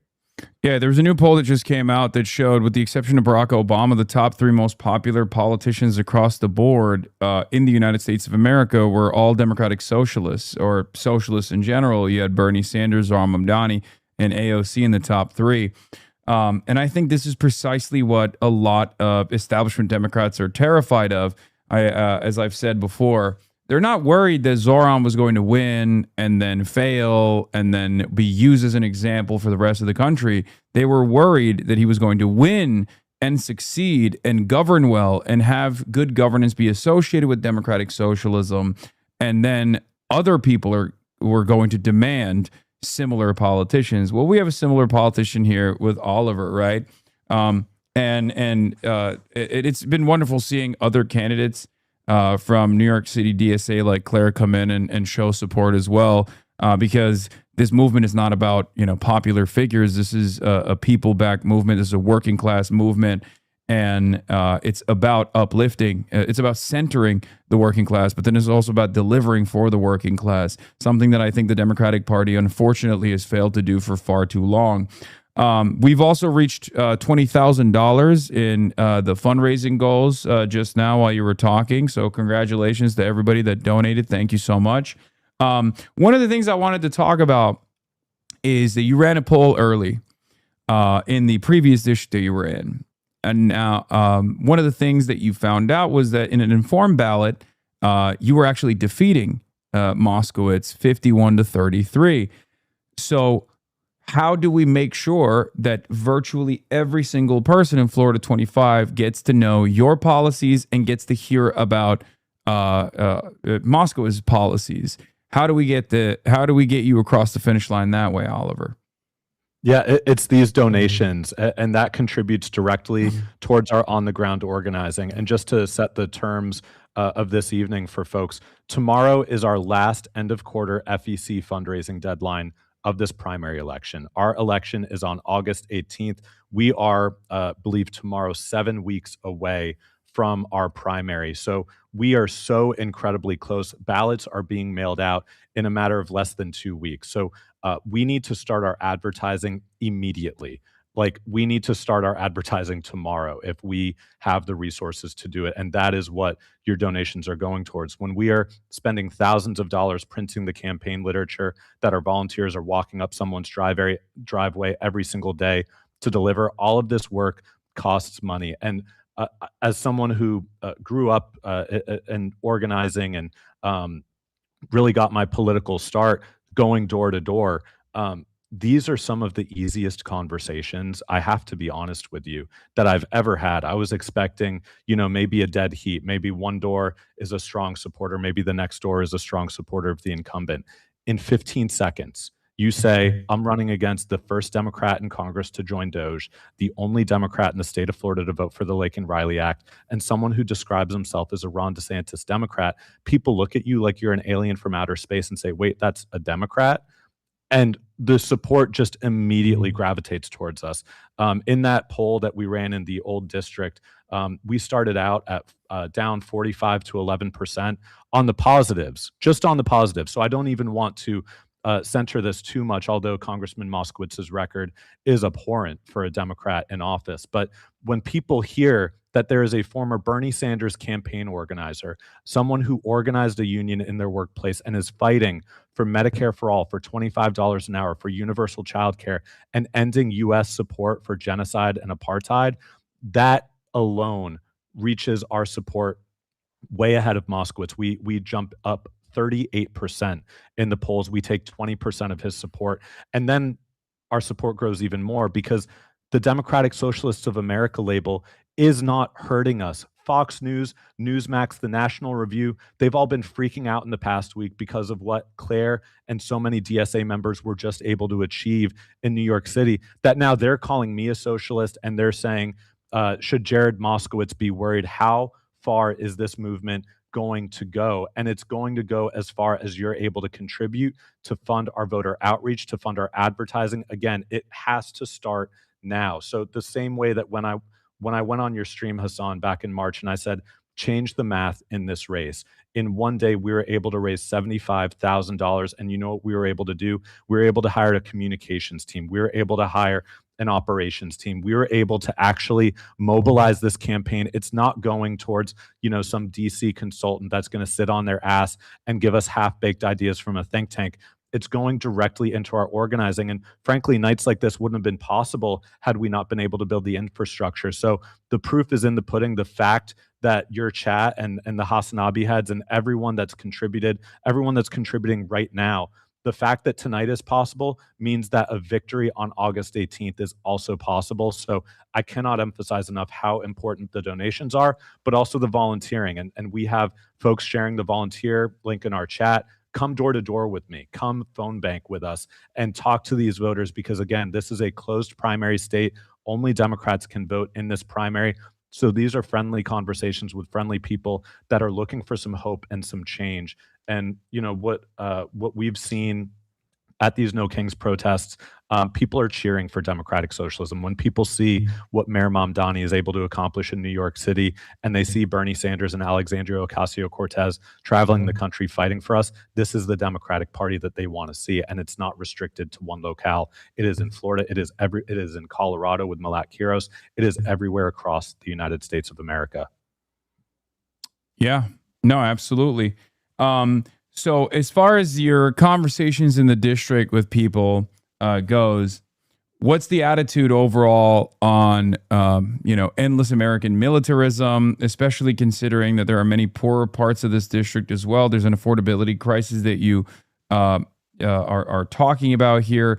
How do they respond when they hear your position? Are they shocked? Do they call you an anti-Semite, or are they like, well, I agree with that, actually, when you say that Israel's committed a genocide and Moskowitz is one of the biggest defenders of Israel, so much so that he's actually outflanked, by his own admission, Marco Rubio, even at times. How is the attitude overall from people on this issue? It's incredibly receptive. I mean, again, people are connecting our foreign military expenditures overseas with the cost of living crisis that is proximate and right in front of us every single day. When we have the county of Palm Beach within our district, the largest single municipal investor in Israel bonds, with $1 billion invested at the same time that they're cutting bus routes for seniors with disabilities and college students at FAU. When Florida Atlantic University, which is led by Adam Hasner, a former Florida Republican House Majority Leader who was plucked from being Geo Group, the private prison corporation's executive vice president of public policy. Jared Moskowitz literally wrote the personal letter of recommendation to install him. And what did Florida Atlantic University do? They became the largest public university investor in Israel bonds with $8.2 million invested. Miami-Dade County has over $100 million invested in Israel bonds. We see all around us the lack of affordable housing, the cuts to public transportation, the fact that it's nearly impossible to find affordable childcare in South Florida. And then we see what our taxpayer dollars are going towards, not just the United States government, but our state government, our municipal governments, our universities. It is unavoidable. And not to dumb it down too much, but people, regardless of their background, we just don't like to see genocide. We don't like to see our taxpayer dollars going towards slaughter, especially with the memory of what the last 25 years of this country's history have been with these foreign military entanglements overseas and supporting theocratic regimes. It's not just Israel. It is Saudi Arabia. It is, the dictatorships that the United States uses to be able to extract resources from these regions and to be able to have their our military bases hosted overseas. But then we get into these entanglements. Jared Moskowitz and Josh Gottheimer give the permission slip to Donald Trump to take us to war with Iran, as Jared Moskowitz has purchased Lockheed Martin stock 4 times, which hit an all-time high on the market after he said Rokan and Thomas Massey's War Powers Resolution was the Ayatollah Protection Act. So again, there's an element of personal profit at play here that voters pick up on. So I've not encountered any resistance that you might believe, or that AIPAC might have you think would just be meeting a candidate like myself with anytime I go door to door or have a town hall. People are showing up because of this bold stance that we're taking, and I think it's a mark of the courage and authenticity that we need from more members of Congress, that the reception has been this warm. Yeah, I think that the reason why I keep asking you these questions is because, well, one, you guys need to keep donating 100%, because getting the message out is the most important part of this puzzle, because you already have the policies, you have the fundamentals, you have a team that is ready to go out and door knock. Obviously, it needs to be larger, but part of the equation for me is that my theory for change, that I know you share as well, is that these policies that we are all advocating for are ones that not only help the working class everywhere, but they're also objectively popular everywhere. It's just that people don't have confidence because they've never heard someone genuinely speak to them in a language that they understand, genuinely tell them that a better future is possible. Whereas I feel like for the most part, Democrats like Moskowitz and many other do-nothing Democrats all around the country have destroyed the confidence that the American working class in destroy the confidence that they have in good governance, destroy the confidence that they have in the Democratic Party. They have developed tremendous apathy amongst the base of support. So getting you in front of as many people as possible and trying to get you more media coverage as well is probably one of the primary things we got to do. We have to nationalize this race, especially because, let's be real, a lot of the national organizations, they're much more comfortable working in like deep blue districts. Even many of them still shy away from taking out incumbents, usually. Some of them shy away from that. There are other organizations that don't shy away from taking out incumbents and changing them. But even then, they're a little bit worried about, like, once they see +9 Trump or a red state, they usually don't want to push as hard. And the same problem exists for the Democratic Party as well. The Democratic Party broadly doesn't even offer its centrist candidates in red districts and in the South enough support. But there is a real opportunity here to make that change. And if they're not going to do it, we're going to do it for ourselves, right? We're going to do it for the district. We're going to do it for this movement, and we're going to continue building on the successes that we've seen, not just in New York City. Because for the longest time, they said, oh, this stuff doesn't work. Voters don't want it, right? And then Zoran got elected, and they were like, oh, he only got elected, but by not such great margins, and in a deep blue area like New York is +59 Kamala Harris State and +56 Kamala Harris City. It doesn't matter, all this stuff. And now there's an impact being made with Bernie-crats, like even Graham Plattner in Maine. Now, that is Graham Plattner going up against a Republican senator in a somewhat relatively purplish state, right? It's a close state. I think it was Kamala 6, if I'm not mistaken. Now the dynamic changes, the goalposts shift, and they turn around and say, okay, well, you can't do that in a red district. You can't do that in a red state. Let's see you flip a potential red district into a blue one. And we got to do that. We got to be able to do that. And I think we should have a 50-state strategy. We should have a strategy in every district. We should have someone just like yourself in every single district. And this is an incredibly important race to prove that point, because you have the fundamentals, you have the policies, you have the charisma, especially in comparison to Moskowitz. I mean, that's not saying much, but you got the motion. We just need to be able to connect you with as many voters as possible, because once we get over that hump, once more and more people are aware of who you are and what you represent, and that there is an election even that's taking place, a primary that's taking place, if we can draw turnout, we can absolutely make a massive impact here, and we can unseat one of the worst Democrats in Congress. Like, there are a lot of villains. Obviously, we all despise the Republicans unconditionally and across the board. They're fascists, right? However, there are fascist collaborators within the Democratic Party, and I don't mind saying that Moskowitz is one of them, okay? Because he has said it. It's not me saying it. It's something he has personally communicated. He is the one who has said he agrees with the Trump administration's actions as it pertains to the Trump administration's allegiance to the state of Israel, or even Marco Rubio broadly and his initiatives across the board.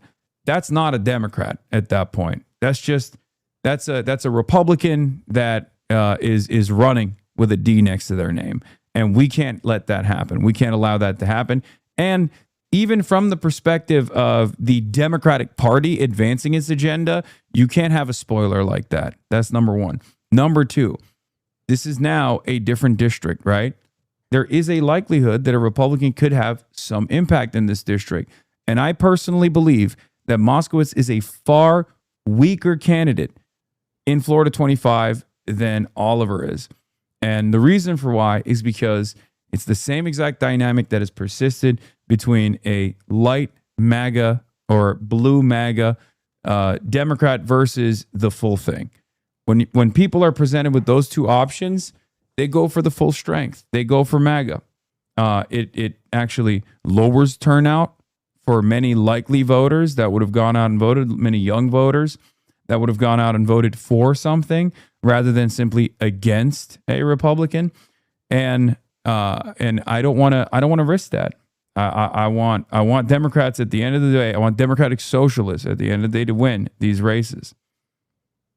Yeah, I couldn't have said it better myself. And just to put a fine point on it, you know, in an election year where Democratic voters, but also non-party affiliated voters are so upset with the mass detention and deportation regime of the Trump administration. The very first law that Donald Trump signed was the Laken Riley Act. Why would we nominate someone in a tough district who was the only Florida Democrat to vote for the Laken Riley Act? There's no meaningful difference between the Republican and Democratic candidate in that respect. Why would we nominate someone when we have seniors that are on wait times on Social Security because 8,000 Social Security Administration workers have been placed on RIF orders that have been laid off? Why would we nominate the only Democrat in Congress, the first Democrat in Congress to join DOJ, and give voters no meaningful difference for union members that have been screwed over, had their collective bargaining agreements voided? Why would we nominate someone in the midst of the most unpopular U.S. foreign policy in our lifetimes of this catastrophic support for genocide and Jim Crow? Why would we nominate someone who has no meaningful difference with the Republican Party on the most important issue many Democratic voters consider, and the one that lost Vice President Kamala Harris the election in 2024? It would be a profound mistake to demobilize Democratic base voters and progressives based on all of these issues that are the most important contrasts we have right now with the Republican Party, in addition to the mountain of corporate PAC money that Jared Moskowitz is receiving, as he is, you know, trading many of those very same corporate PACs stocks as a sitting member of Congress with nearly $4 million. People are sick of this corruption, and they want to see a real difference between the parties, and not just, you know, as we've seen so often in Florida, not just Jared Moskowitz, but these Democrats that feel that they need to pretend to be Republicans, or perhaps they are Republicans and just feel like they need to have a D listed next to their name. What's the significance of today, by the way, as a filing deadline? Because I know that this is the ultimate goal that you're trying to reach here is 150,000. What's the significance of today? Yeah, so today is the last day before tomorrow at 11:59 p.m. the FEC fundraising deadline. It is a public report that we will file showing all of our fundraising from the past 3 months, from April 1st up until 11:59 p.m. tomorrow. And this is what the media is going to look at. When, Hasan, you say that we need more media coverage, this is what the media is going to look at to assess the strength and legitimacy and viability of this campaign.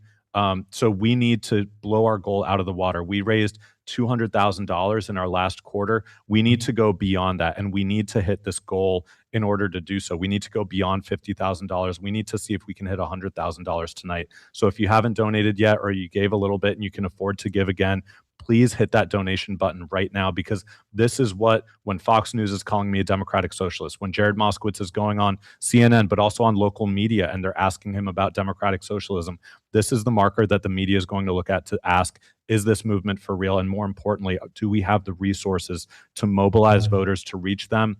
You know, one $20 donation helps us serve 1,000 digital ad impressions, and we're going to need to be serving thousands of ad impressions to thousands, tens of thousands of voters. So even if you've just got $20 to spend, or if you've got $200 to spend, we need every single dollar and dime that you can contribute if you can afford it, because this is so important. We're not going to see another opportunity like this for a very long time because of the dissatisfaction that we're seeing all across the country, unless we prove that it is possible. If we prove that it is possible this election cycle, if we can send not only Claire and Daria Lisa and Chris Rabb and so many others to Congress, but if we can win these so-called purple districts, democratic socialism and these DSA chapters are going to be able to run candidates all across the country. And you know, tomorrow Malat Quiros is on the ballot. My brother-in-law actually voted for Malat. He lives in Denver. So, you know, solidarity with Malat. And I know, Hasan, you've been doing a ton of GOTV efforts out there and are heading out there. So we're building this movement, and your donations are an essential part of it. All right. Hell yeah. Well, Oliver Larkin, everybody, thank you so much for having me on. This was a great conversation. It's always wonderful to talk to you. I know you got a lot more guests coming up, right? Yeah, we got many more. I think we just did, looking at the thermometer, I think we did about $25,000 in 25 minutes. So $1,000 a minute. If we can keep that up for the rest of the night, we're going to crush this goal. Thank you, Hasan, so much for jumping on stream with us. And of course, appreciate all the work you're doing for all right. DSA. And good luck at the FEC filing tomorrow. I'm going to be in Denver, but we're going to get you some media coverage. And oh, look at that. Who is this? Your audio is muted. You're still muted. You're supposed to be a professional streamer, man. How about now? Can you hear me now? Yeah, I can hear you now. God damn it, dude. You put the fucking suit on. You put the suit on. Yeah. Okay. What are you doing here? Well, first of all, Oliver, thank you so much for having me. Everybody, I'm a content creator on Twitch TV. And, running for Oregon 1. Yeah, Oregon 1. That's right. I'm also Hasan Piker's co-host of the Fear and podcast. But, Oliver, I'm not a political commentator, but I join millions of Americans in being concerned and people who have become disillusioned with the Democratic establishment that has become more and more disconnected and in many ways failed its constituents. And it's so great to be here to elevate the message of you who will deliver an agenda for the working class. And Oliver, I want to take a personal moment to thank you for making a commitment to fight. You've got tremendous policies across the board, but specifically making a commitment to fighting and protecting LGBTQIA+ healthcare, specifically as it pertains to PrEP, which is an incredible medication that I use personally that literally saves lives and prevents HIV/AIDS. With incredible success, 99%. So I'm so happy to be here and support and elevate your message. We've got $38,762 donated out of 39. 39,000. Excuse me, $257 donated. I know. I was about to cook you and be like, name a policy, but you already did. You came in hot. Are you kidding me, Hasan? I got came in hot. I got this suit on. Are you kidding me? Of course I'm prepared. Yeah. Does this shirt also not fit you well, or you got this? It's the same shirt, same suit. Okay. I even have my trans flag here pinned. So and now we've crossed over to $40,000. Austin, as soon as you came on, the money started rolling in, man. You're the money man. There's no coincidence. It's not a coincidence. But yeah, I didn't see you on the ad. So when I saw you sitting there on the bottom, I was a little confused. I was like, I didn't realize this guy's coming for my territory. Well, they actually preferred me over you. Yeah, no, I see that. Well, yeah, you're headlining. I just warmed up the crowd. Yeah, no, I'm moderating, so I'll be moderating for a little bit here, which I'm very much looking forward to the conversations that we're going to have. Hasan, you're free to stick around as long as you'd like. Well, I gotta go right now. Oh, you do? Well, that's unfortunate, but that's okay. I have a lot more time, Oliver, for this than Hasan does, because I'm more committed to the cause. No, I'm kidding. I'm joking. Yeah. No, well, I have to go because I'm, flying out to Denver tomorrow. I got it. Well, thank you, Hasan, for joining us. I appreciate it. Any parting words? Yeah, no. Donate to Oliver. Let's get another Democratic Socialist elected, and let's keep it pushing. This is a national movement. This is not just a movement that works only exclusively in deep blue districts. There are plenty of people out there who also have the exact same needs that people in New York City have, people in Los Angeles have. They all want federally funded government housing if that's a more affordable option. They want to lower rent prices. They want free healthcare. They want free college. They want a better future for their families, for their children. They want to change the American trajectory to make sure that we have a positive vision for a future rather than this downward spiral that we're stuck in. And that's not going to happen with the Republicans in charge. And unfortunately, that hasn't really happened with the Democrats that we've had in the past in charge. So we got to change those Democrats and elect some socialists into these positions of power so we can make the change happen ourselves. And it's going to be an uphill fight. It's going to be an uphill fight. It's going to be an uphill battle no matter what. First, we got to beat the Democrats and get out of the primary. But then it's much easier, in my opinion, to defeat the Republicans in the general. So that's and I know Oliver is the guy to do it. So, keep donating. And thank you, Austin Show, I know you have a very busy schedule. You work a lot. You work tirelessly. You were on a phone call earlier when Sarah Nelson was delivering a speech. I was texting you like, you better respect her. I didn't realize they could see me. But anyway, thank you, Hasan. We appreciate it. We've got another guest coming up right now, Dr. Sadef Jaffer, who is the first ever Muslim woman mayor in U.S. history. It is my distinct. All right, everybody. Oh. Lamau, chill, Hasan. Austin works hard. No, I know. I'm proud of him. He cooked. He knew the prep thing. He's actually killing it. He's great. He's fucking awesome. He's better than I ever could be.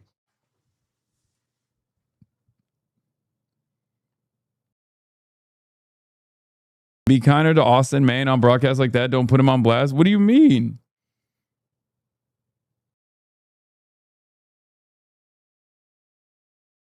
I noticed you still don't have a trans pin. Oh, no. I've been caught. Anyway. I'm gay and Lebanese.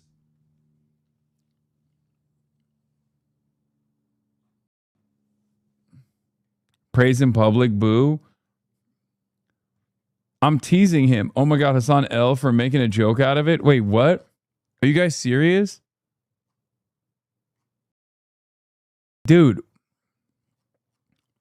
guys, calm down, okay?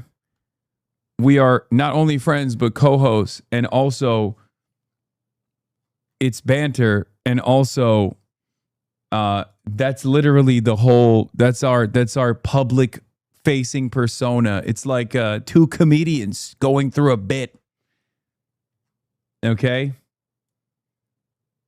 That's crazy. Look at that, by the way. Kansas City Star. Casey candidate blasts both parties with controversial slam. These clowns. Kansas City Democrat Hartzell Gray emphasized Democratic Socialist policy platform in a wide-ranging interview with controversial pundit Hasan Piker on Sunday. Gray, a former radio host, activist, and community organizer seeking the Democratic nomination for Missouri's 4th congressional district. Gray is endorsed by Kansas City's branch of Democratic Socialists of America and represents the insurgent left flank of the Democratic Party in the race. These clowns, these Republicans, these sellout Democrats, they've shown their asses, and so now it's time for us to come after theirs, and that's exactly what we're doing, Gray said. When we say run candidates everywhere, run socialist candidates everywhere, we got to make sure that we run those that are going to be red to blue flips, Gray said. Gray's one of the 7 Democratic candidates seeking the nomination for the newly gerrymandered 4th district. Alfred Cruz's victory in 2024 securing 71% of the vote. These margins will likely be tighter after partisan gerrymandering cut Kansas City into 3 districts, but Republicans still hold a 10-point advantage according to Princeton University's gerrymandering project. Gray championed policies popular with the progressive left, like Medicare for All, abolishing immigration and customs enforcement, and ending diplomatic ties to Israel, which he called an apartheid state.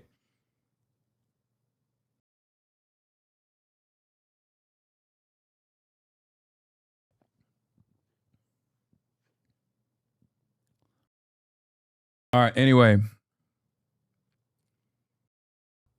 Thank you. I'm a OFC canvas lead, and this money is partly going to go to cooling gear that we need in this hot Florida summer. Nice.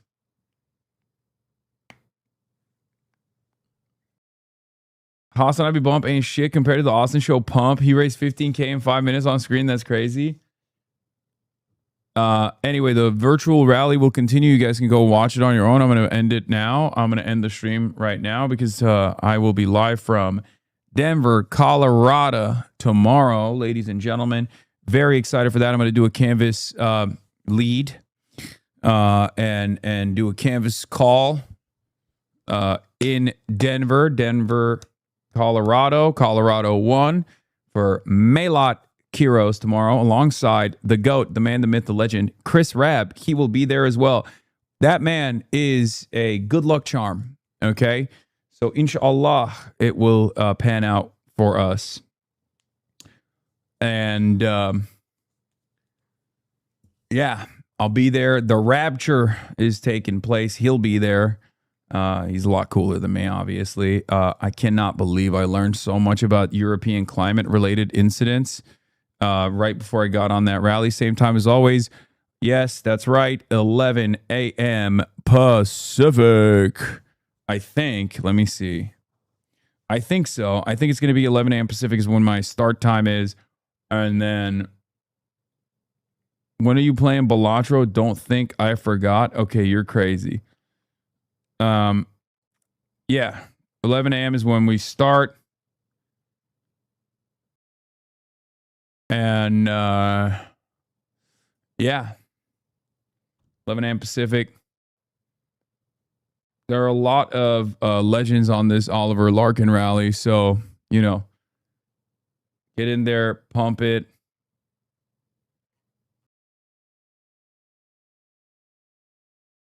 Gaming this month. Tomorrow's the last day. Shaking my head.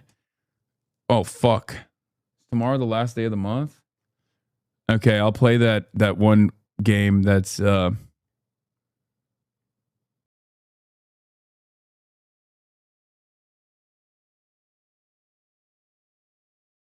I'll play that. I'll play that game that is about figuring out what kind of socialist you are, and I'm in it. That's a game. We'll do that. Anyway, Pokemon Go to the Polls is the game we're playing. If you're in Denver, Colorado, or if you're in Colorado across the board, Julie Gonzalez for Senator, and Malak Kuros in Colorado 1 in Denver. Anyway, ladies and gentlemen, I will see you tomorrow as always. Love you all, and good night. Peace. But he'll move on real soon. Just you wait. Ba-da-da, ba-da-da, ba-da-da-da-da-da. Hey, what can you say? Hey, that's BBS for you. Well, he'll pull your lawns real soon. Just you wait. Sha-da-da, sha-da-da, sha-da-da-da-da-da. Hey, what can you say? Hey, that's PBS for you. But he'll do jet advice real soon. Just you wait. But hey, what can you say? That's PBS for you. Brought on by viewers like you. Just you wait. Just you wait.